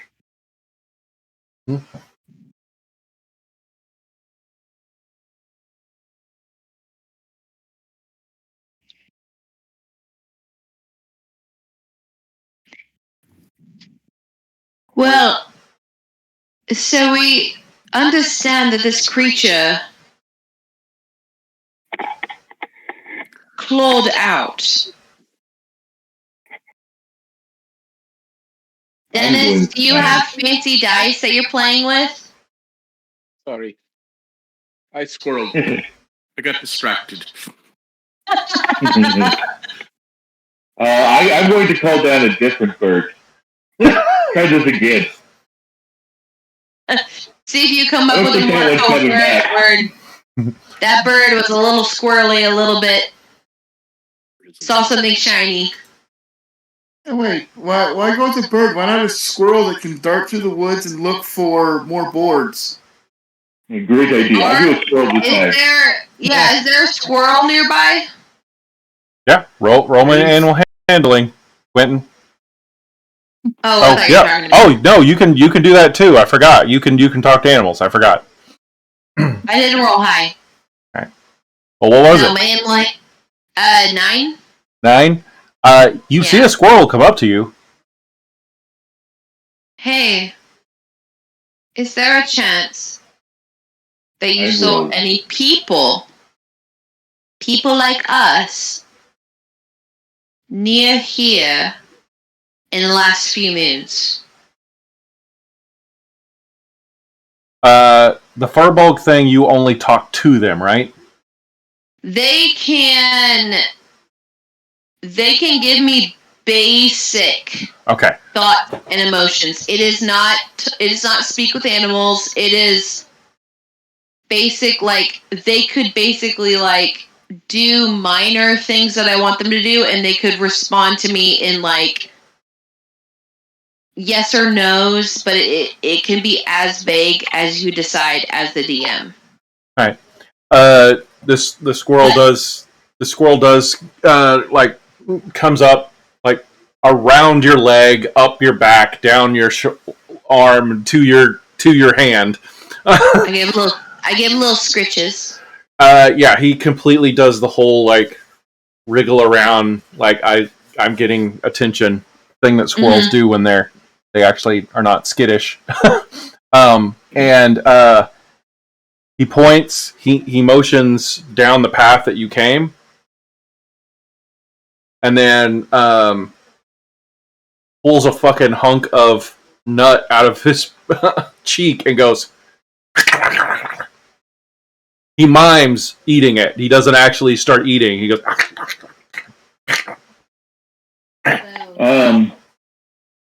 From the way we came. Mm-hmm. I have actual animal talking. Can I understand more of what he's trying to communicate? Because I can't speak with animals. Other people that way, and they got 8. Yep, that is almost verbatim what he says. The people down there that got 8 by the big thing. Okay, so one of the things we might do is we might go back to the Octo T-Rex and dig through its digestive system to see if there's anything that didn't get digested after it ate them that we can use to identify. They already did that. I must have missed that. Yeah, we already did that and found a bunch of jewelry that wasn't digested. Oh, I thought that we found that in the area. No, we found that in his tummy. So, my squirrel that I rolled my animal handling with, I rolled a nat 20. Please take this squirrel and do as you will, Quentin. I was trying to add it to Megan's squirrel and go, I got a nat 20. I can understand what he's saying. Does he have any more information than he hops over from he hops far down from her hand to land onto yours, Quentin, and looks at him and goes, "Oh, you speak full. I don't know what dialect she speaks. It's weird." Yeah, she's trying. What? She has a strange accent. Yeah, it's hard to understand. So good. But there was the guys that got eaten by the big fucker. He got real angry. He was angry for a while. Do you know how he got there? No. I just remember when he started getting angry because he was in the hole. He was in the hole for a while, I think, because he kept yelling. Yeah. He kept screaming, trying to get out. You remember about how many moons?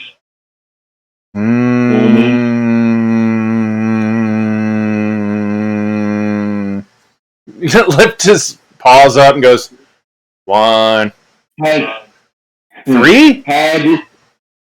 had the ghost pipe started blooming yet? It was 3. Here. It was 3 moons ago. Okay. That's when I started hearing him. Oh. So we all just stayed above his head because he can't reach above his head. Are there any other spots similar to this in the area? Nobody that's screaming in the ground. No, but making other sounds. Other creatures that could be underground. I mean, the things that are supposed to be there, not the weird ones, not the weird giant ones. Just like, Mr. Badger. It's the weird giant ones that we're looking for. There's the badger, the ice snakes. Yeah.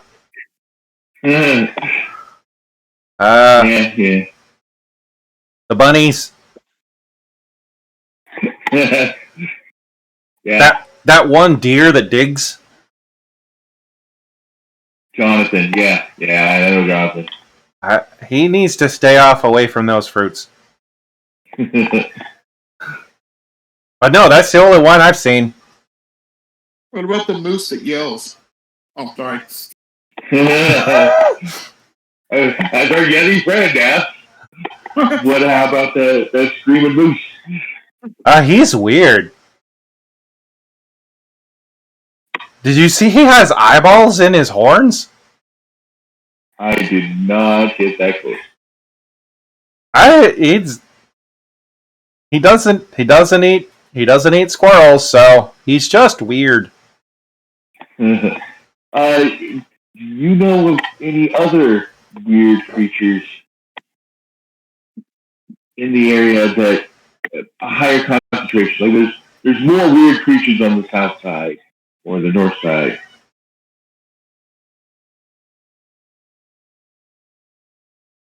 What? Wait, he looks down and there's like a little mouse squirreling by because Calypso disturbed me. There was a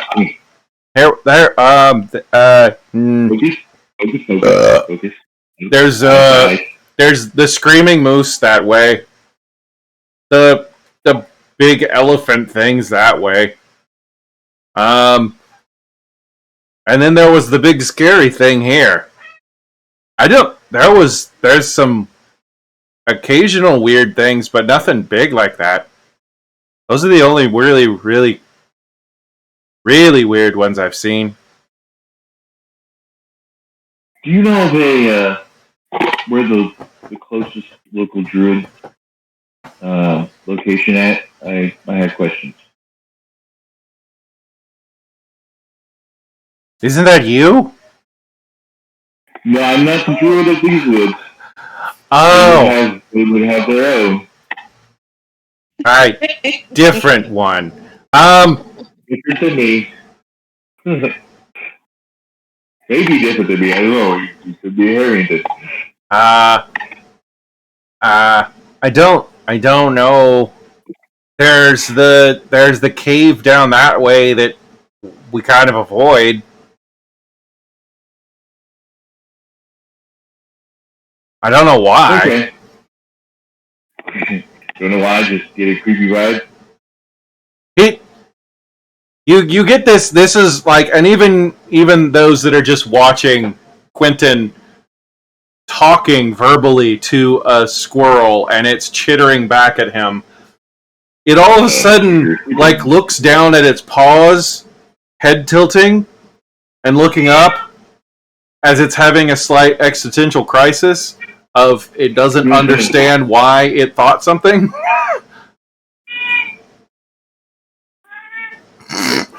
Everyone will lean over to Clementine and, kind of tiptoe up. Is he talking to the squirrel? I may have just awoken the squirrel. Or is he just a little nutty? He's fully talking to the squirrel. I'm only getting minor feedback from what is happening here, but I think the squirrel is giving him good information. I can sometimes communicate with beasts.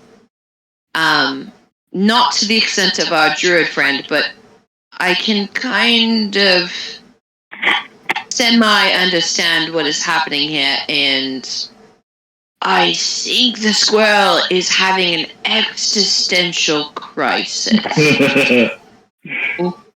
Hey. Quentin, roll a perception check real quick. Come on. Perception check. Come on. That's a natural 1. Come on. Thank you, man. My perception is +5. So that's a total of 6. Can I give him advantage? 2. You can roll separately. Can I give her advantage? No. Dirty 20. Dirty 20. You Yeah, see 14. you see Junior slowly edging up kind of behind Quentin and head locked on that squirrel. Oh no, I held on to it too long. I walk over and I grab the harness that's on Junior, and I just kind of hold on to it in a sort of, because I have a dog, in a sort of like, you don't move past that point sort of stance, to where it's like, I'm not choking Junior, but I am getting the like, don't go closer. The moment you touch the collar, his head snaps up to you and he's like, hey, what? Hey! Completely ADD. I scritch the feathers, and I scritch the feathers around the top of his head to try and distract him from what Quentin is doing. By the way, Bob, you missed the perception check by 1.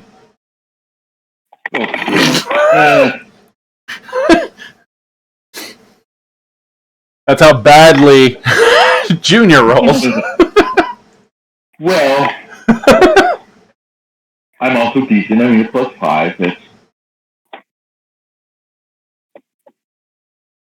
That's yeah, like I gave. And Quentin, have you gleaned anything from that squirrel that will help us in our current endeavor? yes. And from that moment on, I began playing the role of translator. If anybody has any questions for the squirrel, I play the role of translator. So, this is the only large predator that the squirrel has seen, correct? Yeah. From what you have told us,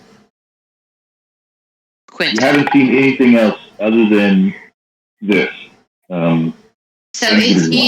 So it's probably best to say that this individual creature that we felled was the creature that demolished both parties that came out here. Yeah. Both groups. I would ask He was very hungry. if any of the people that look like us escaped and is hiding out in the woods. Yes, that's good. Oh, there's none. The only people I've heard is the most thing with its screams. I haven't heard anybody else. Screaming at night. I think with this understanding, it's probably best that we head back to town with the jewelry that we procured from the stomach of the creature, and have that as a sort of proof of their demise. Death. Yes. Since we have no direction from here other than Oh, Trico. stay out of the forest after dark.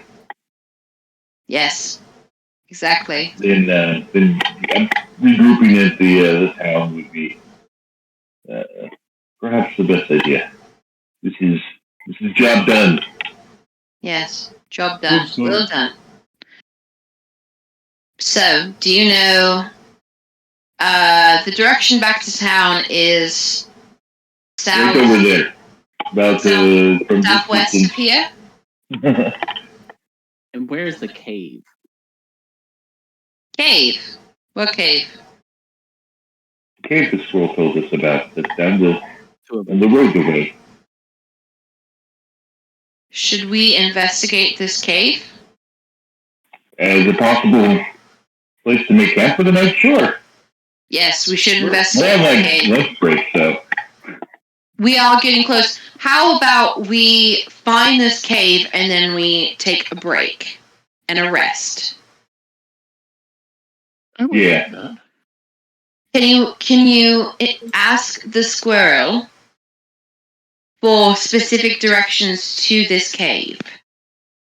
Can you show us the cave?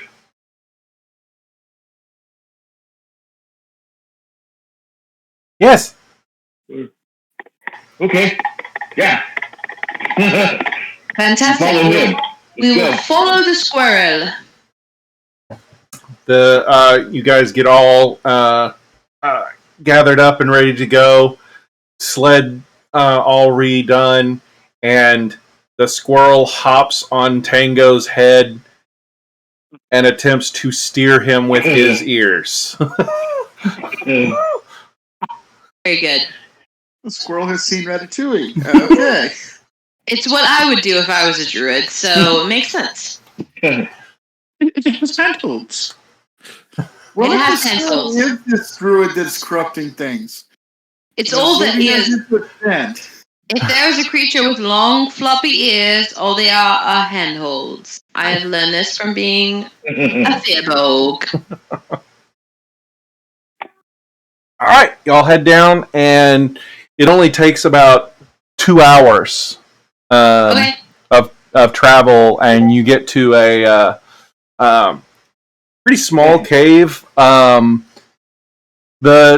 If any of you were wearing, if the two biggest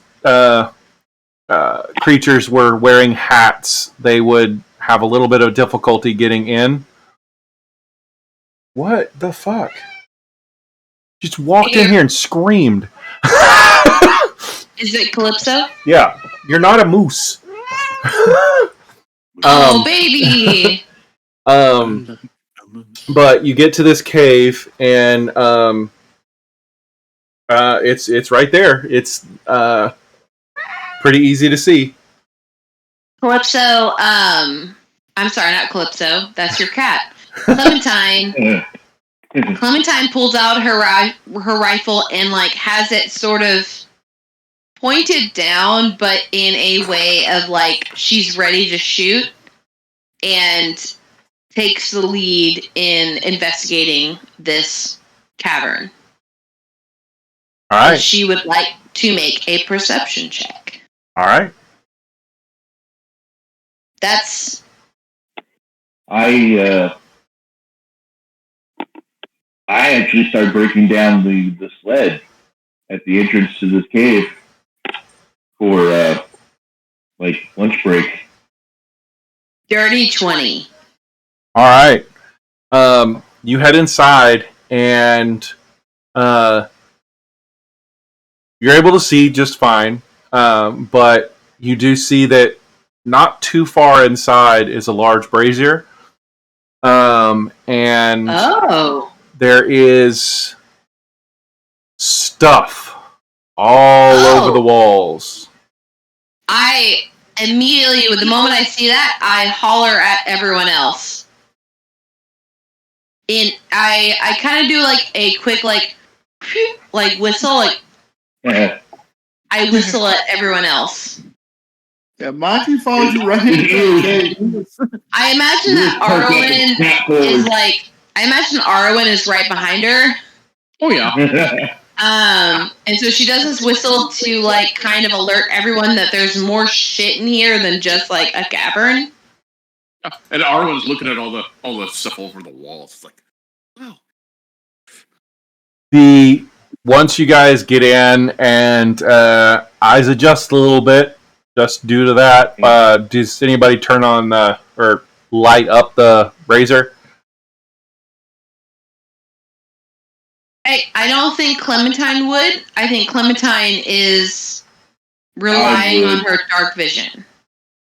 I would, because I do not have dark vision. Really?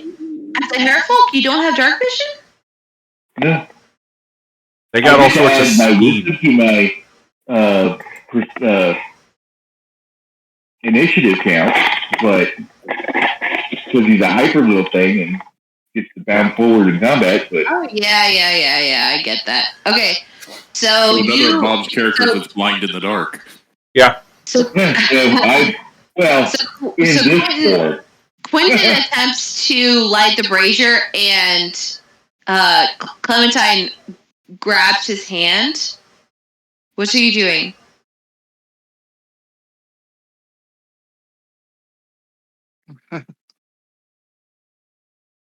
Quentin, what are you doing? Oh, I'm sorry. I'm moving forward to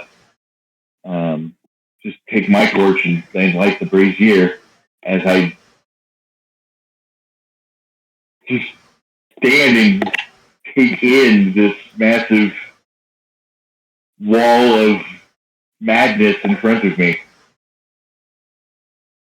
Very well. And she allows Quentin to light the brazier. All right. The one thing that was stopping you from seeing about half of the stuff was color. There is all sorts of animal carcasses autopsied and pinned to the walls. There's distinctly, you see rabbits, lizards, all sorts of other animals that are autopsied and preserved. These are not rotting or anything. There are drawings, and there's even over at one area there is what looks like a miniature one of the dinosaur creatures that are made out of bone. That it looks like it's a skeletal model of it. There's all sorts of creatures all over the walls. You do see specifically a drawing of a moose that has no eyes on its face, and its face is almost it's more like a person that has been done with makeup to look like a moose. So it's a much shorter snout, no eyes, but on the antlers there's like 7 eyes on each one, and it almost looks like there's the front part of its torso is almost a person torso. It more resembles a person torso than the front part of the moose. It's not quite a centaur, but it looks like it has the rib cage comes up more. I was about to ask, this is a moose tar.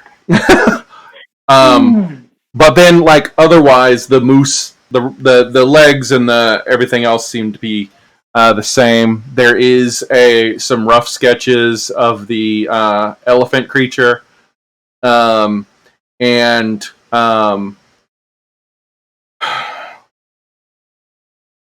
Sonny, make an Arcana check, looking over this stuff.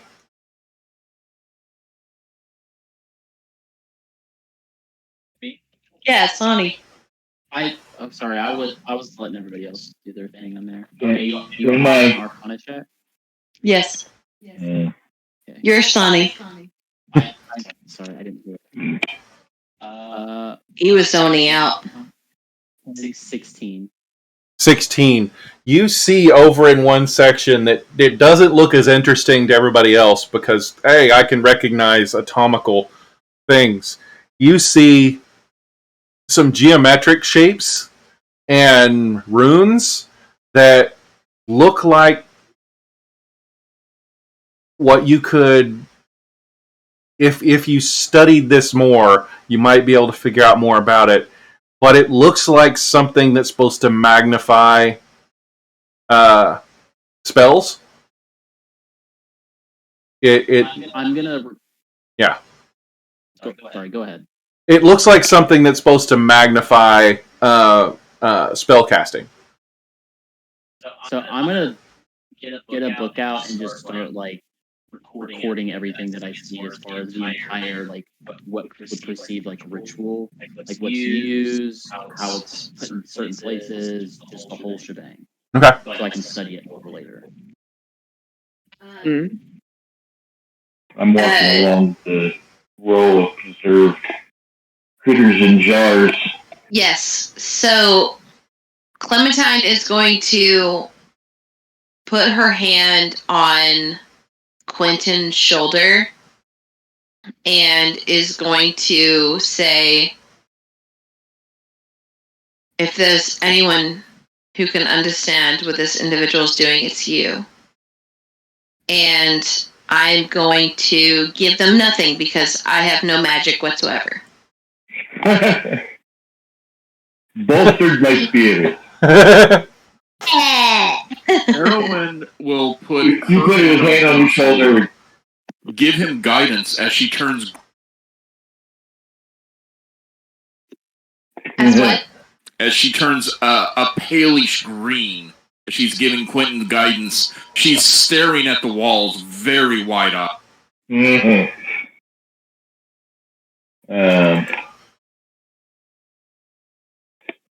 What did Sonny get? What do you? The information about the spell magnification.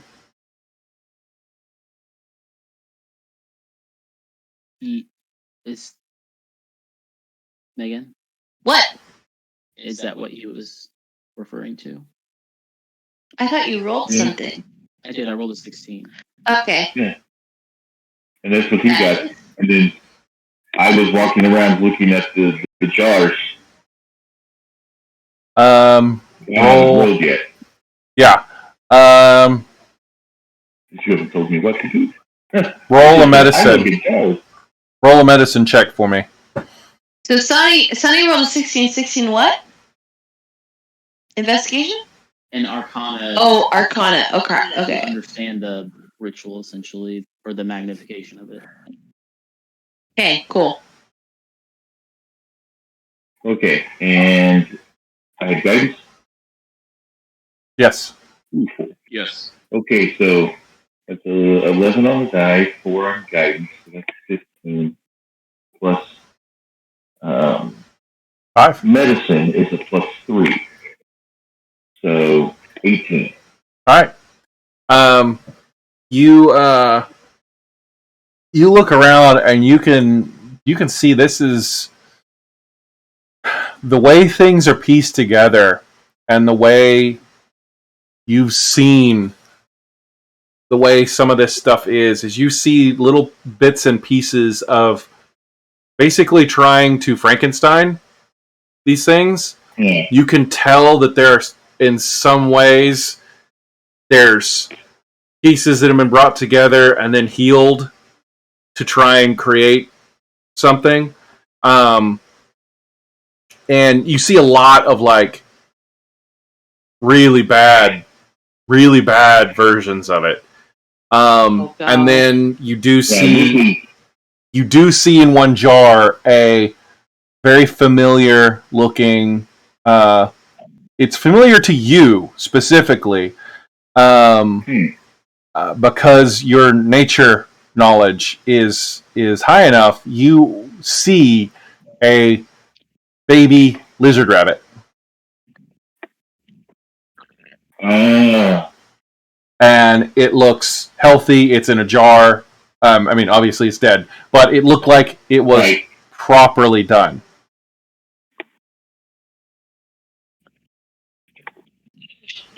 Okay, and I can kind of see the pattern of progression as it gets more refined. Yeah, you see that some of these, like a lot of the ones that are cut up, there's anything that's cut up on the walls is either a normal animal or something that was cut together, fused together, and healed, but did badly.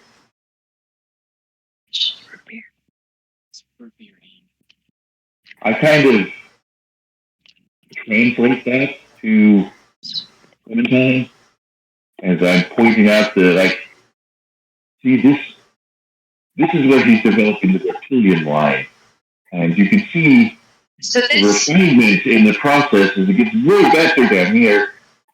so this is the hovel of the individual that did this. Yes. And So, this so is they could madness. come. They could come back at any moment.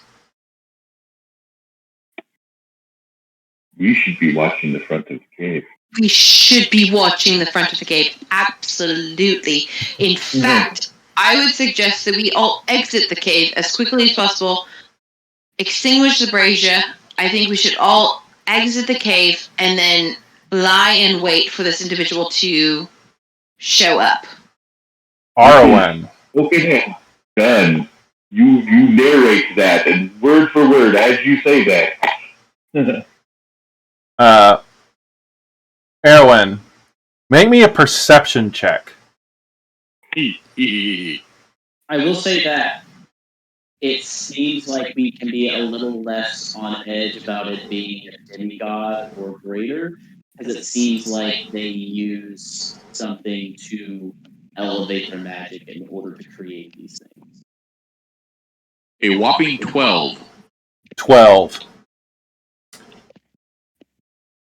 You're not the person to be out in the woods all that much.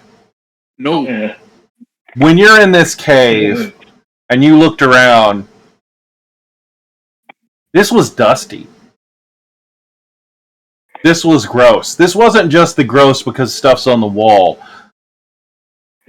You didn't want to be in here because it didn't look like anybody kept it clean. Quietly. It's dusty. It's dusty. Somebody did all this order and they left it. This. Quentin,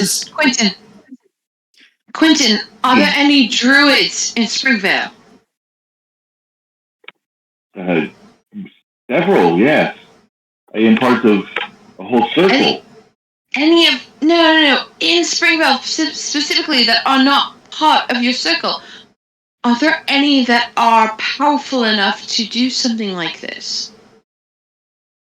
Let me ask the DM. Let me pray to the gods of my knowledge.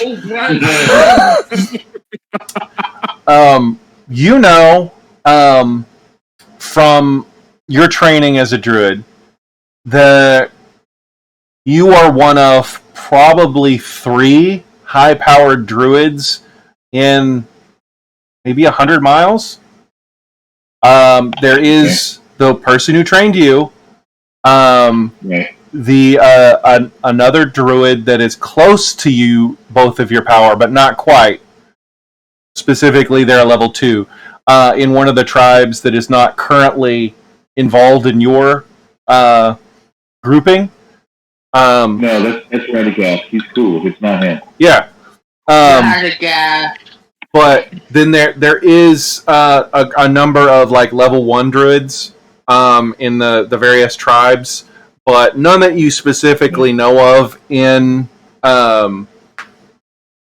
Springvale.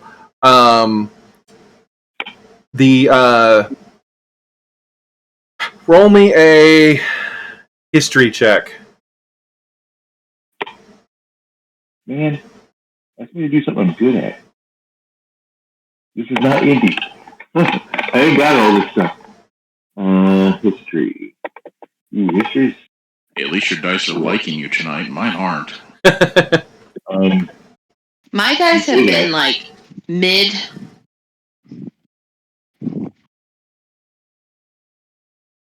I rolled a natural 1. No.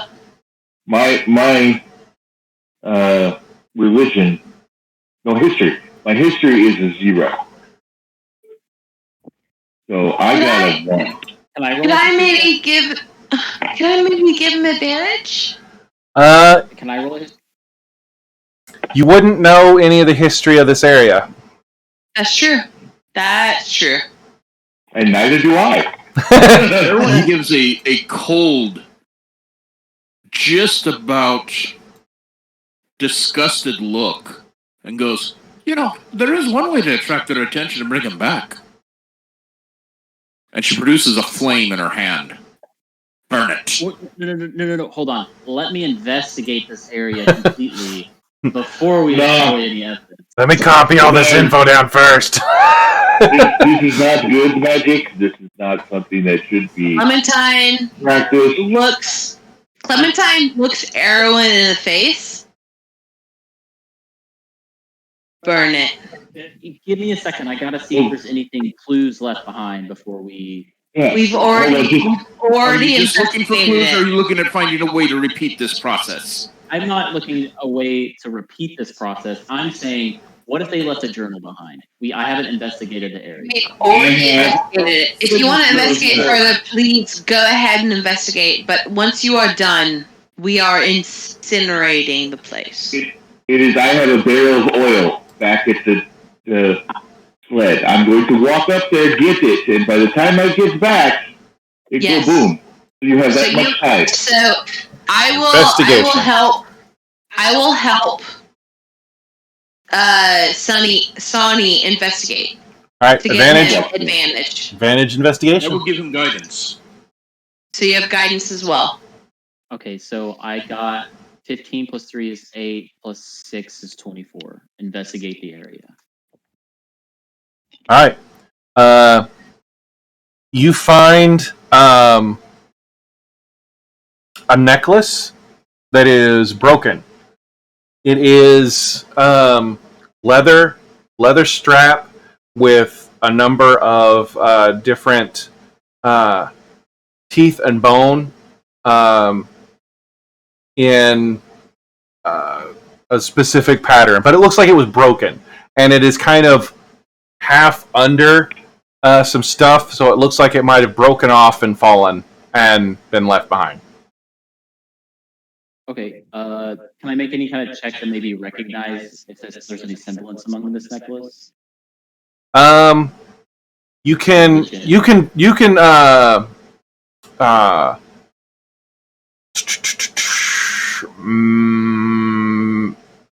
do an intelligence check, or intelligence or survival, whichever one you have a better, to try and identify some of the bones and the teeth. That is. Start walking slowly. I take my time unstrapping the barrel, making sure everything's tight. Plus 4 is 17. 17. You look at this, and as Quentin is walking by you, you start to mutter out, "Well, those are wolf teeth. Those are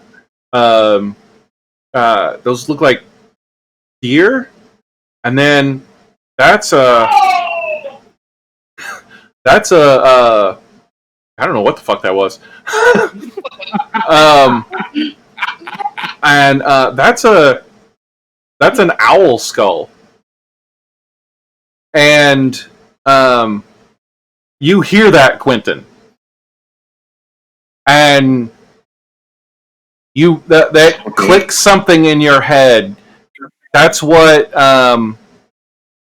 that's the same sort of thing that your teacher would wear, but it's the wrong animals.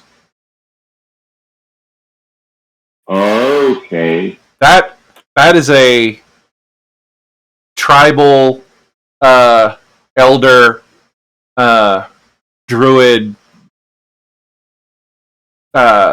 denotation. That is something that they would wear ritualistically to denote there are a druid elder.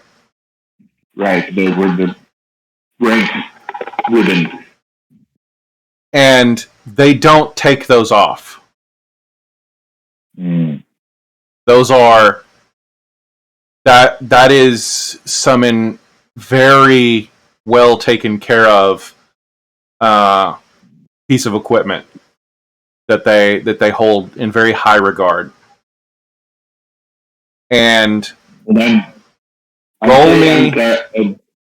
telling Sonny this as I walk by and I catch this. It says, "You know what that is?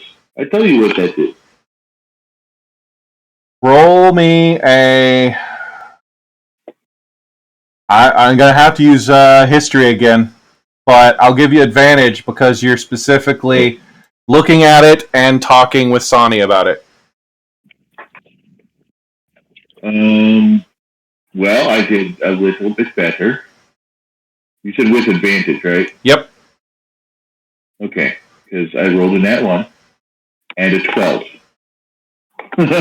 I still have a +0 in history because I'm loaded. I'm wise, not smart. I put it at a 10 because of the specifics of it. That is the that's the specific tribal denotation of the tribes that used to live in this area. Can I give advantage on that, having lived in this area for a while? He already got advantage for talking with Sonny. Oh, okay. Sorry. He got the check. It was only a 10. He now knows that that's from the tribes that were in the area. That would have been the same sort of ones that they wore. Okay. Okay, so this is those tribes that left. That was a while ago, right? Yeah, it was at least 30 years ago, and this is nowhere near that old. Like it has not been sitting here for 40 years or 30 years. None of this stuff has.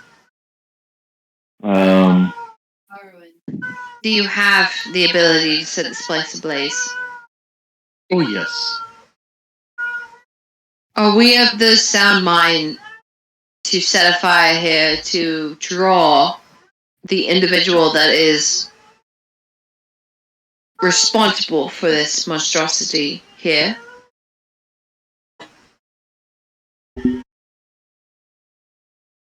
If we do that, I'd best first make sure we can win that fight. Well, if we set the place ablaze and then we hide amongst the dense foliage. Well, I'm more thinking, since we're taking like a lunch break, we set the thing ablaze and then haul ass back to town. You want to go all the way back to town? Well, until we have to break for the dogs and stuff, but we still have half a day of travel. What I'm saying is that we set the place ablaze, and then we hide amongst the foliage until someone shows up. And we attempt to reduce them. But I'm thinking it could be days, weeks before somebody shows up. If they at all, because it's not like he would have purposely. It's sneaky dusty in here, and it does not show signs of recent cooking or smell of, It is quite dusty. It is quite dusty. I don't want to wait for, That is fine. How long. That is fine. If anything, we just destroy whatever they have here. Yeah, with progress and notes or whatever they have, they might have a return for. Total agreement on that one. So we destroy what they have here, and then we go back to town. We give back the jewelry that we found within the stomach of the creature. As And proof of death to finish the job. Proof of death. And then if we need to come out later to dispatch this individual, we can, but we have destroyed their ability to possibly do things further. We destroy their research. We destroy their apparatuses to where they are no longer able to take inspiration from what they've done before. Does that make sense? I don't know if that makes sense. It perfectly makes sense, but you are not necessarily tasked with clearing this forest. I mean, I admit what this person was doing is an abomination, and you should not be doing it right now. But I was going to go talk to the Druid Circle and explain to them what is happening here. And I am fully with Arwen here that this cannot be allowed to exist. This entire area, we have found the individual who's done this. We have found their place of inspiration. If we destroy it, then we slow them down in the processes of continuing their work. But there's a chance that Quentin's totally agree. I'm destroying this place. to draw something from this that we haven't. I'm sorry, repeat that? Quentin's and the Druid Circle, his teacher and the Druid Circle could potentially draw something from this because they have, no offense to Quentin, but maybe a selective knowledge that Quentin hasn't learned yet, or an experience that Quentin hasn't done to know, like, hey, there's adds another piece to the puzzle, and it looks like whoever was here hasn't been here in quite some time. So it doesn't matter.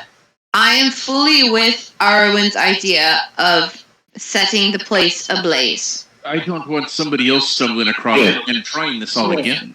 Yes, I think absolutely. the place must be destroyed. I have the oil right here. Rowdy, Arwen, and I can't remember the bunny's name. Quentin. Fuck me. Rowdy, Arwen, and Quentin and I are all in agreement that this place should be destroyed.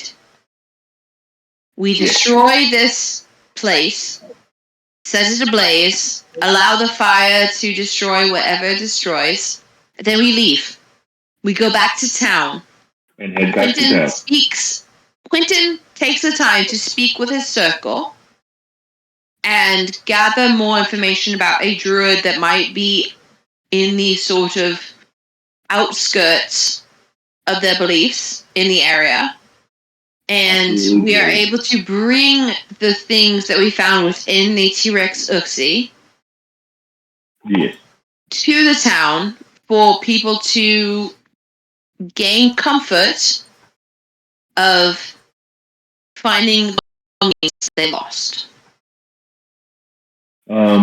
I am going to have Quentin go back as we're heading back to town, literally backtrack and not try and cut the new, because we three sides of a triangle.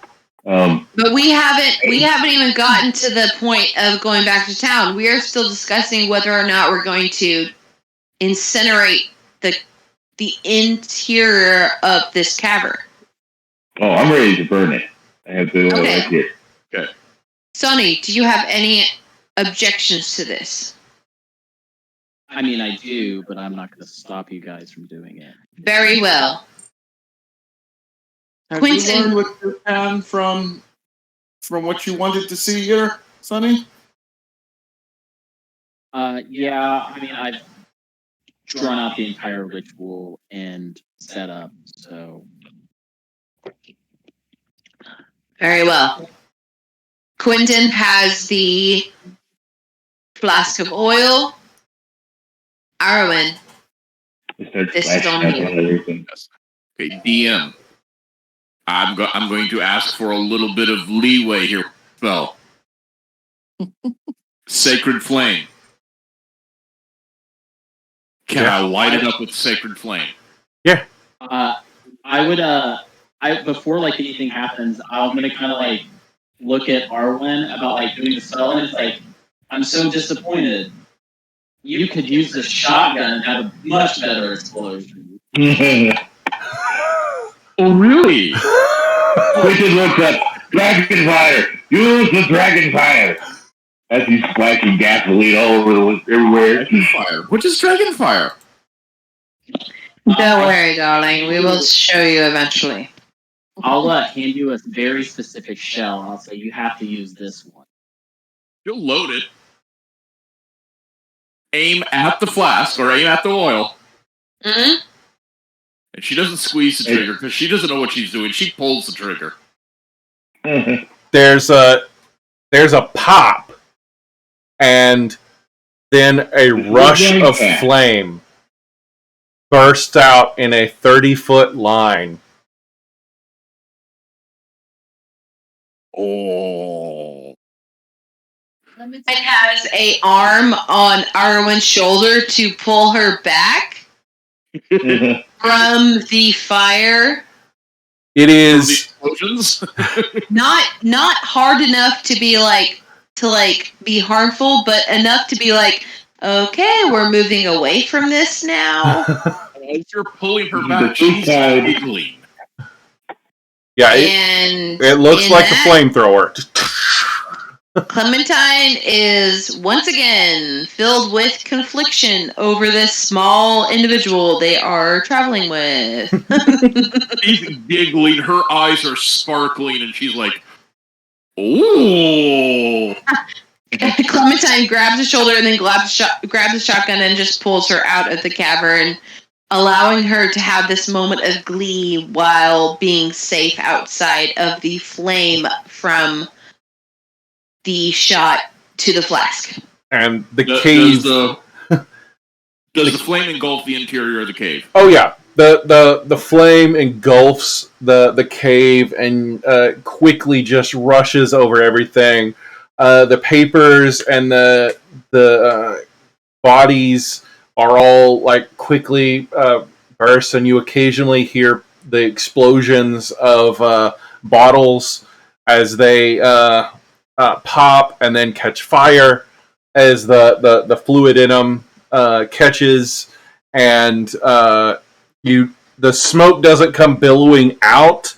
It actually, you see it rise much further up along the range, so it actually had vents. If Clementine is paying attention to Arwen, yes, she would hear her whisper, "Rest now, little ones. Your journey can continue." I think that Clementine would hear that and have the understanding that is a religious sort of saying, and wouldn't. She would just allow that to happen while also pulling Arwen away from the flame, because Clementine is quite squishy.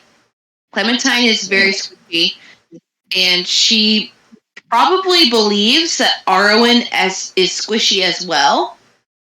So she would just continue to pull Arwen gently, maybe wrapping her arm around Arwen's torso to kind of pull her back away from the flames. Yeah, as that arm wraps around, Clementine will understand quickly that Arwen's wearing a chainmail shirt.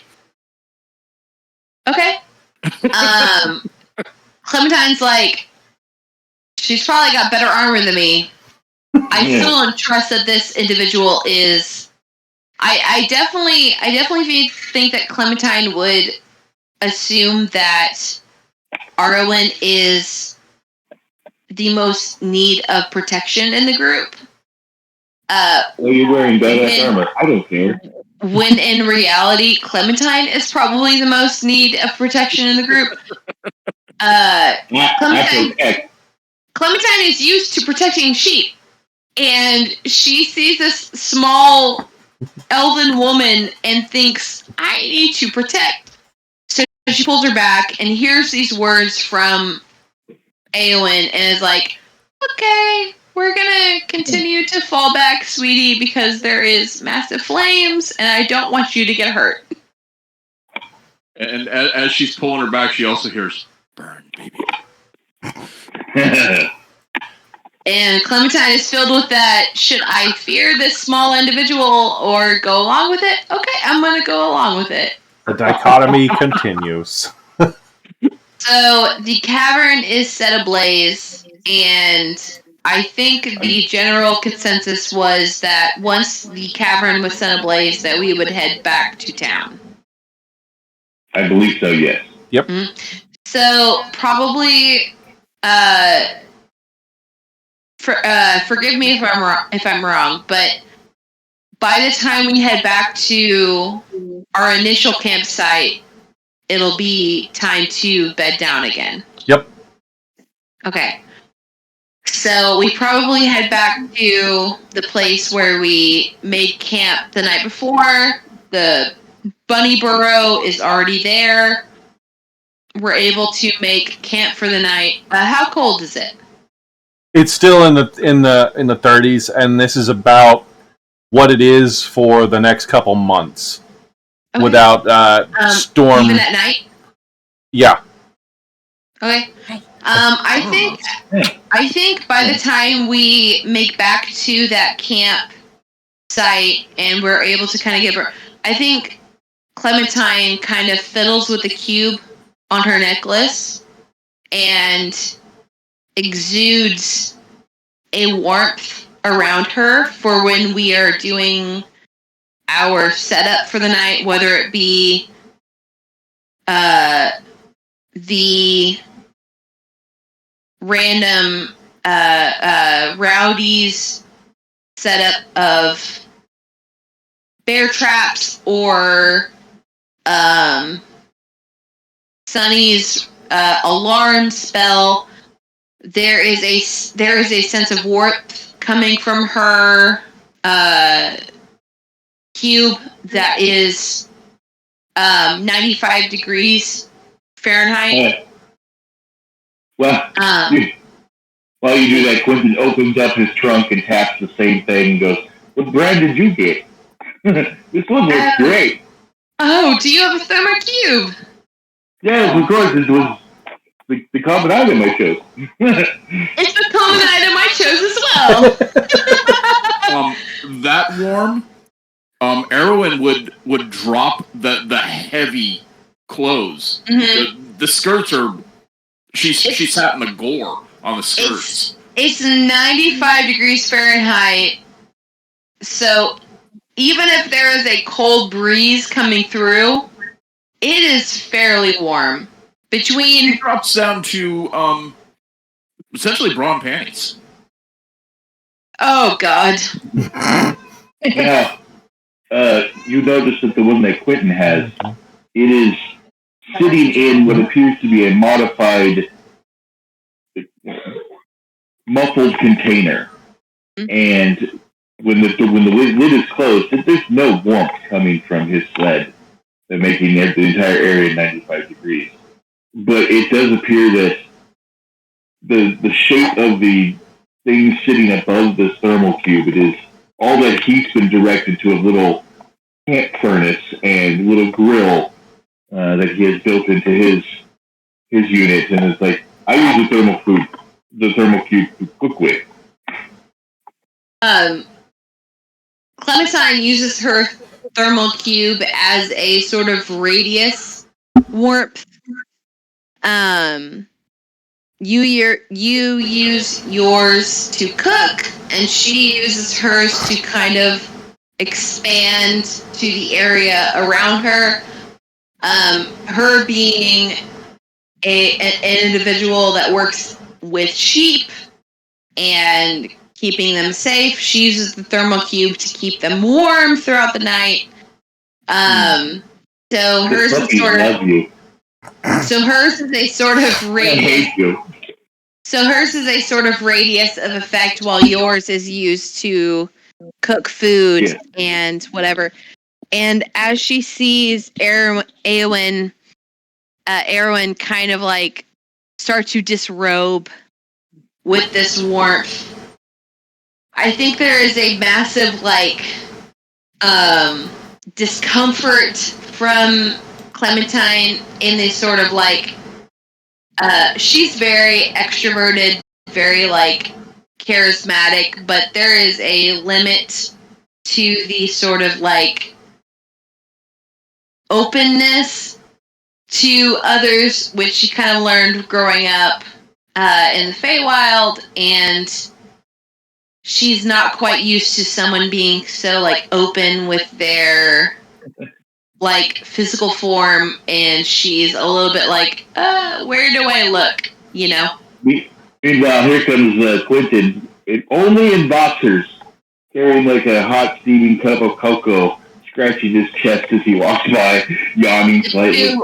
The two very almost naked individuals, she's like, I don't even know where to look. There's so much body to look at. Dude, Maji's fully armored until after his watch. Once his first watch is done and he can divest his armor, he's pretty much going to be in the same boat. Clementine is like, there's so much body to look at. Thinking. Before Erwin beds down, she will actually do her best to clean this.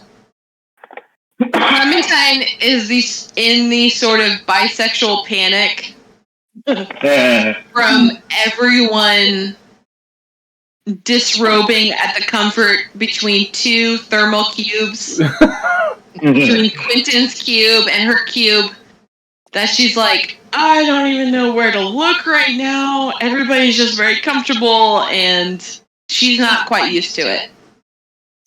Sonia Quentin walks around with the confidence of a very fine and silky pajamas. It's for us to He make notes rests in for what to peace. get for groceries.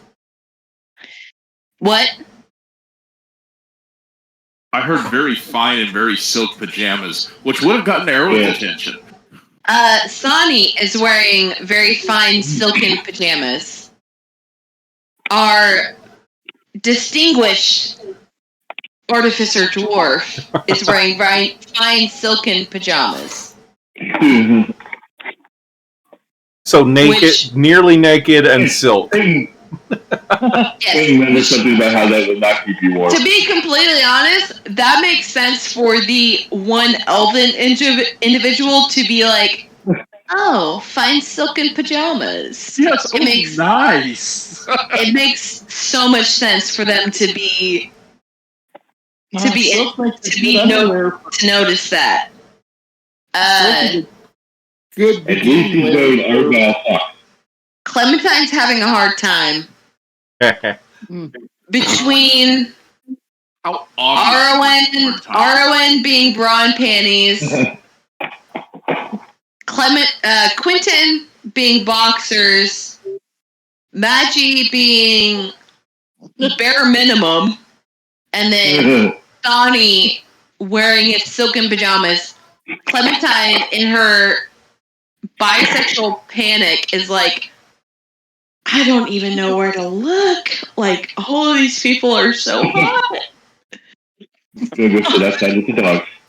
All these people are so hot, and I don't even know where to, like, focus my eyes without being disrespectful. Until the squirrel hops up on you. Oh, hi. Hi, baby. Hi, baby. What's up? Hey! Hi, He never what left. are you doing? What are you doing? Hey! Hi.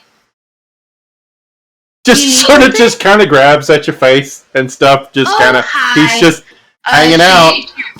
She reaches into her ration pouch and pulls out a few sesame seeds and hands them to the squirrel. Just absolutely just stuffed in his cheek pockets.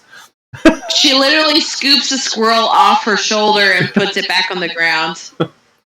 She doesn't want to deal with that too. Like, she's got enough to think about in her head. He just pushes them into his cheek pockets and then just kind of sits there looking around. Nobody told him to leave. He's just been... I said, hey, show us the cave and just been with us ever since. Yep. Quentin, your friend is still here. Yeah, he's fine. All right, How where's obvious is Clementine's discomfort?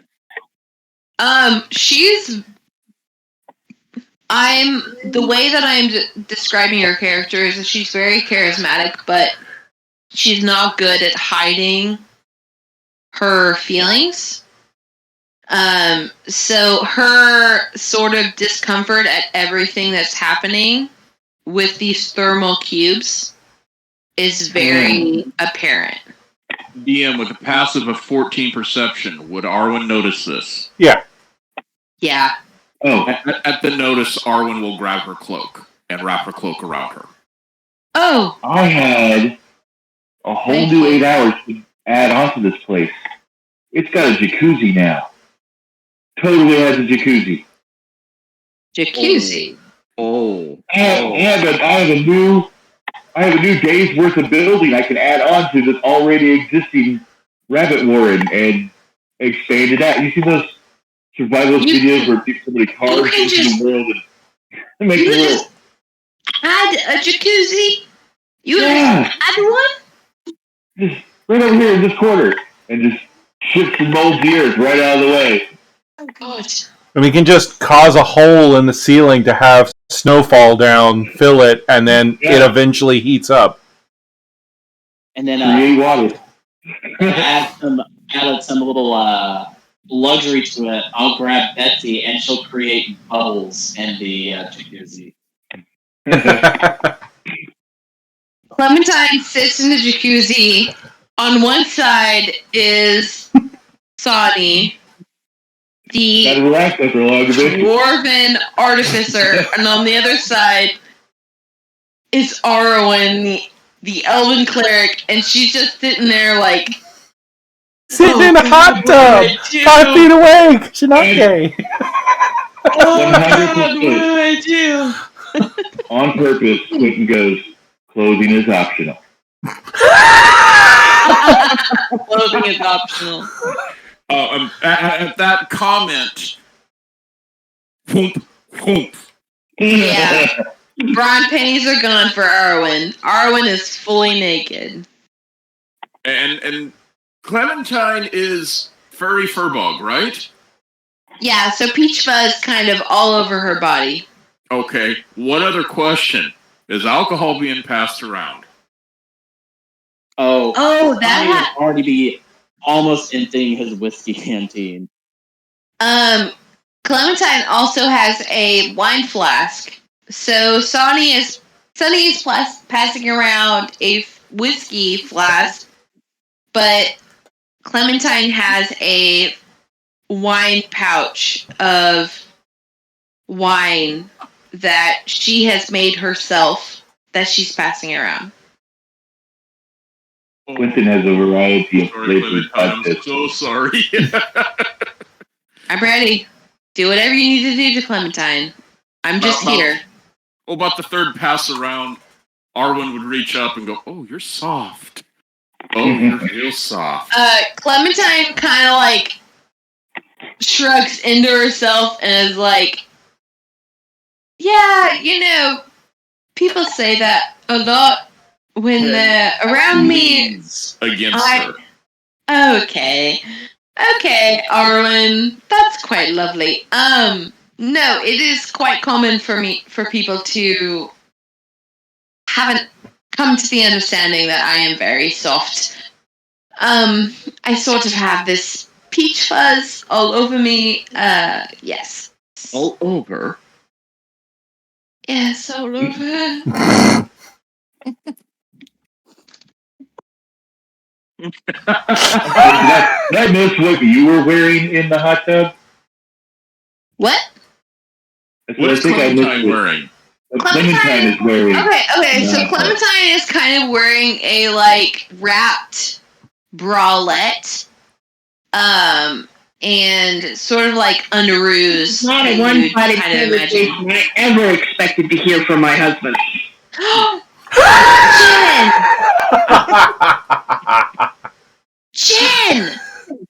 Jen, if you wanted to involve yourself, you would be part of the D&D group.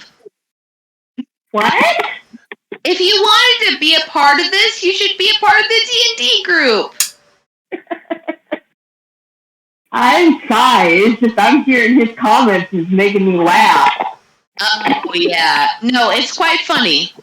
The chaos that we are bringing is quite funny. Jen, Okay. I miss you. Megan said something about something. No, I miss her. Here. Okay, she said she misses you.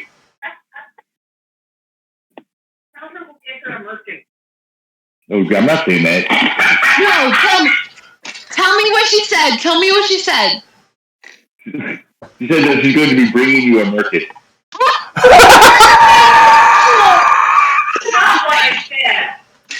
I can't get away from it. Nope, never. Oh no. Oh, Jen. I can't get away from it no matter how hard I try. It's so funny though. Oh Jesus. Fuck. American, oh god. Thanks to Roberto, I won't be able to get away from that. Oh well. Hey, don't blame it on me. Clementine is sitting in this sort of hot spring, just her hands kind of up, sort of like semi uncomfortable with the aura that has been brought to the studio at that time. Poor Clementine. The bi panic is strong with this one. The other side, you just have Quentin, like, both arms thrown back on the back of the jacuzzi, just fully enjoying relaxation in a deep philosophical conversation with Sunny about the origin of species. That doesn't help Clem's bi panic. Clem is not a smart individual, but she is attracted to intelligence in the way that she's like, all these people in this group are so hot. Then Arwen will start describing the auroras from the space side, from the realm space side, from above, and how they look like from above. Did Arwen see the ones of this planet specifically? Well, she could step outside right now. That's true.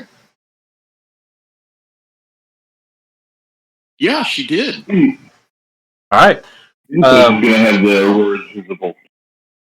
So she's describing them. They would be in the opposite color order than what you guys are used to seeing them. What is Maggie doing in this moment of us sitting in a hot tub? Well, most everybody's sitting in the hot tub. He's probably taking his watch outside and volunteered first. No, Maji! No, you better be invited. Maji, no! There's... Let the dogs handle it. No! Sonny has set an alarm and the dogs are watching. Come join us in the hot tub. Look, I will totally expand this thing out and I'll just make it bigger. Maji, come... Clementine. Shall we go get Maji? Yes, please. Let's go get Maji. Get him into this... Get Rowdy into this hot tub. She stands up, just... Buck naked. Buck naked. Bring Maji inside. You're going to help? Or am I just going to bring him inside? I can help you. I'll help you. So Clementine wearing this like folded almost in a sense like a binder to her upper half and a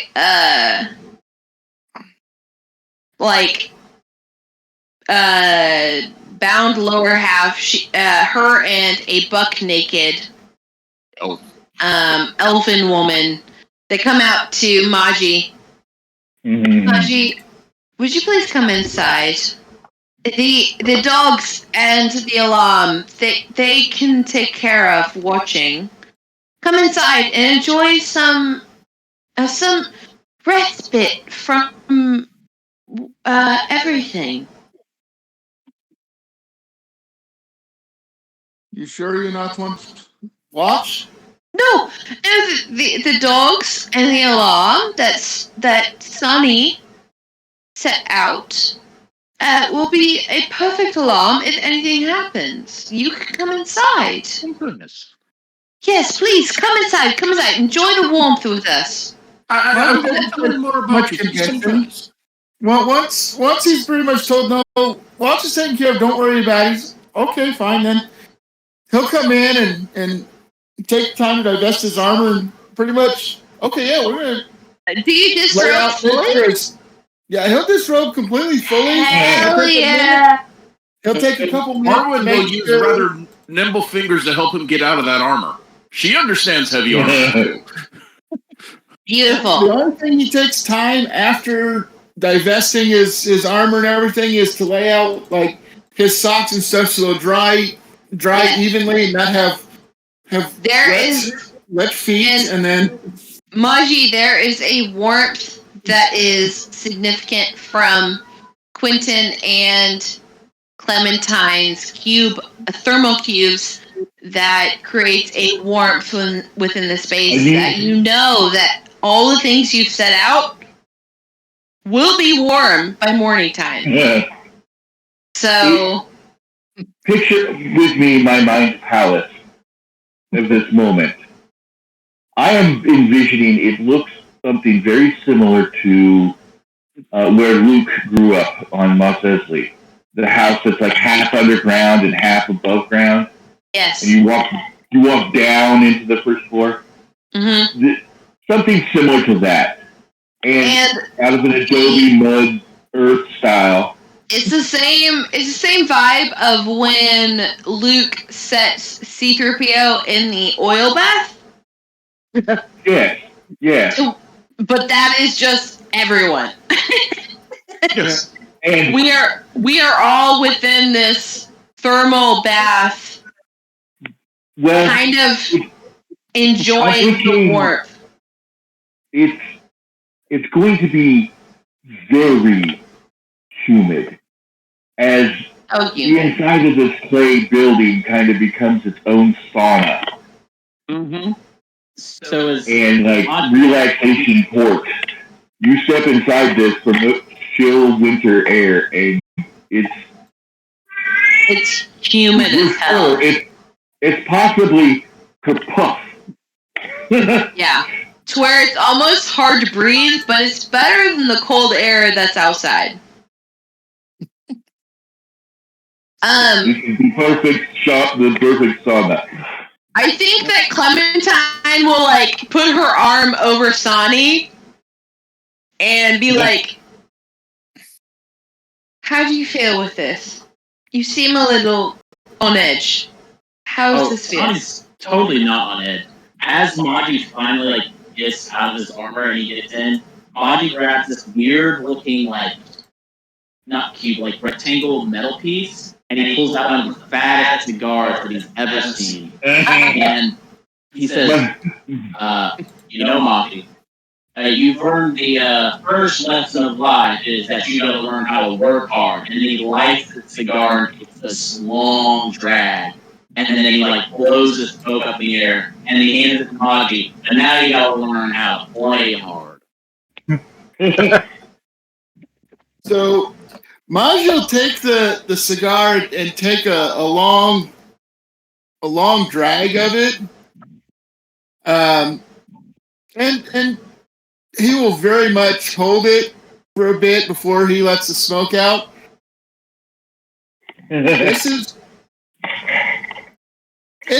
Smoking is not a new experience for him. The scarf probably not the type of flavor he's necessarily used to, depending on exactly what it's comprised of. He probably has never gotten it because it's like a mountain dwarf like herbs and tobacco that they've grown in the mountains. So he very much enjoys it and offers it back around, thinking this is the social norm. Is Puff pass. Clementine grabs it, having the understanding of giant culture, and goes ahead and takes a heavy hit, and then hands it to Erwin. Now, as the alcohol comes around, Majin just passes the alcohol on by. That's one of his deals. That's one vice he doesn't imbibe is the alcohol, seemingly. Okay. But he will drink the water. He has one of his large wine skins of water that he will. Yes. Your wine skin that was filled the night before from Clementine. Yeah. Erwin will take the cigar, look at it, and then look over at Sonny and go, I hope I'm not offending, and then pass it on to the next person. Just needs more from me. Yeah. Quentin passes out the floating charcuterie board. That's kind of a bribery of intercepting the cigar as it's being passed along and replacing it with this floating charcuterie board over to Sonny as he takes the cigar. Yep. And he'll look for that. No, she's not going to try it. I want the piece and take the big draw. I'll look for the wine being passed around to drink with the charcuterie board. The wine is being passed around by Clementine. But the charcuterie board is like... The squirrel is refilling on wine. The squirrel's got a little bit of wine. Yeah. I imagine the charcuterie board being passed around is kind of like basic sort of rations, but kind of like nicely put out to where it's like, if we're hungry, we imbibe. What's on the charcuterie board is the highest end ration. Yes, it is. It's cheese, but it's like the aged brie cheese. It is. I love a brie. Crackers. I love a brie. So Clementine takes some of the crackers and cheese from the charcuterie board and eats them and kind of like enjoys it and sends it off to the next person, but kind of like looks back at her dwarven friend, Sani, and says, like, are you going to have any of this, or am I going to eat all of it? Oh, I was implying that whenever I got the wine, you could also eat it with the brie and, like, any nuts and berries. Well, I have plenty of wine of my own. If you're willing to share, I'm willing to share with you. Yeah, so he's been sharing the cigar and his whiskey. So Clementine would give some of her wine to her new dwarven friend, and Sani would give her some of his wine. And I feel like at this point, Sani is like, Clementine is a little buzzed. Not to the point of being inebriated, but is buzzed enough to where she is feeling comfortable in the room around her. And I think she kind of not cuddles up, but kind of like saddles up next to Arwen, being the only other femme-presenting individual of the group. Mm-hmm. And I think she kind of leans over to Arwen and says, you know, this is not what I expected when I said I would come out with this group. Well, this is not what I expected for a birthday gift. Birthday? Oh. Is it your birthday? Well, it was a few months ago. Oh, okay. This was... And she pauses for a moment, then looks around, she goes, well, My family, Hmm? when we become of age, my family drops us off at little places like this, off-worlds like this. Oh, They say it's for our own safety, but this is our birthday gift. We're set off on our own and told if we want to go home, we have to you have to what? That sucks. learn how to go home. Oh, so you were brought here Yes. to our group with an understanding that you would eventually be able to go home. Hopefully, if I learn enough. What have you learned from our group so far? Shotguns are fun. Other than that, what have you learned? I'm still learning. It takes whenever when she says she learns how to like use a shotgun. Sonny takes a big drag and then he blows out his smoke. He says, "And you never forget your first shot." And then her voice gets softer. She goes, I'm sorry I messed up in the battle. I did not know my spell would heal it. No, that's completely understandable. I don't think.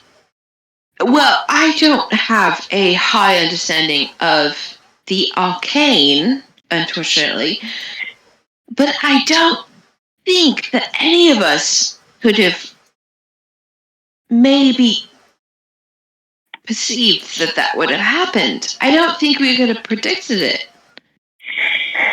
So I don't see that your apology is needed because that would have been. But I I messed mean, up in battle. no, but you did not. You did not mess up because in the end, because of the spell you cast that you say was able to heal it.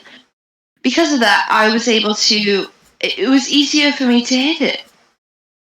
Not only that, but it also gave us more insight on the creature. If you didn't hit it with that, then we wouldn't have known about that property of the creature, and it allows us more like a potential point of view to understand how this creature was created.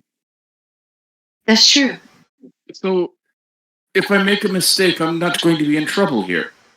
No, of course not, darling. No, Hold of on a course second. not. There are some mistakes you can't make, like murder, but not in this case. Well, murder is wrong unless... Well, there are some... And again, that look in her eyes. There is some circumstances where it's not avoidable. Yes, of course, dear. No, you're absolutely right, darling. But what you did with your spell, even though it might have healed the creature, you would not have known that ahead of time. So it was able to give us a bit of insight to what the creature was able to do to help us defeat it. If it had gone on longer. So I did okay then. You did okay. You did more than okay. Yes, don't even worry about that. You did very good. Yes, absolutely. Clementine takes a big drag off the cigar. Mhm. Quentin stands and taps the shoulders of Sunny and Maj and says, "Gentlemen, let me show you what a tribal banya is really all about. First, you steam, heat up, and soak. Next, we go run and jump into the lake, and I beat you with branches. You will love it. Trust me. Girls, you can stay here. Come on, guys." And I try and usher and leave the other crew. So? Yes. I encourage the gentlemen to leave so that the ladies can have a long moment of the shelter to themselves. What on earth do you think they're doing? Does Erwin catch on to this? Yeah, does Sunny catch on to this? I mean, Clementine? Fuck. I'm legitimately inviting the men outside to have frozen water poured over them and then whip them with willow branches. So, Sonic is like not at all interested in getting whipped with branches. there's no need for an insight check, but he's definitely urging very hard to get them out the door.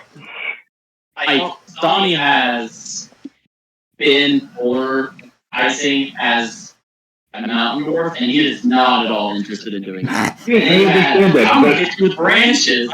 He's like, I'm not. No, he's gonna do that. you have no idea. Do that. It's You right don't after know. the heat. Come on, come try it. Get out. Move it, boy. Get out the door. This very much sounds like a ritual Maji would have grown up with something in this region. He's like, all right, let this go. Yes, I will try to go easy on you, friend. He's like, oh, Vanya, I know Vanya. He's like, I will do this. Maji's like, oh yeah, I will do this. I got to remember to pull my swing a little bit, otherwise, small friend may have to be hunted for. I grab my cloak and the cigar. He's like, I'm not getting in the fucking water. I'll watch Maji just tear up this bunny. Swing at you, swing itself, swing at you. I think once all of the mask identifying people are gone, I think Clementine kind of like relaxes a little bit and kind of like her shoulders slump a little bit into the hot spring that has been provided.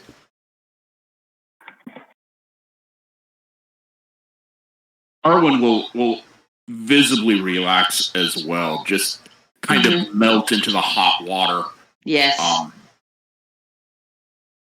And try to explain to Clementine that she came on a ship that traveled through the stars and in the sky. Came here from the stars. Yes. So the other people that were on your ship with you Yes.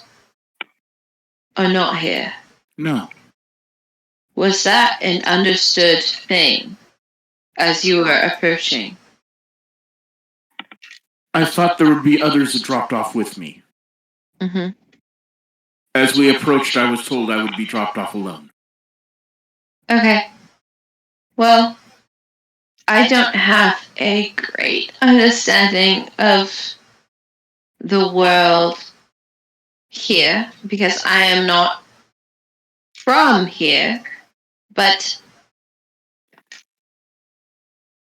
perhaps what I can say can alleviate some of the stress you might be feeling.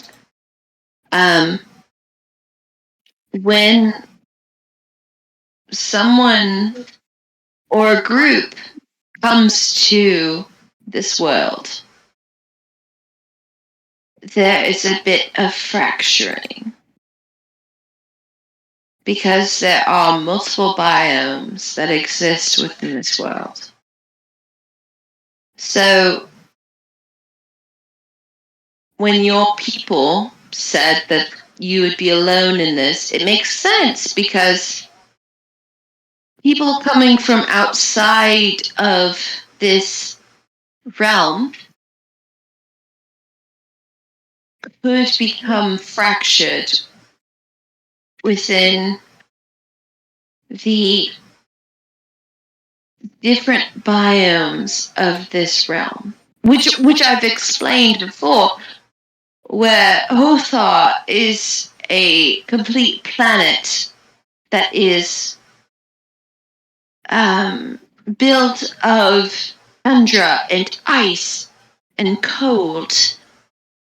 And then there's other biomes like Farron, which are completely comprised of desert. and there's other realms like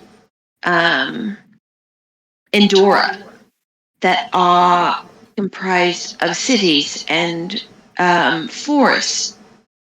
Forest. Now that's what I miss, is a good forest. I was surprised last night. Even in this frozen place, the forest sang in the morning. Endora is a lovely biome that I've only spent a small amount of time in. It is comprised of forests and large cities and a large amount of people. But Hotha, the biome in which we are in, is very cool. And if you are intending to go to a place like Endora, that is possible. Not through Springvale, not through the place that the town in which we came from. You might need to go to a larger city to go there. Well, I will have Or get on the train that it just got installed nearby. Yes, that there's a train that can send you to other planes within this realm, but this realm is not like others. It's split. It's realms existing within other realms, to where you and I could be existing in Springvale in the same longitude and latitude.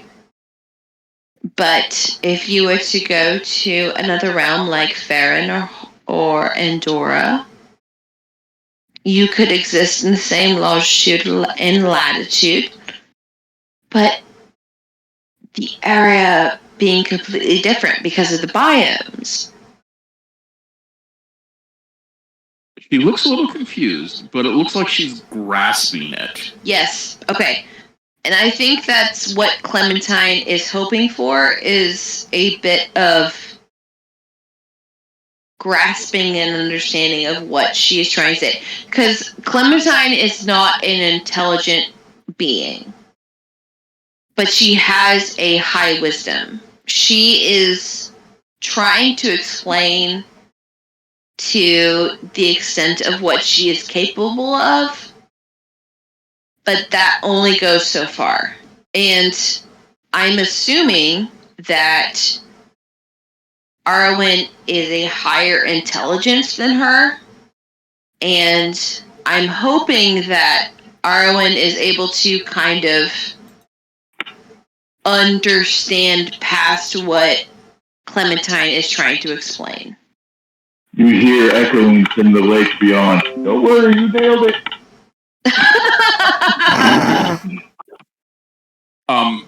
Arwen finally looks at Clementine. She goes, I need to share a secret, but I'm a little afraid yet. No, don't tell me. It's just the two of us here. The reason I'm here is I'm hiding. No, what are you hiding from, dear? Well, my family has, they've made an enemy or two. Okay. And to keep the family safe and keep the family alive, this is what we do. You come to our world. Little back world like this that are off and not in the main fairways of realm space. Okay. I think I understand. You hide. Do you feel that you are doing a good job of hiding? Well, I'm not doing such a good job blending in here. I came with the wrong clothes and I did not understand what was here, and... But you have people like Quentin and I and that we are able to give you understanding of certain clothing and just the basic understanding of how to exist here and not die. But you do have a magical understanding that is beyond what I can comprehend. So, yes, gifts. So I will say that I am not coming from someone who is sort of behind what you are doing. It has not a real knowledge of what you and your people were trying to do. I feel like you're doing a very good job. I feel like you are really comprehending the nature of this place. Whether that be you finding a clothing that can, various cottons that you can exist within, or coming with us on this endeavor to try and understand the enemy we might be dealing with. I feel like you're doing a very good job. Well, did I overstep on insisting we burn that lair?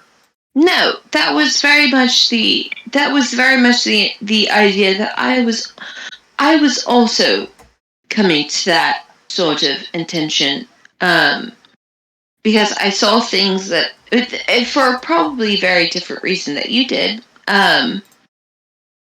I saw it being someone who is not understanding of the arcane and various magics. I saw it and I thought, destroy it. Well, So things of innocence, things of purity were Yes. corrupted, and were corrupted for just it the sheer was joy. no, it was profane and it was not to be continued. So I felt like you were doing a very good job, and I was with you in your decision to destroy it, which is why I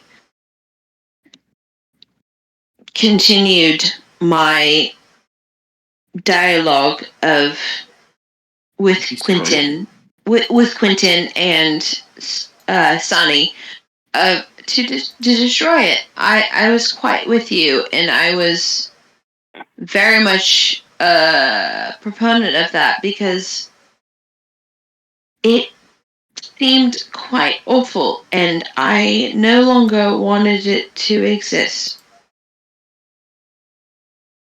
Good. We made sure it didn't exist, but I want to make sure there's not more. I think if there's any more, we will find out about it. At this point, Quentin walks back into the sauna area and goes, "Oh, yeah, okay. You haven't kissed her yet? Okay." And then turns around and goes, "No, keep whipping him!" And heads back up the stairs. Head spinning around. And, what? What did he just say? I didn't even catch on what he just said. Well, it's a sputter and a. I think I know why the boys left us. Why? They think we're going to kiss. No. Is that true? I think that's why they left us. I don't think we're going to kiss. Not yet. Not But yet. it's hot in here. I need to cool off. It is. I'm quite warm. And she kind of like adjusts the cube on her necklace and turns down the heat quite a bit.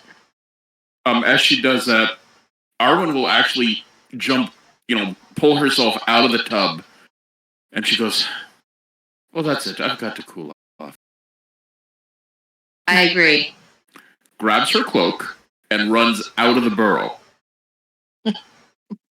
Cloak in hand, Can she see where the tracks are, where the boys went? Oh yeah, I didn't hide nothing. Okay. Yeah, Margie It wasn't didn't go very far either. keep dragging through the.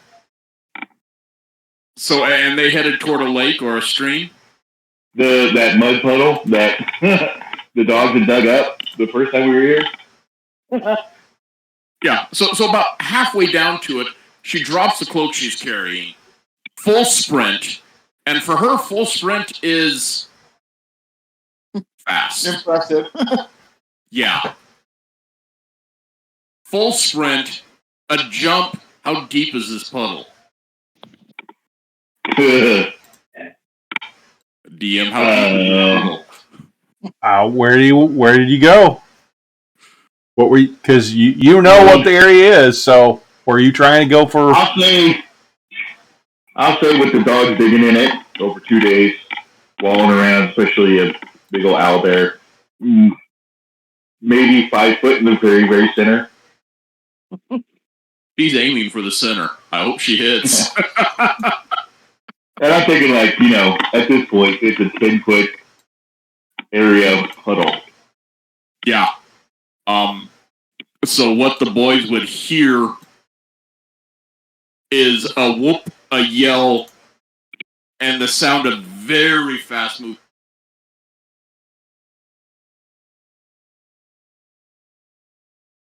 And then another yell as she launches up in the air, tucks her knees to the chest, and holds them as she drops.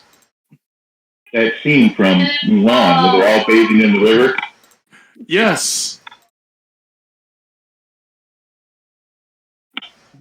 Oh, you remember that scene, but not that it's happy to see you. Yes, I remember that scene.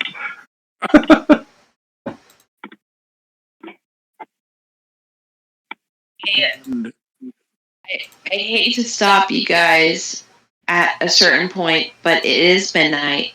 It is midnight. And why don't we wrap it up with these shenanigans right here? Yeah. Yes. That's what I was getting ready to do. Yeah, let's wrap it up.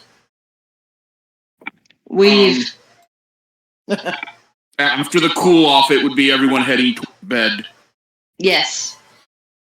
And you guys end up heading back. We will continue next time with you guys returning to the town. Yeah. That works. Absolutely. Works for me. Thanks for All the right. session, folks. It was so much fun. Yes. Sorry if I dominated. Please You stop did not. if I start dominating. Nope, Please. you did not. You were absolutely fantastic. All right, I'm gonna go. Okay. Bye. Bye.